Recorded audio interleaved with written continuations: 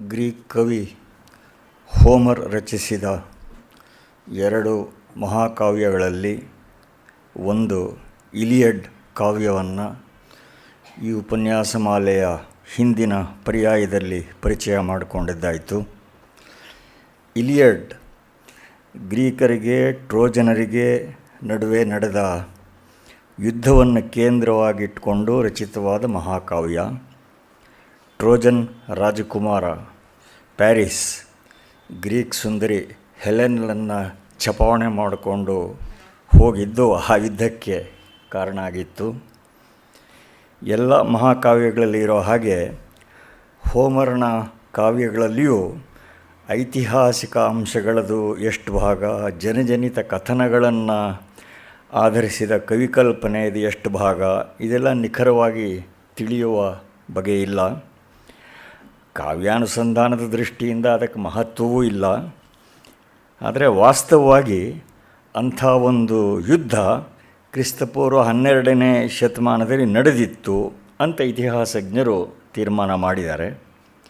ವಿವರಾಂಶಗಳಂತೂ ಪ್ರಶ್ನಾರ್ಹವಾಗಿಯೇ ಉಳಿಯುತ್ತೆ. ಮಹಾಭಾರತ ಯುದ್ಧ 18 ದಿವಸ ನಡೆಯಿತು. ಈ ಟ್ರೋಜನ್ ಯುದ್ಧ 10 ವರ್ಷ ನಡೆಯಿತು ಅಂತ ವರ್ಣನೆ ಇದೆ. ಇಲಿಯಡ್ನಲ್ಲಿ ಆ ಯುದ್ಧದ ಅಂತಿಮ ಘಟ್ಟ ಮಾತ್ರ ವಸ್ತುವಾಗಿದೆ.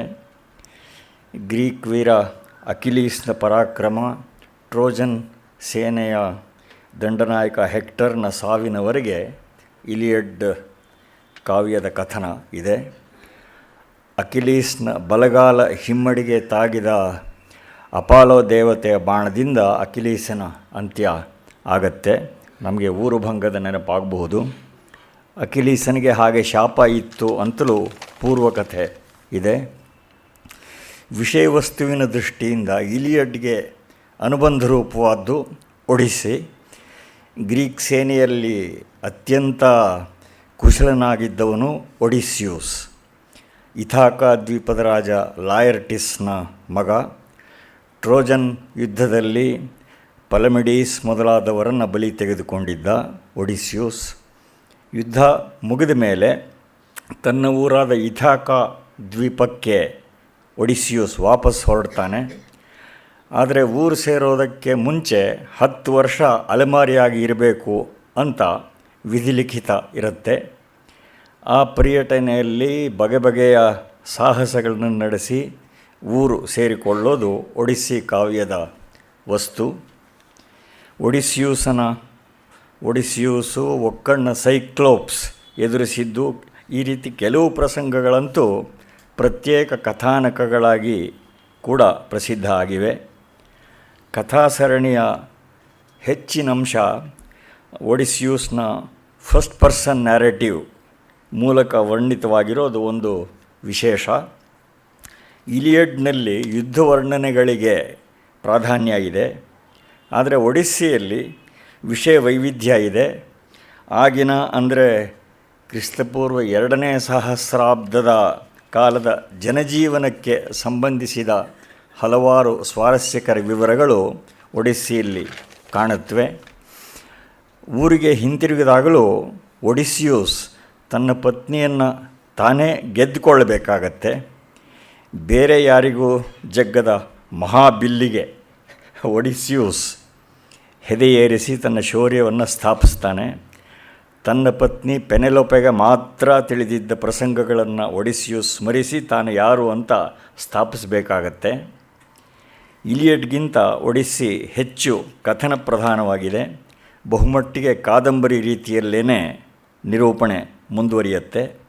ಆದರೂ ಧ್ವನಿಮೆಗೇನೂ ಕೊರತೆ ಇಲ್ಲ. ಅಧೋಲೋಕಗಳ ಮತ್ತಿತರ ವರ್ಣನೆಗಳಲ್ಲಿ ಇದನ್ನು ಕಾಣ್ತೇವೆ. ಪಾತ್ರಗಳ ನಡುವಣ ಸಂಭಾಷಣೆಗಳ ಮೂಲಕವೇ ಕಥೆ ಪ್ರಕಟೀಕರಣ ಆಗುವ ತಂತ್ರವನ್ನು ಬಹುಶಃ ಪಾಶ್ಚಾತ್ಯ ಕಾವ್ಯೇತಿಹಾಸದಲ್ಲಿ ಮೊದಲ ಬಾರಿಗೆ ಹೋಮರ್ ಬಳಸಿದ್ದಾನೆ. ಕಾವ್ಯದ ಒಳಗಡೆ ನಾಟಕೀಯತೆಯನ್ನು ಹೊಮ್ಮಿಸೋ ಈ ತಂತ್ರ ತುಂಬ ಆಸ್ವಾದನೀಯವಾಗಿರುತ್ತೆ. ಶ್ರೋತೃಗಳನ್ನು ಘಟನೆಯಲ್ಲಿ ಪಾತ್ರಧಾರಿಗಳನ್ನಾಗಿ ಮಾಡೋದು ಈ ಕಾವ್ಯತಂತ್ರ. ಭೀಮ ದುರ್ಯೋಧನರ ಯುದ್ಧದ ತದ್ವತ್ ಪ್ರತಿಬಿಂಬವನ್ನೇ ಅಕಿಲೀಸ್ ಹೆಕ್ಟರ್ ನಡುವಣ ಸೆಣಸಾಟದಲ್ಲಿ ನೋಡಿದವು. ವಧೆ ಆದ ಮೇಲೂ ಭೀಮನ ಕೋಪ ತಣಿಯದೇ ಇದ್ದಂತಹ ಭಯಾನಕ ದೃಶ್ಯವೇ ಇಲಿಯಡ್ನಲ್ಲಿಯೂ ಕೂಡ ಹೆಕ್ಟರ್ನ ವಧೆಯ ಸಂದರ್ಭದ ಚಿತ್ರಣದಲ್ಲಿ ಬರುತ್ತೆ. ಇತರ ಹಲವಾರು ವಿವರಗಳಲ್ಲಿಯೂ ಕೌತುಕಕರವಾದ ಸಾದೃಶ್ಯ ಕಂಡುಬರುತ್ತೆ. ಅರ್ಜುನ ಮತ್ಸ್ಯಯಂತ್ರ ಭೇದನ ಮಾಡಿದ ಹಾಗೆ ಒಡಿಸ್ಸಿಯಲ್ಲಿಯೂ ಒಡಿಸ್ಸಿಯೂಸ್ ಪಂಥದ ಧನುಸ್ಸನ್ನು ಎತ್ತಿ ಗುರಿ ಸಾಧಿಸ್ತಾನೆ. ಕಾವ್ಯದಲ್ಲಿ ಏನು ಆಯಿತು ಅನ್ನೋದಕ್ಕಿಂತ ಮಹತ್ವದ್ದು ಹೇಗೆ ಆಯಿತು ಅನ್ನೋದಿರುತ್ತೆ. ಇಂತಹ ಸೂಕ್ಷ್ಮತೆಗಳ ಚಿತ್ರಣಕ್ಕೆ ಒಡಿಸ್ಸಿಯಲ್ಲಿಯೂ ಕೊರತೆ ಇಲ್ಲ. ನನಗೆ ವೈಯಕ್ತಿಕವಾಗಿ ತುಂಬ ಇಷ್ಟವಾದ ಒಂದು ಪ್ರಸಂಗ ಅಂದರೆ, ಒಡಿಸ್ಸಿಯೂಸ್ ಎಷ್ಟೋ ವರ್ಷಗಳಾದ ಮೇಲೆ ಹಿಂತಿರುಗಿದಾಗಲೂ ಅವನ ಹೆಂಡತಿನೇ ಅವನ್ನ ಒಪ್ಕೊಳ್ಳದೆ ಅವನ ಪರೀಕ್ಷೆಗೆ ಒಡ್ಡಿ ಅವನು ಯಾರು ಅಂತ ಸ್ಥಾಪಿಸಬೇಕು ಅಂತೆಲ್ಲ ಕಥೆ ಬರುತ್ತೆ. ಆದರೆ ಅವ್ರ ಮನೇಲಿ ನಾಯಿ ಇರುತ್ತೆ, ಆರ್ಗೋ ಅಂತ. ಆ ಆರ್ಗೋ ಮಾತ್ರ ಒಡಿಸ್ಸಿಯೂಸ್ ಬಂದ ತಕ್ಷಣ ಬಾಲ ಆಡಿಸ್ಕೊಂಡು ಅವನ ಹತ್ರ ಬಂದು ಅವನ ಕಾಲಿಗೆ ಸುತ್ತಕೊಳ್ಳುತ್ತೆ. ಹೀಗೆ ಈ ವಿವರಗಳು ಬಹಳ ಆಸ್ವಾದನೀಯವಾಗಿರುತ್ತೆ. ವಿಧವಾದ ಪರೀಕ್ಷೆಗಳ ತರುವಾಯ ಆಗುವ ಪತಿಪತ್ನಿ ಸಮಾಗಮದ ಅಲೌಕಿಕತೆ ಮೊದಲಾದ ಸಂದರ್ಭಗಳನ್ನು ಹೋಮರ್ ಕೆಲವೇ ಮಾತುಗಳಲ್ಲಿ ಆದರೆ ಮಾರ್ಮಿಕವಾಗಿ ಚಿತ್ರಣ ಮಾಡ್ತಾನೆ. ನಮ್ಮ ಪುರಾಣಗಳಲ್ಲಿ ಇರೋ ಹಾಗೆ ಪಾಶ್ಚಾತ್ಯ ಮಹಾಕಾವ್ಯಗಳಲ್ಲಿಯೂ ಸಾಂಕೇತಿಕತೆ ಅಥವಾ ಪ್ರತಿಮಾ ವಿಧಾನವನ್ನು ಪ್ರಜ್ಞಾಪೂರ್ವಕವಾಗಿ ಬಳಸುವ ಸಂಪ್ರದಾಯ ಇದೆ. ಇದಕ್ಕೆ ಪ್ರಬಲವಾದ ಕಾರಣ ಇದೆ. ನೇರ ವರದಿ ರೀತಿಯ ಕಥನಕ್ಕೆ ಒಂದು ಪರಿಮಿತಿ ಇರುತ್ತೆ. ಆದರೆ ಪ್ರತಿಮಾ ವಿಧಾನ ಮಾಧ್ಯಮದಲ್ಲಿ ಲೋಕವು ವ್ಯವಹಾರಾತೀತವಾದ ಅನುಭವಗಳ ಮತ್ತು ಅರ್ಥವಿಸ್ತಾರಗಳ ಸಂವಹನ ಸಾಧ್ಯವಾಗತ್ತೆ. ಇಂತಹ ಸತ್ವಶ್ರೀಮಂತಿಕೆಯಿಂದಲೇ ಒಂದು ಕೃತಿ ಮಹಾಕಾವ್ಯ ಅಂತ ಕರೆಸ್ಕೊಳ್ಳೋದಕ್ಕೆ ಯೋಗ್ಯವಾಗತ್ತೆ. ಮನುಷ್ಯ ಸ್ವಭಾವ ವೈಚಿತ್ರ್ಯಗಳನ್ನು ಕುರಿತು ಮಾತ್ರವಲ್ಲದೆ ಮನುಷ್ಯ ಕಲ್ಪನಾತೀತ ಶಕ್ತಿಗಳು, ಅವುಗಳ ಪ್ರಭಾವಗಳು, ಇಂತಹ ಅಸಾಮಾನ್ಯ ವಿಷಯಗಳನ್ನು ಕುರಿತು ಓದುಗರನ್ನು ಕೇಳುಗರನ್ನು ಚಿಂತಿತರಾಗಿ ಮಾಡಬೇಕು ಅನ್ನೋದೇ ಮಹಾಕವಿಯ ಆಶಯ. ಈ ದೃಷ್ಟಿ ಇರದಿದ್ದರೆ ರಾಮಾಯಣ ಬರೀ ಒಂದು ಕ್ರೈಮ್ ನಾವೆಲ್ ಆಗ್ತಾಯಿತ್ತು. ದೈನಂದಿನ ವ್ಯವಹಾರಗಳಿಂದ ಅತೀತವಾದ ಆವರಣವೊಂದರ ಕಲ್ಪನೆಯೇ ಶ್ರೇಷ್ಠ ಕಾವ್ಯದ ಪರಮ ಪ್ರಯೋಜನ. ಸಾಮಾನ್ಯ ಜನರು ರಾಮಾಯಣಾದಿಗಳನ್ನು ಪ್ರೀತಿಸೋದು ಕೂಡ ಈ ಕಾರಣಕ್ಕೋಸ್ಕರವೇ. ಈ ತಥ್ಯ ಅರ್ಥ ಆಗದೇ ಇರೋದು ಗೊಡ್ಡ ವಿಮರ್ಶಕರಿಗೆ ಮಾತ್ರ. ಮನುಷ್ಯ, ಪ್ರಕೃತಿ, ದೈವ ಇವುಗಳ ಸಂಬಂಧ ವೈಶಿಷ್ಟ್ಯಗಳ ಚಿತ್ರಣವೇ ಕಾವ್ಯದ ಅನುಸಂಧಾನದಿಂದ ನಮಗೆ ಸಿಗುವ ದೊಡ್ಡ ಪ್ರಯೋಜನ ಅಂತ ಹೇಳ್ತಾ ಒಡಿಸ್ಸಿ ಅವಲೋಕನವನ್ನು ಆರಂಭಿಸಬೇಕು ಅಂತ ಆದರಣೀಯರಾದ ಶತಾವಧಾನಿ ಡಾಕ್ಟರ್ ರಾ ಗಣೇಶ್ ಅವರಲ್ಲಿ ಪ್ರಾರ್ಥನೆ ಮಾಡ್ತೇನೆ.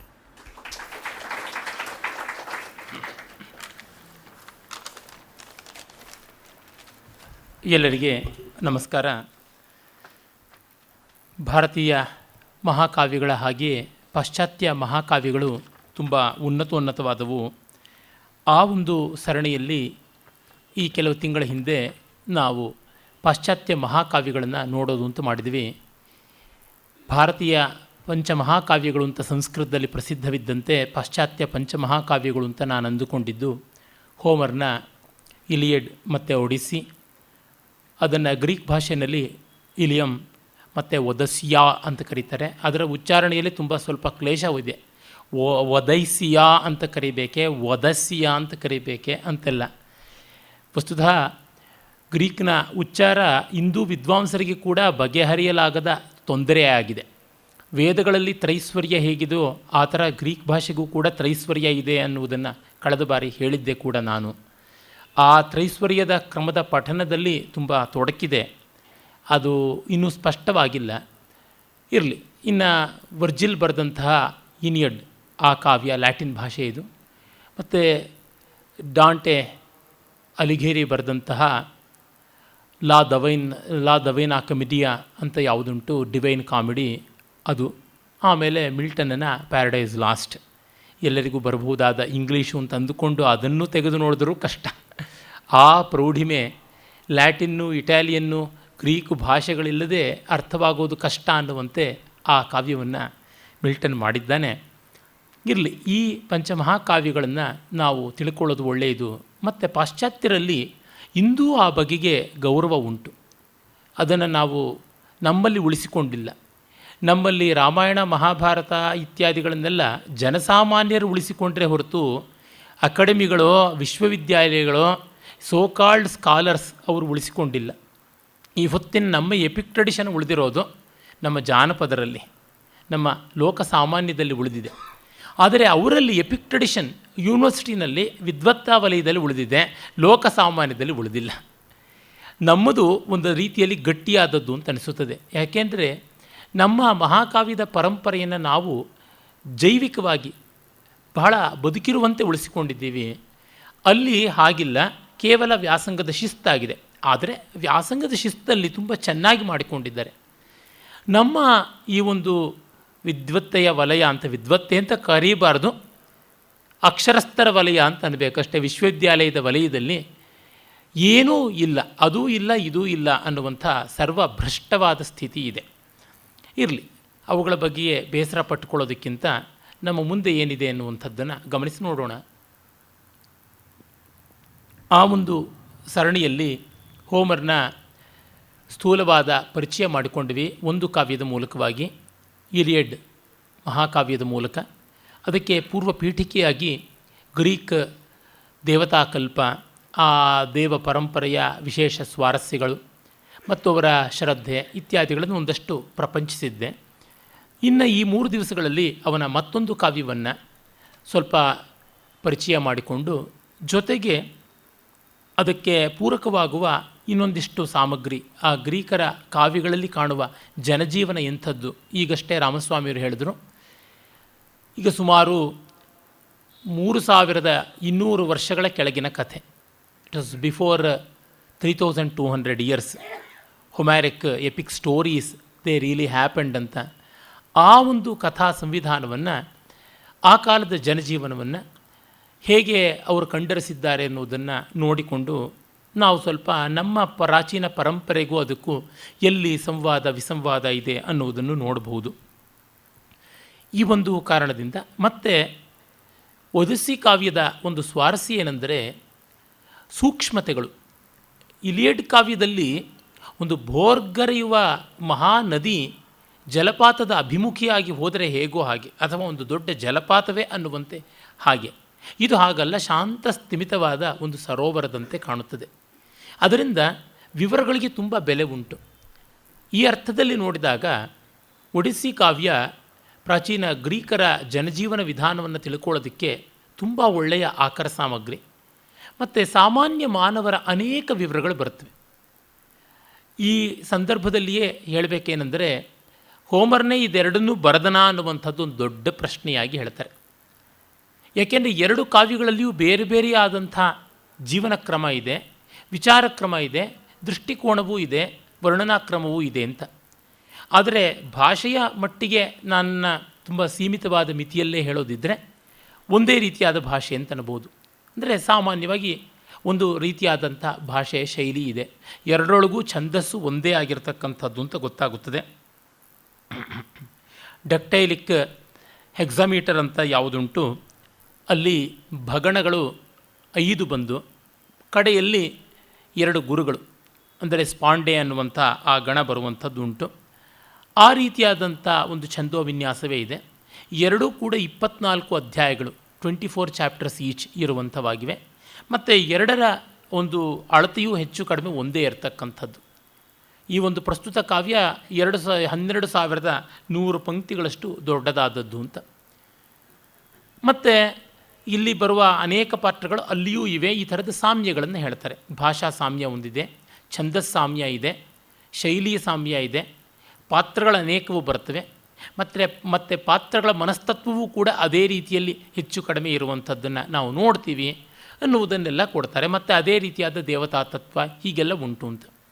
ಇಲ್ಲ ಬೇರೆ ಬೇರೆಯಾದಂಥದ್ದು ಅಂತ ವಾದ ಮಾಡುವವರು ಸಾಕಷ್ಟು ಅದಕ್ಕೂ ಆಧಾರವನ್ನು ಕೊಡ್ತಾರೆ. ಉದಾಹರಣೆಗೆ ಅಲ್ಲಿ ಹೆಲೆನ್ ಬರ್ತಾಳೆ, ಅವಳಿಗಿದ್ದ ಚಾಂಚಲ್ಯ ಇಲ್ಲಿ ಇಲ್ಲ, ಅವಳು ಗಂಭೀರವಾಗಿದ್ದಾಳೆ, ತನ್ನ ಹಳೆಯ ತಪ್ಪುಗಳಿಗೆ ಪಶ್ಚಾತ್ತಾಪ ಪಡ್ತಾ ಇದ್ದಾಳೆ ಅಂತ. ತಪ್ಪೇನಿದೆ ಅದರೊಳಗೆ? ಅದರಿಂದಲೇ ಬೇರೆಯೇ ಕವಿ ಅಂತ ಹೇಳೋದಕ್ಕೆ ಸಾಧ್ಯವ? ಆಗ ಮಾಡಿದ ತಪ್ಪು ಈಗ ಮಾಡ್ತಲೇ ಇರಬೇಕು ಅಂತಿದೆಯಾ? ಹಾಗೇನು ಇರಬೇಕಾಗಿಲ್ಲ ಅಂತ ಪ್ರತಿವಾದವೂ ಮಾಡಿದ್ದಾರೆ. ಮತ್ತು ಅದು ಹೆಚ್ಚಾಗಿ ರಣರಂಗದ ಕಥೆ, ಇದು ಲೋಕಸಾಮಾನ್ಯದ ಕಥೆಯೂ ಬರುತ್ತದೆ. ಮತ್ತು ಅಲ್ಲಿ ಅದ್ಭುತ ರಮ್ಯತೆಗಿಂತ ಹೆಚ್ಚಾಗಿ ವಾಸ್ತವ ಬರ್ಬರತೆಗೆ ಪ್ರಾಧಾನ್ಯ ಕೊಟ್ಟಿತ್ತು. ಇಲ್ಲಿ ಅದ್ಭುತ ರಮ್ಯ ಜಾಸ್ತಿ ಉಂಟು. ಬಗೆ ಬಗೆಯ ರಾಕ್ಷಸರು ಬರ್ತಾರೆ, ಕಂಡು ಕೇಳಿ ಅರಿಯದ ದ್ವೀಪಗಳು ಬರ್ತವೆ, ವಿಚಿತ್ರವಾದ ಜನಜೀವನ ಬರುತ್ತದೆ, ಭಯಾನಕವಾದ ಪ್ರಾಣಿಗಳು ಕಾಣಿಸಿಕೊಳ್ಳುತ್ತವೆ, ಇಂಥದ್ದೆಲ್ಲ ಹೇಳ್ತಾರೆ. ಅದು ಯುದ್ಧರಂಗದ ಕಥೆ. ಇದು ಸಮುದ್ರಯಾನದ ಕಥೆ. ಸಮುದ್ರಯಾನದಲ್ಲಿ ಈ ಥರದ್ದು ಸಹಜವೇ ಅಲ್ವಾ ಅನ್ನುವಂಥ ಪ್ರತಿವಾದವನ್ನು ಮಾಡಿದ್ದಾರೆ. ಮತ್ತು ಅಲ್ಲಿ ಎಷ್ಟು ಮಟ್ಟಿಗೆ ಅವರು ಕೂದಲು ಸೀಳಿ ಹೋಗ್ತಾರೆ ಅಂದರೆ, ಅಲ್ಲಿ ಬರ್ತಕ್ಕಂಥ ದೇವದೂತಿ ಅವಳು ಸೂಸನ ದ್ಯೂತಿ ಐರಿಸ್ ಆದರೆ, ಇಲ್ಲಿ ಬರ್ತಕ್ಕಂಥವನು ಹರ್ಮೀಸ್, ಅಲ್ಲಿ ಹೆಣ್ಣು ಇಲ್ಲಿ ಗಂಡು, ಈ ಥರದ್ದೆಲ್ಲ ವ್ಯತ್ಯಾಸ ಇದೆ ಅಂತ ತುಂಬ ಗೌಣವಾದಂಥದ್ದನ್ನು ಇಟ್ಕೊಂಡು ವಾದ ಮಾಡ್ತಾರೆ. ಆಮೇಲೆ ಅಲ್ಲಿ ಯುದ್ಧಕ್ಕೆ ಹೆಚ್ಚಿನ ಪ್ರಾಶಸ್ತ್ಯ ಕೊಟ್ಟಿದೆ, ಇಲ್ಲಿ ಶಾಂತಿ, ಪ್ರೀತಿ, ಕೌಟುಂಬಿಕ ಮೌಲ್ಯಗಳಿಗಿದೆ ಅಂತ. ಕವಿಗೆ ಈ ಥರದ್ದನ್ನು ಹೇಳಬೇಕು ಅಂತ ಇರಬಾರದೆ. ನಮ್ಮ ಕನ್ನಡದ ಪಂಪನೆ ಬೆಳಗುವನಿಲ್ಲಿ ಲೌಕಿಕಮನ್ ಅಲ್ಲಿ ಜಿನಾಗಮಮಂ ಅಂತಂದನಲ್ಲ. ಆದಿಪುರಾಣದಲ್ಲಿ ಜೈನಾಗಮವನ್ನು, ವಿಕ್ರಮಾರ್ಜುನ ವಿಜಯದಲ್ಲಿ ಲೌಕಿಕವಾದ ಒಂದು ಸಮಸ್ತ ಭಾರತವನ್ನು ಹೇಳ್ತೀನಿ ಅಂತ ಹೊರಟದ್ದು ಯಾಕೆ ಇರಬಾರದು? ಆ ಥರದ್ದು ನಮ್ಮ ಅನೇಕ ಜೈನ ಕವಿಗಳು ಮಾಡ್ತಲೇ ಬಂದಿದ್ದಾರೆ. ಒಬ್ಬ ರನ್ನ ಇರ್ಬೋದು, ಇನ್ನೊಬ್ಬ ಪೊನ್ನ ಇರ್ಬೋದು, ಯಾರನ್ನು ನೋಡಿದ್ರೂ ನಮಗೆ ಕಾಣಿಸುತ್ತದೆ.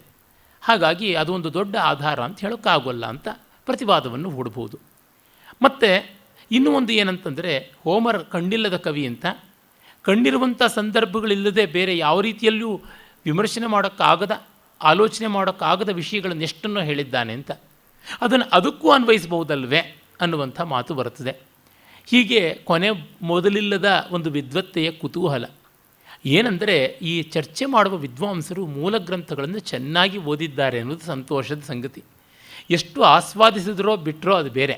ಆದರೆ ಮೂಲ ಗ್ರಂಥಗಳನ್ನು ಚೆನ್ನಾಗಿ ಓದಿ ಅವುಗಳ ಕೂಲಂಕಷವಾದ ಚರ್ಚೆಯನ್ನು ಪ್ರಯೋಗವೂ ಎಲ್ಲೆಲ್ಲಿ ಬಂದಿದೆ ಅಂತ. ನಂದರ್ಗೀಕರ್ ಅಂತ ದೊಡ್ಡ ವಿದ್ವಾಂಸರು, ಅವರು ಅಶ್ವಘೋಷ ಮತ್ತು ಕಾಳಿದಾಸ ಯಾರು ಪೂರ್ವವರ್ತಿ ಯಾರು ಪರವರ್ತಿ ಅನ್ನೋದ್ರ ಬಗ್ಗೆ ದೊಡ್ಡ ಸಂಶೋಧನೆ ಮಾಡಿದ್ದಾರೆ. ಆ ನಂದರ್ಗೀಕರ್ ಅವರ ಆವೃತ್ತಿಯಲ್ಲೆಲ್ಲ ತುಂಬ ಎದ್ದು ತೋರುವಂಥ ಚರ್ಚೆಗಳು ಕಾಣಸಿಗುತ್ತವೆ. ಆರ್ ಡಿ ಕರ್ಮರ್ಕರ್ ಅವರ ಬರವಣಿಗೆಗಳಲ್ಲಿ ಕೂಡ ಈ ಚರ್ಚೆ ಕಾಣಿಸುತ್ತದೆ. ಒಂದು ಕಾಲದಲ್ಲಿ ಇದು ತುಂಬ ಮುಖ್ಯವಾಗಿತ್ತು. ಆದರೆ ನಮಗೆ ಕಾವ್ಯ ಮಾತ್ರವನ್ನು ಆಸ್ವಾದ ಮಾಡಬೇಕು ಅನ್ನೋ ಸಹೃದಯರಿಗೆ ಯಾರೇ ಬರೆದಿರಲಿ ಚೆನ್ನಾಗಿದೆಯಾ ಇಲ್ಲವಾ ಅನ್ನುವಂಥದ್ದು ಬಹಳ ಮುಖ್ಯವಾಗಿ ತೋರುತ್ತದೆ. ಮತ್ತು ಈ ಕಾವ್ಯ ಕೂಡ ಇನ್ ಮೀಡಿಯಾಸ್ ರೆಸ್ ಅಂತ ನಾವು ಏನು ಕರಿತೀವಿ, ಎಲ್ಲಿಯೋ ಕೊನೆಗಿಂತ ಒಂದು ಚೂರು ಮೊದಲಿಂದ ಆರಂಭ ಆಗುತ್ತದೆ. ಅಲ್ಲಿಂದ ಸಿಂಹಾವಲೋಕನ ಕ್ರಮದಿಂದ ಹಿಂದಿನ ಘಟನೆಗಳೆಲ್ಲ ರೂಪಿತವಾಗುತ್ತವೆ. ಅದರೊಳಗೂ ಬಹುಪಾಲು ರಾಮಸ್ವಾಮಿಯವರು ಹೇಳಿದಂತೆ ಅವನು ಒದೆಸ್ಯೂಸು ತನ್ನ ಅನುಭವ ಕಥನವಾಗಿ ಹೇಳಿಕೊಳ್ಳುವಂಥದ್ದು ಬರ್ತದೆ. ಆ ಫಿನೀಷಿಯನ್ನರ ಹತ್ತಿರದಲ್ಲಿ ಅವನು ಬಂದು ಹೇಳಿಕೊಳ್ತಕ್ಕಂಥದ್ದು, ಮತ್ತು ತಾನು ಹಲವು ಕಷ್ಟಗಳನ್ನು ನಷ್ಟಗಳನ್ನು ಪಡುವಾಗ ಜ್ಞಾಪಿಸಿಕೊಂಡಿದ್ದು. ಉದಾಹರಣೆಗೆ ಅವನು ನರಕಕ್ಕೆ ಹೋಗಿರ್ತಾನೆ. ನರಕದಲ್ಲಿ ಅವನು ತನ್ನ ಮುಂದಿನ ಪ್ರಯಾಣದ ಹಾದಿ ಹೇಗೆ ಅಂತ ಒಬ್ಬ ಭವಿಷ್ಯವಾದಿಯ ಮೂಲಕ ತಿಳ್ಕೊಳ್ಬೇಕಾಗಿರುತ್ತದೆ. ಆಗ ಅಲ್ಲಿ ಅನೇಕ ಪ್ರೇತಾತ್ಮರು ಬರ್ತಾರೆ. ಹಾಗೆ ಬಂದವರಲ್ಲಿ ಹಿಂದಿನ ಟ್ರಾಯ್ ಯುದ್ಧದಲ್ಲಿ ಸತ್ತವರು ಅನೇಕರಿರ್ತಾರೆ. ಅವ್ರನ್ನ ನೋಡಿ ಜ್ಞಾಪಿಸಿಕೊಳ್ಳುವಾಗ ಎಷ್ಟೋ ವಿವರಗಳು, ಆ ಒಂದು ಮೊದಲ ಕಾವ್ಯ ಯಾವುದಿದೆ ಟ್ರಾಯ್ನ ಯುದ್ಧದ ಕಾವ್ಯ ಇಲಿಯಡ್, ಅಲ್ಲಿ ಕಾಣದೇ ಇರುವಂಥ ವಿವರಗಳು ಬರ್ತವೆ. ಹೀಗೆಲ್ಲ ಬೇರೆ ಬೇರೆ ಮೂಲಗಳಿಂದ ಸೇರಿಕೊಳ್ತಾ ಬರುತ್ತವೆ, ಕಥೆಯನ್ನು ನಡೆಸುತ್ತವೆ. ಆಮೇಲೆ ನಾವು ನೇರವಾದ ಕಥೆಯನ್ನೇ ಕಾಣ್ತೀವಿ. ಅಷ್ಟಕ್ಕೆ ಅರ್ಧ ಕಾವ್ಯ ಆಗಿರುತ್ತದೆ, ಆಮೇಲೆ ಮುಂದಿನದು ಬರುತ್ತದೆ. ಇದು ಪ್ರಾಚೀನ ಪಾಶ್ಚಾತ್ಯ ಮಹಾಕಾವ್ಯಗಳ ಸಂಪ್ರದಾಯ. ಅದನ್ನು ಎಲ್ಲ ಕವಿಗಳು ಪಾಲಿಸಿದ್ದಾರೆ. ಅಂದರೆ ಹೋಮರ್, ವರ್ಜಿಲ್ ಇತ್ಯಾದಿ ಆದವರೆಲ್ಲರೂ ಕೂಡ ಮಿಲ್ಟನ್ವರೆಗೂ ಎಲ್ಲ ಪಾಲನೆಯಾಗಿರುವಂಥದ್ದನ್ನು ನೋಡ್ತೀವಿ. ನಮ್ಮ ಚಲನಚಿತ್ರಗಳಲ್ಲಿಯೂ ಕೂಡ ಅದು ವಿಶೇಷವಾಗಿ ಬಂದಿರುವಂಥದ್ದು. ಕಥೆ ಕಾದಂಬರಿಗಳಲ್ಲಿಯೂ ಈಗಲೂ ಅದೇ ಚಾಲ್ತಿಯಲ್ಲಿರುವಂಥದ್ದನ್ನು ನಾವು ನೋಡ್ತಾನೆ ಇರ್ತೀವಿ. ಇದರೊಳಗೊಂದು ಸ್ವಾರಸ್ಯ ಸೊಗಸು ಉಂಟು. ಆ ಮಾತ್ರಕ್ಕೆ ಬಂದರೆ ನಮ್ಮ ಮಹಾಭಾರತ ರಾಮಾಯಣಗಳು ಕೂಡ ಹಾಗೇನೆ. ವಾಲ್ಮೀಕಿ ರಾಮಾಯಣವನ್ನು ಬರೆದಿದ್ದು ರಾಮ ಪಟ್ಟಾಭಿಷಿಕ್ತನಾದ ಮೇಲೆ. ಲವಕುಶರು ಬಂದು ಗಾನ ಮಾಡಿದ್ರು ಅಂತ 3ನೇ ಸರ್ಗದಲ್ಲೇ ಬರುತ್ತೆ. ಆ ಕುಶಲವರು ಬಂದು ರಾಮಾಯಣವನ್ನು ಕೇಳಿಕೊಂಡು ಅಭ್ಯಾಸ ಮಾಡಿ ಗಾನ ಮಾಡಿದ್ರು ಅಂತ. ಆಮೇಲೆ ಮುಂದೆ ಎಲ್ಲ ಕಥೆಯೂ ಬರ್ತದೆ. ಮಹಾಭಾರತವಾದರೂ ಹಾಗೇನೆ. ಪಾಂಡವರ ಮೊಮ್ಮಗ ಪರೀಕ್ಷಿತ, ಅವನ ಮಗ ಜನಮೇಜಯ ಅಂದರೆ ಮರಿಮಗ. ಪರೀಕ್ಷಿತನ ಸಾವಿನ ಬಳಿಕ ಜನಮೇಜಯ ಸರ್ಪಯಾಗ ಪ್ರತೀಕಾರವಾಗಿ ಮಾಡಿ ಅದರ ಒಂದು ಅಸಂಪೂರ್ಣತೆಯನ್ನು ಬಗೆಗಂಡು ಸಮಾಧಾನಕ್ಕೋಸ್ಕರವಾಗಿ ಅಲ್ಲಿ ಕೇಳಿದಂಥದ್ದು. ವಿಶೇಷವಾಗಿ ಆ ಇಡೀ ಸತ್ರ ನಡೀತಾ ಇದ್ದಾಗ ವೈಶಂಪಾಯನರು ಬಂದು ಹೇಳಿದ್ರು ಅನ್ನುವಂಥದ್ದು. ಹಾಗಂದರೆ ಇಡೀ ಮಹಾಭಾರತವೇ ಹಳೆಯದನ್ನು ಮತ್ತೆ ಹೇಳ್ತಾ ಇರುವಂಥದ್ದು ಅಂತ. ಒಟ್ಟಿನಲ್ಲಿ ಹಳತನ್ನು ಹೇಳುವಂಥದ್ದು ಹಿಂದಿನಿಂದ ಮೊದಲಿಗೆ ಬರ್ತಕ್ಕಂಥದ್ದು ಇದು ಉಂಟು. ಭಾಗವತದಲ್ಲಿ ಆದರೂ ಅದನ್ನೇ ಕಾಣ್ತೀವಿ. ಫ್ಲ್ಯಾಶ್ಬ್ಯಾಕ್ ಟೆಕ್ನಿಕ್ ಅನ್ನುವಂಥದ್ದು ನಮ್ಮ ಪುರಾಣ ಇತಿಹಾಸಗಳಲ್ಲಿ ತುಂಬ ಕಾಣಿಸುತ್ತದೆ. ಮುಂದೆ ಕವಿಗಳು ಮರೆತು ಬಿಟ್ಟರು. ಒಬ್ಬ ಬಾಣಭಟ್ಟನಂಥವರು ಕಾದಂಬರಿಯಲ್ಲಿ ನಾವು ನೋಡ್ತೀವಿ ಆ ರೀತಿಯಾದಂಥದ್ದು. ಬಿಟ್ಟರೆ ಹೆಚ್ಚಿನವರಲ್ಲಿ ಇಲ್ಲ. ಅಂದರೆ ಕಥಾತಂತ್ರವನ್ನು ಎಷ್ಟೆಷ್ಟು ರೀತಿಯಲ್ಲಿ ಆಲೋಚನೆ ಮಾಡಿದ್ರು, ಎಷ್ಟರ ಮಟ್ಟಿಗೆ ಅಂದರೆ ತೊಡಕು ಅನ್ನುವ ಮಟ್ಟಿಗೆ ನಮಗೆ ನೋಡ್ತೀವಿ. ಪಂಚತಂತ್ರದಲ್ಲಿ, ಕಥಾ ಸರಿಸಾಗರದಲ್ಲಿ ಎಲ್ಲ ಕಥೆಯೊಳಗೆ ಕತೆ, ಚೈನೀಸ್ ಬಾಕ್ಸ್ ಅಂತಾರಲ್ಲ ಆ ರೀತಿಯಾಗಿ ಈ ಕಥಾತಂತ್ರದಲ್ಲಿ ನಾನು ಶ್ರೋತೃಗಳಿಗೆ ಅನುಕೂಲವಾಗಲಿ ಅಂತ ಒಂದನೇ ಆಡಿ ಸೀಕ್ವೆನ್ಷಿಯಲ್ಲಾಗಿ ಹೇಳ್ಕೊಂಡು ಹೋಗ್ತೀನಿ. ಆ ಮೂಲಕವಾಗಿ ಕಥಾತಂತುವಿಗೆ ಛೇದ ಬೇಡ ಅಂತ ಈ ಒಂದು ಕೆಲಸವನ್ನು ತುಂಬ ಅಚ್ಚುಕಟ್ಟಾಗಿ ಕನ್ನಡಿಗರ ಪಾಲಿಗೆ ಮಾಡಿಕೊಟ್ಟವರು ನಮ್ಮ ಪ್ರೊಫೆಸರ್ ಕೆ ಎಂ ಸೀತಾರಾಮಯ್ಯನವರು ಇಲ್ಲೇ ಇದ್ದಾರೆ. ಅವರು ಕಳೆದ ಬಾರಿ ನಾನು ಏನು ಹೇಳಿದೆ, ಟ್ರೋಜನ್ ಮಹಾಯುದ್ಧ ಅಂತ ಇಲಿಯಡ್ನ ಕನ್ನಡಕ್ಕೆ ತಂದಂಥದ್ದು, ಅಲ್ಲಿ ಈ ಸಪರ್ಯೆಯನ್ನು ಮಾಡಿದಂತೆ ಇಲ್ಲಿಯೂ ಕೂಡ ಅವರು ಹಾಗೇ ಮಾಡಿಕೊಟ್ಟಿದ್ದಾರೆ. ಅವರಿಗೆ ಮಾರ್ಗದರ್ಶಿಗಳಾಗಿ ಇಂಗ್ಲೀಷ್ನಲ್ಲಿ ಹಲವರು ಜನ ಮಾಡಿದ್ದಾರೆ. ನನಗೆ ತುಂಬ ಮೆಚ್ಚುಗೆ ಆದಂಥದ್ದು ಅಂತಂದರೆ ದೊಡ್ಡ ವಿದುಷಿಯಾಗಿದ್ದ ಎಡಿತ್ ಹ್ಯಾಮಿಲ್ಟನ್ ಬರೆದಿರ್ತಕ್ಕಂಥ ಮೈಥಾಲಜಿನಲ್ಲಿ ತುಂಬ ಚೆನ್ನಾಗಿ ಮಾಡಿಕೊಟ್ಟಿದ್ದಾರೆ. ಆದರೆ ಅದು ಚಿಕ್ಕದಾದದ್ದು. ಇವರು ಬಹಳ ವಿಸ್ತರಿಸಿ ತುಂಬ ಚೆನ್ನಾಗಿ ನಮ್ಮ ಸೀತಾರಾಮಯ್ಯನವರು ಮಾಡಿಕೊಟ್ಟಿದ್ದಾರೆ. ಗ್ರೀಕರ ಸಂಸ್ಕೃತಿಯ ಬಗ್ಗೆ ಎಷ್ಟು ಹೇಳಿದ್ರೂ ಸಾಲದು, ಎಷ್ಟೂ ಹೇಳೋದಕ್ಕೆ ಇರುವಂಥದ್ದು. ನನಗೆ ತುಂಬ ಮನಸ್ಸಿಗೆ ಮುಟ್ಟಿದಂಥ ಗ್ರಂಥಗಳು ಅದೇ ಮತ್ತು ಎಡಿತ್ ಹ್ಯಾಮಿಲ್ಟನ್ ಬರೆದಂಥ ದ ಗ್ರೀಕ್ ವೇ ಅನ್ನುವಂಥ ಒಂದು ಪುಸ್ತಕ ಉಂಟು. ಹಾಗೆ ದೊಡ್ಡ ವಿದ್ವಾಂಸರಾಗಿದ್ದಂಥ ಸಿ ಎಂ ಬೌರ ಅವರು ಬರೆದಂಥ ದ ಗ್ರೀಕ್ ಎಕ್ಸ್ಪೀರಿಯನ್ಸ್ ಅಂತ ಇದೆ. ಈ ಎರಡು ಪುಸ್ತಕಗಳು ಯಾರಿಗೂ ಸುಲಭವಾಗಿ ಸಿಗುವಂಥವು, ತುಂಬ ಚೆನ್ನಾಗಿರುವಂಥವು. ಅದಲ್ಲದೆ ವಿಲ್ ಡ್ಯೂರಾಂಟ್ ಬರೆದಂಥ ಲೈಫ್ ಆಫ್ ಗ್ರೀಸ್ ಅಂತ ಯಾವ ಮಹಾಗ್ರಂಥ ಇದೆ, ಅವನ ಸ್ಟೋರಿ ಆಫ್ ಸಿವಿಲೈಸೇಷನ್ನಿನ 2ನೇ ಸಂಪುಟ, ಅವರು ಓರಿಯೆಂಟಲ್ ಹೆರಿಟೇಜ್ ಮೊದಲನೇದಾದಮೇಲೆ ಲೈಫ್ ಆಫ್ ಗ್ರೀಸ್ ಅನ್ನುವಂಥದ್ದು 2ನೇ ಸಂಪುಟದಲ್ಲಿ ವಿಶದವಾಗಿ ನಾವು ಕಾಣ್ತೀವಿ. ಇದಲ್ಲದೆ ಇನ್ನು ಬೇಕಾದಷ್ಟು ಉಂಟು. ಜಬ್ಬಾಗಲಿ ಮೊರ್ರೆ ಆಗಲಿ ಬೇಕಾದಷ್ಟು ಬರೆದಿದ್ದಾರೆ. ಎಷ್ಟು ಹೇಳೋಣ, ಇಂಟರ್ನೆಟ್ಟಿಗೆ ಹೋದ್ರಂತೂ ಜನ್ಮ ಇಡೀ ಜಾಲಾಡಿದ್ರೂ ಸಾಕಾಗೋಲ್ಲ, ಅಷ್ಟು ಪ್ರಮಾಣದಲ್ಲಿ ಈ ಬಗ್ಗೆ ಮಾಹಿತಿ ಸಿಗುವಂಥದ್ದು ಉಂಟು. ನೋಡಬಹುದು, ಹೋಮರ್ನ ನಾನೇ ಗಮನಿಸಿದಂತೆ ಇಂಗ್ಲೀಷ್ನಲ್ಲಿ 12-13 ಪದ್ಯಮಯವಾದ ಅನುವಾದಗಳೇ ಇದೆ. ನಾನು ಒಂದು ಪದ್ಯಮಯವಾದ ಅನುವಾದ ಒರಿಜಿನಲ್ ಹೆಕ್ಸಾಮೀಟ್ರಿಗೆ ಹತ್ತಿರ ಬರುವಂಥದ್ದು ಅಂತ ಹೇಳಿ ಮಾಡಿದ್ದಾರೆ. ಆ ಒಂದು ಡಕ್ಟೈಲಿಕ್ ಹೆಕ್ಸಾಮೀಟ್ರ್ ಅಂತ ಯಾವುದುಂಟು, ಆ ಹೆಕ್ಸಾಮೀಟ್ರಿಗೆ ಹತ್ತಿರ ಬರುವಂತೆಯೇ ಪಂಕ್ತಿಗಳ ಪ್ರಾಮಾಣಿಕತೆಯಿಂದ ಮಾಡಿದ್ದೀನಿ ಅಂತ ಅವರು ಹೇಳಿಕೊಂಡಿದ್ದಾರೆ. ನಮ್ಮ ಕನ್ನಡದ ಕವ್ಯಂ ರಾಘವಾಚಾರ್ಯರು ಗ್ರೀಕರ ಆ ದುರಂತ ನಾಟಕಗಳನ್ನು, ಗಂಭೀರ ನಾಟಕಗಳನ್ನು, ರುದ್ರ ನಾಟಕಗಳನ್ನು ಅನುವಾದ ಮಾಡುವಾಗ ಎಲ್ಲಿವರೆಗೂ ಹೇಳಿದ್ದಾರೆ ಅಂದರೆ ಪದ ವಿಭಕ್ತಿಗಳನ್ನು ನಾನು ಸೇರಿಸ್ಕೊಂಡು ಅನುವಾದ ಮಾಡಿದ್ದೀನಿ ಅಂತಾರೆ. ಅವರ ಅಂತಿಗೊನೆ ಅಂತೂ ಆ ಮಟ್ಟದ್ದು.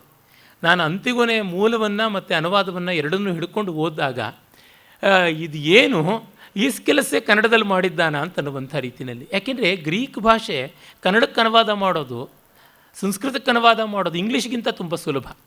ಸಿಂಟ್ಯಾಕ್ಸ್ ಬಹಳ ಇದೇ ರೀತಿಯಾಗಿ ಬರ್ತಕ್ಕಂಥದ್ದು ಇರಲಿ. ಹೀಗಾಗಿ ತುಂಬ ಆಕರ ಸಾಮಗ್ರಿ ಬೇಕಾದಷ್ಟು ಉಂಟು. ಆದರೆ ಎಲ್ಲರಿಗೂ ಎಟುಕುವಂಥ ಕೆಲವೊಂದು ಮೂಲಗಳನ್ನು ಹೇಳೋದಿದ್ರೆ ಕನ್ನಡಿಗರಿಗೆ ನಮ್ಮ ಸೀತಾರಾಮಯ್ಯನವರೇ ಶರಣ್ಯ. ಮೈಲಾರ್ ರಾವ್ ಅಂತ ಒಬ್ಬರು ಅವರು ಮೂಲವನ್ನು ಇಟ್ಟುಕೊಂಡು ಸಂಗ್ರಹಾನುವಾದ ಮಾಡಿದ್ದಾರೆ. ಅದು ನೇರವಾಗಿಯೇ ಯಥಾವತ್ತಾಗಿರುವಂಥದ್ದು ಮಾಡಿದ್ದಾರೆ. ಅಂದರೆ ಅಲ್ಲಿ ಪೂರ್ವಾಪರ ಕಥೆಗಳನ್ನೆಲ್ಲ ಸಮನ್ವಯ ಮಾಡಿಕೊಂಡು ಮಾಡಿಲ್ಲ. ಮತ್ತು ಕೆ ಎಂ ಸೀತಾರಾಮಯ್ಯನವರ ಒಂದು ರಚನೆಗಿಂತಲೂ ಸಂಕ್ಷಿಪ್ತವಾದಂಥದ್ದು. ಇನ್ನು ಇಂಗ್ಲೀಷ್ನಲ್ಲಿ ಸಂಗ್ರಹವಾದಂಥ ಅನುವಾದಗಳು ಬೇಕಾದಷ್ಟಿವೆ. ಪೂರ್ಣಾನುವಾದ, ಗದ್ಯಾನುವಾದವಂತೂ ಯಥೇಷ್ಟವಾಗಿ ಉಂಟು. ಅದರೊಳಗೆ ಬಹಳ ಚೆನ್ನಾಗಿರ್ತಕ್ಕಂಥದ್ದು ಅಂತಂದರೆ ಹಾರ್ವರ್ಡ್ ಕ್ಲಾಸಿಕ್ಸ್ ಅಂತ ಅದರೊಳಗೆ ಮಾಡಿರುವಂಥದ್ದು ಬುಚರ್ ಅವರ ಅನುವಾದ ಯಾವುದಿದೆ, ತುಂಬ ಪ್ರಶಸ್ತವಾದಂಥ ಅನುವಾದ ಅಂತ ನನಗನ್ನಿಸುತ್ತದೆ. ಒಳ್ಳೆ ಗಂಭೀರವಾದ ಕಾವ್ಯಮಯವಾದ ಇಂಗ್ಲೀಷ್ ಗದ್ಯ ಚೆನ್ನಾಗಿದೆ. ಒಂದು ಶತಮಾನಕ್ಕೂ ಸಾಕಷ್ಟು ಹಳೆಯದಾದದ್ದು ಇರಲಿ. ಸುಮ್ಮನೆ ಗ್ರೀಕಿನ ಭಾಷೆ ಹೇಗೆ ಕೇಳಿಸುತ್ತೆ ಅನ್ನೋದಕ್ಕೆ ನಾನು ಮೂಲದ ಒಂದು ಆರಂಭದ ಪೀಠಿಕಾ ಭಾಗದ ಒಂದು 8-10 ಸಾಲುಗಳನ್ನು ಓದಿ ತೋರಿಸ್ತೀನಿ. ಮತ್ತು ಅದರ line to line English translation ಏನಿದೆ ಅದನ್ನು ನಿಮಗೆ ಓದಿ ತೋರಿಸ್ತೀನಿ. Just for the feel of it. ಆವಾಗ ಹೇಗೆ ಇಲಿಯಡ್ಗೆ ಮಾಡಿದನೋ ಆ ರೀತಿಯಲ್ಲಿ ಮಾಡಿ ತೋರಿಸ್ತೀನಿ. ನನ್ನ ಹತ್ರ ಈ ಹಾರ್ಡ್ ಕಾಪಿಯಲ್ಲಿ ಇಲ್ಲ ಒಡಿಸ್ಸಿ. ಇದ್ದದ್ದು ನಷ್ಟವಾಗ್ಬಿಡ್ತು, ತುಂಬ ಹಳೆಯದಾದದ್ದು, ಪುಡಿ ಪುಡಿ ಆಗೋಗ್ಬಿಡ್ತು. ಮತ್ತು ಅದು ಹಾರ್ವರ್ಡ್ ಕ್ಲಾಸಿಕ್ಸಲ್ಲೇ ಸಿಗುವಂಥದ್ದು. ನನಗೆ ಅಲ್ಲಿಂದ ತರಿಸಿಕೊಳ್ಳುವ ಅವಕಾಶವಾಗಲಿಲ್ಲ. ಗ್ರೀಕರ ಅನೇಕ ಸಾಹಿತ್ಯ ಗ್ರಂಥಗಳನ್ನು ಹಾರ್ವರ್ಡ್ನವರೇ ಅಚ್ಚು ಮಾಡಿಸಿದ್ದಾರೆ. ಅವು ಡಿಮಾಂಡ್ ಇದ್ದರೆ ಪ್ರಿಂಟ್ ಆಗಿರುತ್ತವೆ, ಇಲ್ಲದಿದ್ದರೆ ಇಲ್ಲ. ಆ ಥರದ್ದು ಉಂಟು ಪರಿಸ್ಥಿತಿ. ನಾನು 12 ವರ್ಷದ ಕೆಳಗೆ ಅಮೆರಿಕಾಗೆ ಹೋದಾಗ ಇಲಿಯಡ್ ಇತ್ತೇ ಹೊರತು ಒಡಿಸ್ಸಿ ಸಿಗಲಿಲ್ಲ. ಒಡಿಸ್ಸಿ ತುಂಬ ಹಳೆಯ ಶಿಥಿಲವಾದಂಥ ಪ್ರತಿಯಲ್ಲೇ ಓದಿಕೊಂಡಿದ್ದು. ಅದು ಪುಡಿ ಪುಡಿ ಆಗುವಂಥ ಸ್ಥಿತಿನಲ್ಲಿದೆ. ಹಾಗಾಗಿ ಅದನ್ನು ಜೋಪಾನವಾಗಿ ಸಂಪುಟದಲ್ಲಿಟ್ಟು ಧೂಳಾಗೋವರೆಗೂ ಕಾಪಾಡಬೇಕು. ಈ 3-4 ದಿವಸಗಳಿಂದ ಇಂಟರ್ನೆಟ್ನಲ್ಲಿ ಸಿಗುವಂಥದ್ದು ಉಂಟು. ಅದಲ್ಲದೆ ನಾನು ಡೌನ್ಲೋಡ್ ಮಾಡಿ ಇಟ್ಕೊಂಡಿದ್ದೀನಿ, ಸಾಫ್ಟ್ ಕಾಪಿಯಾಗಿದೆ. ಸಾಫ್ಟ್ ಕಾಪಿನಲ್ಲಿ ಯಾರಿಗೆ ಬೇಕಾದ್ರೂ ಡೌನ್ಲೋಡ್ ಮಾಡಿ ಕೊಡಬಲ್ಲೆ, ಅದೇನು ತೊಂದರೆ ಇಲ್ಲ. ಹಾಗಾಗಿ ಅಲ್ಲಿಂದ ಕೆಲವು ಭಾಗಗಳನ್ನು ಮಾತ್ರ ಬರೆದು ತೊಗೊಂಡು ಬಂದಿದ್ದೀನಿ. ಆರಂಭ ಆಗುವಂಥದ್ದೇ ಅಲೌಕಿಕವಾದ ಆ ಭಗವದ್ವಾಣಿಯನ್ನು, ಮ್ಯೂಸ್, ಶಾರದೆ, ವಾಗ್ದೇವಿಯನ್ನು ಪ್ರಾರ್ಥನೆ ಮಾಡುವುದು. ಇಲ್ಲಿ ನಾವು ನೋಡಬೇಕು, all pagan cultures have so many things common. ಅದರೊಳಗೆ ಒಂದು ದಿ ಸ್ಟ್ರಕ್ಚರ್ ಆಫ್ ಗಾಡ್ಸ್, ಆ ಪ್ಯಾಂಥಿಯಿಸಮ್ ಅಂತ ಏನಿದೆ ಅದು ಬಹಳ ಸ್ವಾರಸ್ಯಕಾರಿಯಾದದ್ದು. ಪ್ರಕೃತಿಯನ್ನು ಮತ್ತು ಬಹುದೇವತೆಯನ್ನು ಎಷ್ಟು ಚೆನ್ನಾಗಿ ಸಮನ್ವಯ ಮಾಡಿಕೊಳ್ತಾರೆ. ಪ್ರತಿಯೊಂದಕ್ಕೂ ದೇವತೆಗಳಿದ್ದಾರೆ. ಆಂಡ್ರಮೋಯನ್ನಪೆ ಪೊಲುತ್ರೊಪೊನ್ ಹೊಸ್ಮಲತೊಲ್ಲ ಪ್ಲಗ್ ಖೆ ಎಪೈ ತ್ರೊಯೇಸ್ ಏರೋನ್ ಪ್ಲೊತ್ತಿಯೆ ಥ್ರೋನ್ ಎಪೆರಸೊನ್ ಪೊಲೋನ್ ದ ಅನ್ ಅಂಥ್ರೊಪೋನ್ ಇದೆನ್ ಅಸ್ತೆಯ ಕೈನ್ ಒನ್ ಎಗ್ನೋನ್ ಪೊಲ್ಲದನ್ ಒಗ್ ಎನ್ ಒಪೊತೆನೆ ಪಥೇನ್ ಅಲ್ಗೆಯ ವಕ್ತಥ ಅರ್ನುಮೊನೊಸ್ ಎಂತೆ ಸೊಖೇನ್ ಕೈ ನೊಸ್ತೊನ್ ಎತೈರೋನ್ ಅಲ್ ಔದ್ ಹೋಸ್ ಎತರೋಸ್ ಎರ್ ರೋತೋಸ್ ಈಮೆನೊಸ್ಪರ್ ಔಥಾನ್ಗರ್ ಸ್ಫೆತರೇಸಿನ್ ಅತಸ್ಥಲಿಯೇಸಿನ್ ವಲ್ನೆತೋ ನೇಪಿತೋಯ್ ಒಯ್ ಕಥ ಬೌಸ್ ಹೈಪೆರಿ ಒನತೋಸ್ ಹೆರಿಯೋಯ್ ಎಸ್ತಿಯನ್ ಔತರ್ ಓತೊಸ್ತಿಯಸನ್ ಅಥೈಲತೋ ನೊಸ್ತಿಮೊನ್ ಹೇಮರ್. ಇದು ಆ ವಾಗ್ದೇವತೆಯನ್ನು ಅವನು ಪ್ರಾರ್ಥನೆ ಮಾಡುವಂಥ ಬಗೆ. ಅವನು ಕೇಳ್ತಾನೆ, ನಾನು ಒಂದು ದೊಡ್ಡ ಹಾಡನ್ನು ಹಾಡೋದಕ್ಕೆ ಹೊರಟಿದ್ದೀನಿ, ಅದು ಎಂಥದ್ದು ಅಂತಂದರೆ ಆ ಇಂಗ್ಲೀಷ್ನ ಅನುವಾದ ಪಂಕ್ತಿ ಪಂಕ್ತಿಯಾಗಿರುವಂಥದ್ದನ್ನು ಆ ಎಕ್ಸಾಮೀಟ್ರದ್ದು ಓದ್ತೀನಿ. ಆದರೆ ಇಲ್ಲಿ ಛಂದಸ್ಸನ್ನು ಹೇಳ್ತಾರೆ. ನಮ್ಮ ಶಾರ್ದೂಲ ವಿಕ್ರೀಡಿತ, ವಸಂತ ತಿಲಕ, ಅನುಷ್ಟುಪ್ಪು ಎಲ್ಲ ನೋಡಿದ್ರೆ ಗ್ರೀಕರಾಗಲಿ ಇಂಗ್ಲೀಷರಾಗಲಿ ಎಲ್ಲ ಶಿಥಿಲ, ತುಂಬ ಜಾಳು, ಬಹಳ ಕಷ್ಟ. ಈಚೆಗಷ್ಟೇ ಗ್ರೀಕ್ ಭಾಷೆಯನ್ನು ಚೆನ್ನಾಗಿ ಅಭ್ಯಾಸ ಮಾಡ್ತಾ ಇರುವ ನನ್ನ ತರುಣ ಮಿತ್ರ ಅರ್ಜುನ್ ಭಾರದ್ವಾಜ್ ಜೊತೆಗೆ ಮಾತನಾಡ್ತಾ ಹೇಳಿದೆ, ನಿನ್ನ ಗ್ರೀಕ್ ಗುರುಗಳನ್ನು ಕೇಳಪ್ಪ, ಏನಾದರೂ ನೀನು ಅಭ್ಯಾಸದಲ್ಲೂ ನೀನು ಗಮನ ಇಟ್ಟುಕೋ. ನಾವು ಗ್ರೀಕನ್ನು ಕಲಿಯದೆ ಅನುವಾದ ಓದಿಕೊಂಡ್ರೆ by sound do we lose anything ಅಂತ. ನನಗಂತೂ ಏನೂ ನಷ್ಟ ಆದಂತೆ ಕಾಣಿಸಲಿಲ್ಲ. ಹಾಗಾಗಿ ನಿನಗೇನಾದರೂ ಕಾಣಿಸುತ್ತಾ ಅಂತ ಹೇಳಿಬಿಟ್ಟು. ಆದರೆ ಸಂಸ್ಕೃತವೋ ಕನ್ನಡವೋ ತೆಲುಗೋ ಆ ಛಂದೋಬದ್ಧತೆಯಿಂದಾಗಿ, ನಾದಮಯತೆಯಿಂದಾಗಿ ನಷ್ಟ ಎದ್ದು ಕಾಣುತ್ತದೆ. ಆ ಥರದ್ದು ಇಲ್ಲ. ಹಾಗಾಗಿ ಗ್ರೀಕ್ ಕಲಿಯದೇ ಇದ್ದವ್ರಿಗೇನೂ ನಷ್ಟ ಇಲ್ಲ ಅಂತ ನಾನು ಹೇಳಬಲ್ಲೆ. ಏನಂದರೆ ಒಂದು ಭಾಷೆ, ಅದರೊಳಗೆ ಅದರದೊಂದು ಸ್ವಾರಸ್ಯ, ಸೂಕ್ಷ್ಮ ಇರುತ್ತದೆ.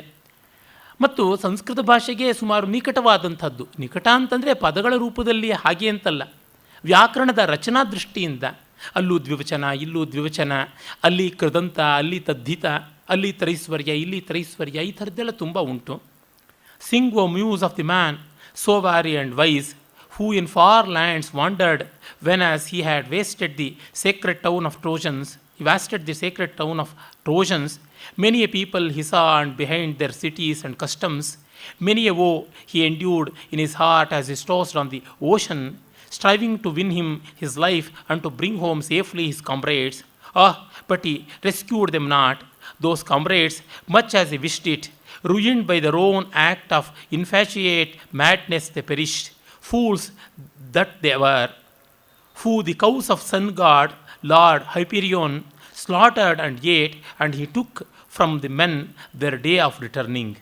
Singh whence ever the lay, sing Zeus born goddess for us to sing. ಅಂದರೆ ಒಬ್ಬ ಮಹಾನಾಯಕ ಅವನ ಇಡೀ ಸಮುದಾಯವನ್ನು ರಕ್ಷಣೆ ಮಾಡಿಕೊಂಡು ಬರೋದಕ್ಕೆ ಆಗಲಿಲ್ವಲ್ಲ, ಆ ರೀತಿಯಲ್ಲಿ ಎಲ್ಲರೂ ಸಾಯುವಂತೆ ಆಯ್ತಲ್ಲ ಅನ್ನುವಂಥದ್ದು. ಅಂದರೆ ಅವನು ಒಟ್ಟು ಹೋದದ್ದು 12 ಹಡಗುಗಳಲ್ಲಿ ಹೋದದ್ದು. 12 ಹಡಗುಗಳಲ್ಲಿ ಸುಮಾರು ಜನರನ್ನು ಕಲೆ ಹಾಕ್ಕೊಂಡು ಹೋದ. ಆದರೆ ಅವನೊಬ್ಬನೇ ಒಂಟಿಯಾಗಿ ಬರುವಂತೆ ಆಯಿತು. ಈ ಐರನಿ ಇದೆಯಲ್ಲ, ಹೋಗುವಾಗ ಅಷ್ಟು ವೈಭವದಿಂದ ಹೋದದ್ದು, 20 ವರ್ಷ ಆದಮೇಲೆ ಅವನು ಯಾರೂ ಇಲ್ಲದೆ ಒಂಟಿಯಾಗಿ ಬಂದದ್ದು. ಬದುಕಿನ 20 ವರ್ಷಗಳು ಹೀಗೆ ಹೋಯಿತು ಅಂತಂದರೆ ಇಂಥ ಅನ್ಯಾಯ ಅನಿಸ್ಬಿಡುತ್ತೆ. ನಿಜ, it was A great hero. TRAI ಎನ್ನುವಂಥ ಚಲನಚಿತ್ರದಲ್ಲಿ ಬಂದ ಒಂದು ಸಂದರ್ಭವನ್ನು ಕಳೆದ ಬಾರಿ ಹೇಳಿದ್ದೆ, ಮತ್ತೆ ಜ್ಞಾಪಿಸಿಕೊಡ್ತೀನಿ. ಅಲ್ಲಿ ಥೆಥಿಸ್ ಅಂತ ಗ್ರೀಕ್ ಉಚ್ಚಾರ. ಅವಳು ಮಗ ಅಖಿಲೇಸ್ಗೆ ಹೇಳ್ತಾಳೆ, ನೀನು ಹೋಗು ಯುದ್ಧಕ್ಕೆ ಅಂತ ಹೇಳಿದಾರೆ, ಹೋಗಬೇಡ ಅಂತಲೂ ಹೇಳಿದಾರೆ, ಹೋದರೆ ನೀನು ವಾಪಸ್ಸು ಬರೋಲ್ಲ, ಆದರೆ ಅಜರಾಮರವಾದ ಕೀರ್ತಿ ಉಳಿಯುತ್ತದೆ, ತಲೆಮಾರಿಗೂ ನಿನ್ನನ್ನು ಹಾಡ್ತಾ ಇರ್ತಾರೆ, ನೀನು ಇಲ್ಲಿಯೇ ಇದ್ದರೆ ದೀರ್ಘಕಾಲ ಬದುಕ್ತೀಯ, ಮಕ್ಕಳು ಮೊಮ್ಮಕ್ಕಳು ಎಲ್ಲರೂ ಸುಖವಾಗಿದ್ದು ಸಂತೋಷ ಪಡ್ತೀಯ, ಏನಿದು ಆಯ್ಕೆ ಅಂತ. ಬದುಕಿನ 20 ವರ್ಷವನ್ನು ಅವನು ಕಳ್ಕೊಂಡ. ಏನೋ ಸಣ್ಣ ಪುಟ್ಟ ಉಡುಗೊರೆಗಳು ಬಂದಿದ್ದಿರ್ಬೋದು, ಅದನ್ನು ತಂದಿಡ್ತಾನೆ, ಗುಟ್ಟಾಗಿ ಬಚ್ಚಿಟ್ಟ ಅಂತಲೂ ಗೊತ್ತಾಗುತ್ತದೆ. ಆ 20 ವರ್ಷದಲ್ಲಿ ಹೆಂಡತಿ ಮಕ್ಕಳು ಪಟ್ಟ ಸಂಕಟ ಏನು. ಇವನ ಮಗ ಥೆಲ್ಮೋಕಸ್ ಬೆಳೆದದ್ದನ್ನು ನೋಡಲಿಲ್ಲ, ಆಟ ಆಡಿದ್ದನ್ನು ನೋಡಲಿಲ್ಲ, ತೊದಲು ನುಡಿದದ್ದು ನೋಡಲಿಲ್ಲ, ಯಾವುದನ್ನು ನೋಡಲಿಲ್ಲ. ಬೆಳೆದು ಯುವಕನಾದವನು 22 ವರ್ಷದ ಯುವಕನಾದವನನ್ನು ನೋಡ್ದ. ಅವನು ಮಗುವಾಗಿದ್ದಾಗ ಬಿಟ್ಟು ಹೋಗಿದ್ದು. ಇನ್ನು ಹೆಂಡತಿ ಜೊತೆಗೆ ಆ ನಿಜವಾದ ಬದುಕಿನ ಸೊಗಸಿನ ದಿವಸಗಳೆಲ್ಲ ಕಳ್ಕೊಂಡ್ಬಿಟ್ಟ. ಅವಳನ್ನು ಮದುವೆ ಆಗೋದಕ್ಕೆ ಅಂತ ಒಂದು ಪುಂಡ ಪೋಖರಿಗಳ ಸಮೂಹ ಇದ್ದರೆ ಅದನ್ನು ಎದುರಿಸೋದು ಹೇಗೆ ಅಂತ ಇವನು ಚಿಂತೆ. ಇವನು ಬಂದರೂ ಹೆಂಡತಿ ಜೊತೆ ಬಾಳಕ್ಕಾಗೋಲ್ಲ ಅನ್ನುವ ಮಟ್ಟಿಗೆ ಇವನನ್ನು ಕೊಂದು ಬಿಡುವ ಮಟ್ಟಿಗೆ ಇದ್ದಂಥವ್ರು ಅವರು. ಅಂದರೆ ಎಷ್ಟು ದುರ್ಭರವಾದ ಪರಿಸ್ಥಿತಿ. ಈ ಬದುಕಿನ ವೈಕಟ್ಯವನ್ನು ಕವಿ ಹೇಳ್ತಾ ಇದ್ದಾನೆ. ಇದು ದೇವತಾ ಪ್ರಕೋಪ ಅನ್ನುವಂಥದ್ದನ್ನು ಹೇಳ್ತಾನೆ. ಆ ಗಾಡು ಹೈಪೆರಿಯೋನ್ ಅಂತಂದರೆ ಸೂರ್ಯದೇವ, ಅವನು ಹೀಲಿಯೋಸ್ ಅಂತ ಕರಿತೀವಲ್ಲ, ಬೆಳಕು ಅಂತ ಅರ್ಥ ಗ್ರೀಕ್ ಭಾಷೆಯಲ್ಲಿ. ಆ ಬೆಳಕಿನ ದೇವತೆ ಸೂರ್ಯ ಅವನ ಗೋವುಗಳನ್ನು ಕೊಂದ ಪಾಪಕ್ಕಾಗಿ ಇವನ ಪರಿವಾರವೆಲ್ಲ ನಾಶ ಆಯಿತು. ಜೊತೆ ಇವನು ಒಂದು ಎಡವಟ್ಟು ಮಾಡ್ಕೊಂಡಿದ್ದಾರೆ, ಅದನ್ನು ಆರಂಭದಲ್ಲಿ ಕವಿ ಹೇಳಿಲ್ಲ. ಜಲದೇವತೆಯಾದ ಪೊಸೈದೊನ್ನನ ಮಗ ಒಬ್ಬ ಸೈಕ್ಲೋಪ್ ಪಾಲಿಫೀಮಸ್ ಅವನ ಕಣ್ಣನ್ನು ತಿವಿದಿದ್ದಾನೆ. ಅವನು ದುಷ್ಟನಿಗೆ ಸರಿಯಾಗಿ ಮಾಡ್ದ. ಆದರೆ ಅವನ ಮೇಲಿನ ಮೋಹದಿಂದ ಸಮುದ್ರ ದೇವತೆ ಪೊಸೈದನ್ ಪ್ರತೀಕಾರ ಮಾಡ್ತಾ ಇದ್ದಾನೆ. ಬಾನಿನ ದೇವತೆ ಸೂರ್ಯ ಒಂದು ಕಡೆ, ನೀರಿನ ದೇವತೆ ಪೊಸೈದನ್ ಒಂದು ಕಡೆ, ಇಬ್ಬರ ಪ್ರತೀಕಾರಗಳ ಮಧ್ಯೆ ಇವನು ನಲುಗ್ತಾ ಇದ್ದಾನೆ. ಜೊತೆಗೆ ಇನ್ನೂ ಎಷ್ಟೋ ತೊಂದರೆಗಳಾಗಿವೆ. ಇರಲಿ, ಅವನು ಮುಂದೆ ನೋಡೋಣ. ಆದರೆ ಆ ಕಾಲದ ಜನ ದೇವತಾ ಪ್ರಕೋಪ ಅಂತ ನಂಬುತ್ತಾ ಇದ್ದರು. ನಮಗೆ ಹಳೆಯ ಭಕ್ತಿ ಶ್ರದ್ಧೆ ಮಾಸಿ ಹೋಗಿವೆ ಜಗದಿ, ಸುಳಿದಿಲ್ಲವಾವ ಹೊಸ ದರ್ಶನದ ಹೊಳಪು. ಪೂರ್ಣವಾಗಿ ಆ ದೇವತೆಗಳನ್ನು ಕಣ್ಣು ಮುಚ್ಚಿಕೊಂಡು ನಂಬಲಾರೆವು. ಹಾಗೆ ಆತ್ಮಸಾತ್ತಾಗಿರುವ ಶಕ್ತಿಯನ್ನು ನಂಬುತ್ತೀವ, ನಮ್ಮದಾದ ಶಕ್ತಿಯನ್ನು ನಾವು ನಂಬೋಲ್ಲ. ಈ ಒದ್ದಾಟ, ಹೋಮನಿಗಿದ್ದ ನೆಮ್ಮದಿ ಶ್ರದ್ಧೆಯ ನೆಮ್ಮದಿಯೂ ಇಲ್ಲ. ಇನ್ನು ಪೂರ್ಣವಾಗಿ ಆತ್ಮವಿಶ್ವಾಸವನ್ನು ಪಡ್ಕೊಳ್ಳೋ ಸ್ಥಿತಿನಲ್ಲೂ ನಾವಿಲ್ಲ. ಈ ಕಾಲದಲ್ಲಿ ಇಂಥ ಕಾವ್ಯ ನಮಗೆ ತುಂಬ ಬೇಕಾಗುತ್ತದೆ. ಯಾಕೆ ಬೇಕಾಗುತ್ತದೆ ಅಂದರೆ, ಆಸ್ತಿಕರಿಗಾಗಲಿ ನಾಸ್ತಿಕರಿಗಾಗಲಿ ಬದುಕಿನ ಬಹುಪಾಲು ಒದ್ದಾಟವೇ ಇರುವಂಥದ್ದು. ಭಟ್ಟೋಜಿ ದೀಕ್ಷಿತರು ಶಬ್ದಕೌಸ್ತುಭದಲ್ಲಿ ಒಂದು ಕಡೆಗೆ ಉದಾಹರಣೆಯನ್ನು ಕೊಡಬೇಕಾದರೆ ಕಷ್ಟಂ ವ್ಯಾಕರಣಂ ಅಂತ ಉದಾಹರಣೆ ಕೊಡ್ತಾರೆ. ಮಹಾವೈಯಾಕರಣರು, ಅವರಿಗೆ ಎಲ್ಲ ಸುಲಭವಾಗಬೇಕು. ಅವರು ಸೂತ್ರ ಪದ್ಧತಿಯಿಂದ ಪ್ರಕ್ರಿಯಾ ಪದ್ಧತಿಯಿಂದ ಎರಡೂ ರೀತಿಯಿಂದಲೂ ವ್ಯಾಕರಣವನ್ನು ನಿರ್ವಚನ ಮಾಡಿದ ಅದ್ವಿತೀಯರಾದಂಥವರು. ಅವರೇ ವ್ಯಾಕರಣ ಕಷ್ಟ ಅಂತ ಹೇಳಿಬಿಟ್ಟು, ಗಣಿತವೂ ಅದೇ ರೀತಿ ಕಷ್ಟ ಅಂತ. ಹಾಗೆ ಬದುಕು ಅಷ್ಟೇ ಬಹುಪಾಲು ಕಷ್ಟ ಅಂತ ಜ್ಞಾನಿಗಳೆಲ್ಲರೂ ಹೇಳ್ತಾನೆ. ಜ್ಞಾನಿಗಳು ಬದುಕಿನ ತೊಡಕನ್ನು ಬಗೆಹರಿಸಿಕೊಂಡವರು, ಆದರೆ ಅವರು ಹೇಳ್ತಾರೆ. ಈ ದೃಷ್ಟಿಯಿಂದ ಕಂಡಾಗ ಎಷ್ಟು ಕಷ್ಟ ಬದುಕು. ಮತ್ತು ಒಬ್ಬ ನಾಯಕ ಎಷ್ಟು ಜನನ್ನು ಸುಧಾರಣೆ ಮಾಡಿಕೊಂಡು ಹೋಗಬೇಕು, ಸರಿತೂಗಿಸಿಕೊಂಡು ಹೋಗಬೇಕು.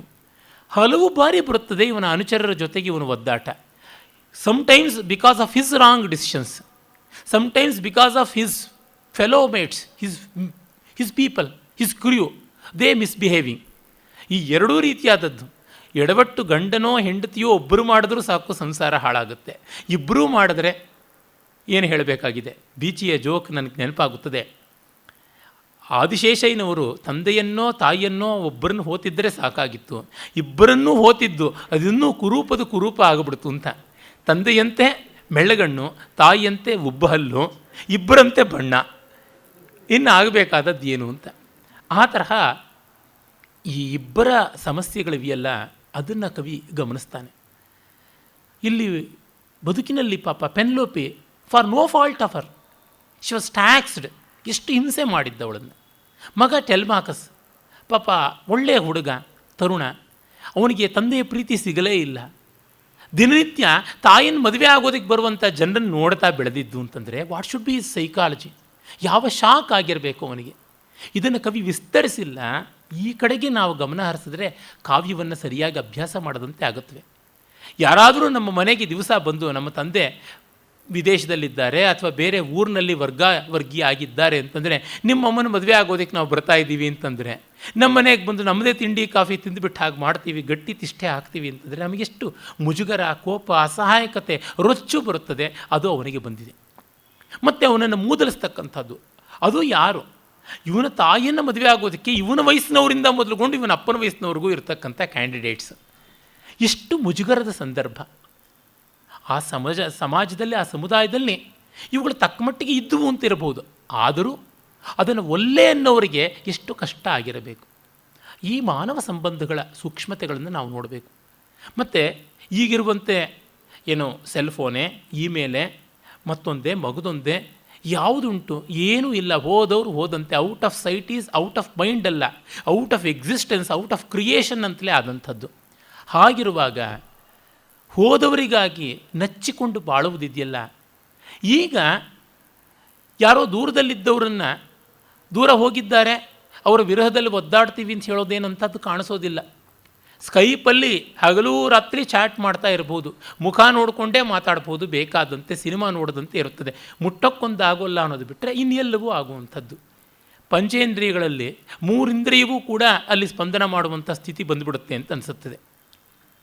ಆದರೆ ಇಲ್ಲಿ ಹಾಗಲ್ಲ, ಯಾರೂ ಇಲ್ಲ, ಏನೂ ಇಲ್ಲ. ಆಗ ಪೆನೆಲೋಪಿ ಯಾವ ಥರ ಕಳೆದಿರಬೇಕು ಬದುಕನ್ನು. ತುಂಬ ದೊಡ್ಡದಾದ ಪಾತಿವೃತ್ಯ ಅದು ಅಂತ ಅನಿಸುತ್ತದೆ.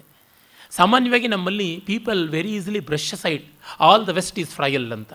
ಅದು ತಪ್ಪು. ಅಲ್ಲಿಯೂ ಬೇಕಾದಂತೆ ಉತ್ತಮವಾದಂಥದ್ದು ಇದೆ. ಯಾಕೆಂದರೆ ನಮಗೆ ಸಾಮಾನ್ಯವಾಗಿ ಅವರೆಲ್ಲರೂ ಅಗ್ಗದವರೇ, every western woman is a prostitute, ಈ ರೀತಿಯಾದ ಒಂದು ಕಲ್ಪನೆಗಳು ಸಾಮಾನ್ಯವಾಗಿ ಬಂದುಬಿಡುತ್ತೆ. ನಮ್ಮಲ್ಲಿ ಪ್ರತಿಯೊಬ್ಬರೂ ಕೂಡ ಪ್ರವರಾಖ್ಯನಂತೆ ಅನ್ನುವಂಥದ್ದು. ಆಂಧ್ರ ಪ್ರದೇಶದಲ್ಲಿ ಯಾವನಾದರೂ ಮಹಾಕರ್ಮಠ ಜಿತೇಂದ್ರಿಯನನ್ನು ವಾಡೇಮಿ ಪ್ರವರಾಕ್ವಿಡ ಅಂತ ಹೇಳುವಂಥದ್ದು ಉಂಟು. ಪ್ರವರ ಅಂತ ಹೆಸರು, ಪ್ರವರ ಅಂತ ಹೆಸರಿನವನು ಅಂತ ಪ್ರವರಾಖ್ಯ ಅಂತ. ಮಾರ್ಕಂಡೇಯ ಪುರಾಣದಲ್ಲಿ ಬರುವ ಮನುಗಳ ಕಥೆಯನ್ನು ಅವಲಂಬಿಸಿ ಸ್ವರೋಚಿಷ ಮನುಸಂಭವಮು ಅಂತ ನಮ್ಮ ಅಲ್ಲಸಾನಿ ಪೆದ್ದನ ಬರೆದ ಕಾವ್ಯದ ಒಂದು ಪಾತ್ರ. ಅವನು ಶಶಾಂಕ ಮಕರಾಂಕ ಮನೋಹರ ಆದಂಥ ಆಲೇಖ್ಯ ತನೂ ವಿಲಾಸ ಅಂತೆಲ್ಲ ಕೊಂಡಾಡಲ್ಪಟ್ಟವನು.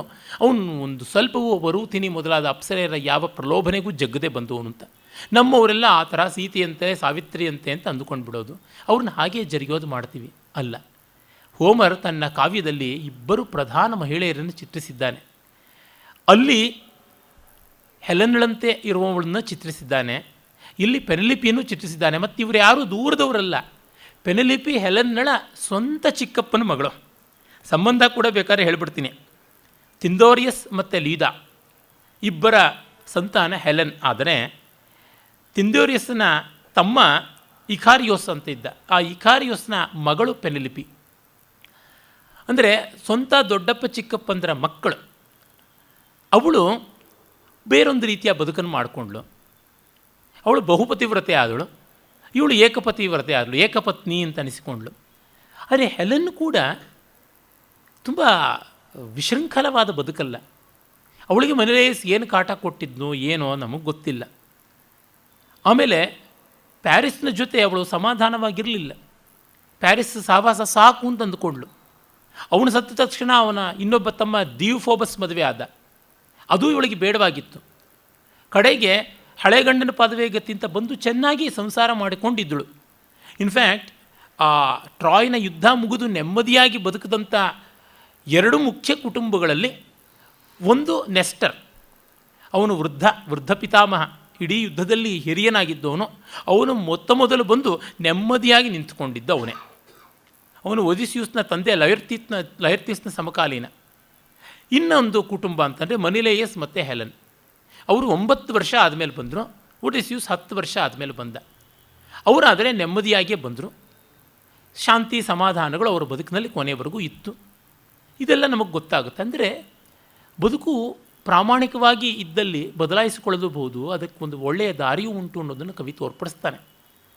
ಹೀಗಾಗಿ ಪಾಶ್ಚಾತ್ಯರು ಅಂತಂದ ತಕ್ಷಣ ಅಲ್ಲಿ ಕೌಟುಂಬಿಕ ವ್ಯವಸ್ಥೆ ಪೂರ್ತಿ ಹದಗೆಟ್ಟಿದೆ ಅಂತ ಅಂದುಕೊಳ್ಳೋದು ತಪ್ಪು. ತೀರಾ ಈಚಿನ ಇಂಡಸ್ಟ್ರಿಯಲ್ ರೆವಲ್ಯೂಷನ್ನಿನವರೆಗೂ ಅಲ್ಲಿಯೂ ಚೆನ್ನಾಗೇ ಇದ್ದದ್ದನ್ನು ನೋಡ್ತೀವಿ. ನನಗೆ ಈ ವಿಷಯದಲ್ಲಿ ಲಿಟ್ಲ್ ಹೋಮ್ ಸೀರೀಸ್ ಅಂತ ಒಂದು ಅದ್ಭುತವಾದ ಗ್ರಂಥ ಮಾಲೆಯನ್ನು ಮಾಡಿದ್ದಾರೆ ಲಾರಾ ಇಂಗಲ್ಸ್ ವೈಲ್ಡರ್ ಮತ್ತು ಅವಳ ಮಕ್ಕಳು ಎಲ್ಲ ಸೇರಿ. ಅಲ್ಲಿ ಲಾರಾ ಇಂಗಲ್ಸ್ ವೈಲ್ಡರ್ ಅಂತ ಅಮೆರಿಕಾದ ಕಾದಂಬರಿಕಾರ್ತಿ, 19ನೇ ಶತಮಾನದ ಕಡೆಯಲ್ಲಿ ಹುಟ್ಟಿದವಳು, 20ನೇ ಶತಮಾನದ ಆದಿಭಾಗದಲ್ಲಿ ಇದ್ದವಳು. ಅವಳ ಒಂದು ಬದುಕಿನ ಅನುಭವಗಳನ್ನು ಮತ್ತು ಅವಳ ಮಗಳು ತನ್ನ ತಾಯಿ ಮತ್ತು ತನ್ನ ಅಜ್ಜಿ ಕೆರೋಲಿನ್ ಇವರ ಅನುಭವ, ಅವರ ಅಜ್ಜಿಯರ ಅನುಭವ, ಇದರ ಎಲ್ಲದರ ಮೇಲೆ ಅನೇಕ ಸಂಪುಟಗಳ ಕೃತಿಗಳನ್ನು ತಂದಿದ್ದಾರೆ. ಅವನ್ನು ಓದಿದಾಗ ನಮಗೆ ಗೊತ್ತಾಗುತ್ತೆ ಅಲ್ಲಿಯೂ ಕೃಷಿ ಪ್ರಧಾನವಾಗಿದ್ದಾಗ ದಾಂಪತ್ಯ ಗಟ್ಟಿಯಾಗಿತ್ತು ಅಂತ. ಇಂಡಸ್ಟ್ರಿಯಲ್ ರೆವಲ್ಯೂಷನ್ ಆದಮೇಲೆ ಈ ಒಂದು 200 ವರ್ಷಗಳಲ್ಲಿ ಸ್ವಲ್ಪ ಹಣಕಾಸು ಅಂತ ಕೈನಲ್ಲಿ ಓಡಾಡೋಕ್ಕೆ ಶುರು ಮಾಡಿ, ಹೆಂಡತಿಯನ್ನೋಳು ಮನೆಯಲ್ಲೇ ದುಡಿಯತಕ್ಕಂಥವಳು, she is not an earning member ಅಂತ ಆಗಿ, she is a passive partner ಅಂತ ಆಗಿ, ಗಂಡ ಹೊರಗಡೆ ಹೋಗಿ ಹಣದ ರೂಪದಲ್ಲಿ ತರ್ತಾ ಇದ್ದಾನೆ ಅಂತ ಆದಮೇಲೆ ಬಂದ ಮೇಲು ಕೀಳುಗಳು. ಈ ಬಗೆಗೆ ಬಹಳ ಅದ್ಭುತವಾದ ಅಧ್ಯಯನಪೂರ್ಣವಾದ ಒಂದು ಭಾಷಣವನ್ನೇ ನಮ್ಮ ಭೈರಪ್ಪನವರು ಕವಲು ಒಂದು ವಿಚಾರ ಸಂಕಿರಣ ಅಂತ ಮಾಡಿದಾಗ ಈಗ 1-2 ವರ್ಷದ ಕೆಳಗೆ ಮಾಡಿದರು. ಬಹಳ ಚೆನ್ನಾಗಿರ್ತಕ್ಕಂಥ ಅಧ್ಯಯನಪೂರ್ಣವಾದಂಥ ಭಾಷಣವಾಗಿತ್ತು ಅದು. ಇರಲಿ, ಯಾತಕ್ಕೆ ಹೇಳ್ತಿದ್ದೀನಿ ಅಂತಂದರೆ, ಮನುಷ್ಯರಲ್ಲಿ ಯಾರಿಗೂ ಕೂಡ ಒಂದು ಬಿಲಾಂಗಿಂಗ್ನೆಸ್ ಬೇಕು, ಸೆಕ್ಯೂರಿಟಿ ಬೇಕು ಅನ್ನುವಂಥದ್ದು ಇರುತ್ತದೆ. ಸುಖ ಎಲ್ಲರೂ ಬಯಸ್ತಾರೆ, ನೆಮ್ಮದಿ ಎಲ್ಲರೂ ಬಯಸ್ತಾರೆ. ಆ ವಿಷಯದಲ್ಲಿ ಕಂಡಾಗ ಮಾನವ ಸ್ವಭಾವ ಒಂದೇ. ನಮ್ಮ ರಸಸಿದ್ಧಾಂತದ ಬುನಾದಿಯೇ ಅದಾಗಿದೆ. ಹಾಗಾಗಿ ಈ ಸೂಕ್ಷ್ಮಗಳನ್ನು ನಾವು ಹೋಮರ್ನ ಈ ಒಂದು ಮಹಾಕಾವ್ಯದಲ್ಲಿ ಕಾಣಬೇಕು. ಮತ್ತು ಇನ್ನೂ ಒಂದು ಏನಂತಂದರೆ ಆ ಪ್ರಯಾಣದ ಸ್ವಾರಸ್ಯ. ನಾನು ಕಳೆದ ಬಾರಿಯೂ ಹೇಳಿದ್ದೆ, ಈ ಜರ್ನಿ ಎನ್ನುವಂಥದ್ದು ಒಂದು ವಿಶೇಷವಾಗಿ ವೆಸ್ಟಲ್ಲಿ ಕಾಣಿಸಿಕೊಂಡದ್ದು. ಅದಕ್ಕೆ ತಕ್ಕಂತೆ ಜೀವನ ಕ್ರಮವೂ ಆಗಿದೆ. ಗ್ರೀಸ್ ದೇಶ ನೆಲದ ಮೇಲೆ ಬಾಳೋಕ್ಕಿಂತ ಜಾಸ್ತಿ ನೀರಿನ ಮೇಲೆ ಬಾಳುವಂಥದ್ದು. ದೇಶದ ಒಳ ರಸ್ತೆಗಳಿಗಿಂತ ಉದ್ದವಾಗಿರತಕ್ಕಂಥದ್ದು ಕರಾವಳಿ. ಅತಿ ಸಂಕೀರ್ಣವಾದ, ಜಟಿಲವಾದ, ತುಂಬ ಅಂಡ್ಯುಲೇಟೆಡ್ ಆಗಿರ್ತಕ್ಕಂಥ ನೆಲ. ಅಲ್ಲಿ ಏನನ್ನೂ ಸರಿಯಾಗಿ ಬೆಳೆಯೋಕ್ಕಾಗೋಲ್ಲ. ಮತ್ತು ಇಡೀ ಕರಾವಳಿ ತುಂಬ ಅಂಕುಡೊಂಕುಗಳಿಂದ ಕೂಡಿ ಎಲ್ಲ ಕಡೆಯಲ್ಲಿಯೂ ಬಂದರುಗಳಿಗೆ ಅವಕಾಶ ಇರುವಂಥದ್ದು. 3000ಕ್ಕೂ ಹೆಚ್ಚು ದ್ವೀಪಗಳು. ಇವೆಲ್ಲ ಕಾರಣದಿಂದ ಓಡಾಟ, ಸಮುದ್ರದ ಮೇಲೆ ಓಡಾಟ ಅಂತಂದರೆ ಅನಿಶ್ಚಯ ಅನ್ನೋದು ಬಹಳ ಸಹಜ. ಮತ್ತು ನೋಡಿ, ಆಗ ಮ್ಯಾರಿನರ್ಸ್ ಕಾಂಪಾಸ್ ಯಾವುದೂ ಇಲ್ಲದ ಕಾಲ. ನಕ್ಷತ್ರಗಳನ್ನು ಅವಲಂಬಿಸಿಕೊಂಡು ಹೋಗಬೇಕಾಗಿತ್ತು. ನಕ್ಷತ್ರಗಳನ್ನು ಗಮನಿಸಿಕೊಂಡು ಹೋಗುವಂಥದ್ದು ಸ್ಫುಟವಾಗಿ ಗೊತ್ತಾಗೋಲ್ಲ ಹೋಮರ್ನಲ್ಲಿ. ಅಲ್ಲಿ ಇಲ್ಲಿ ಹಾಗೆ ಹೀಗೆ ಹೇಗೆ ಮಾಡ್ತಾಯಿದ್ರೂ ಗೊತ್ತಿಲ್ಲ. ಆಗ ಅವರು ಮಾಡಿದ ಸಾಹಸ ಇದೆಯಲ್ಲ, ತುಂಬ ದೊಡ್ಡದಾದಂಥದ್ದು. ಈ ಕಾರಣದಿಂದ ಒಂದೊಂದು ಹಂತದಲ್ಲಿಯೂ ಇಲ್ಲಿ ಬರುವ ಮಾನವ ಸಂಬಂಧಗಳನ್ನು, ಪ್ರಸಕ್ತ ಜೀವನ, ನಮ್ಮ ಜೀವನಕ್ಕೆ ಇದರ ಸಂವಾದ ಹೇಗಿದೆ ಅನ್ನುವುದನ್ನು ಕೂಡ ಗಮನಿಸಿಕೊಂಡು ನೋಡೋಣ. ಅದರ ಜೊತೆಗೆ ನಮ್ಮ ಮಹಾಕಾವ್ಯಗಳ ಮೌಲ್ಯವು ಎಲ್ಲೆಲ್ಲಿ ಹೋಲ್ತಾ ಬರುತ್ತದೆ ಎನ್ನುವುದನ್ನು ಗಮನಿಸೋಣ. ಬದುಕಿಗೆ ನಿಷ್ಠವಾಗಿದ್ದರೆ ಎಲ್ಲಕ್ಕೂ ರೆಲೆವೆನ್ಸ್ ತಾನಾಗಿ ಬರುತ್ತದೆ.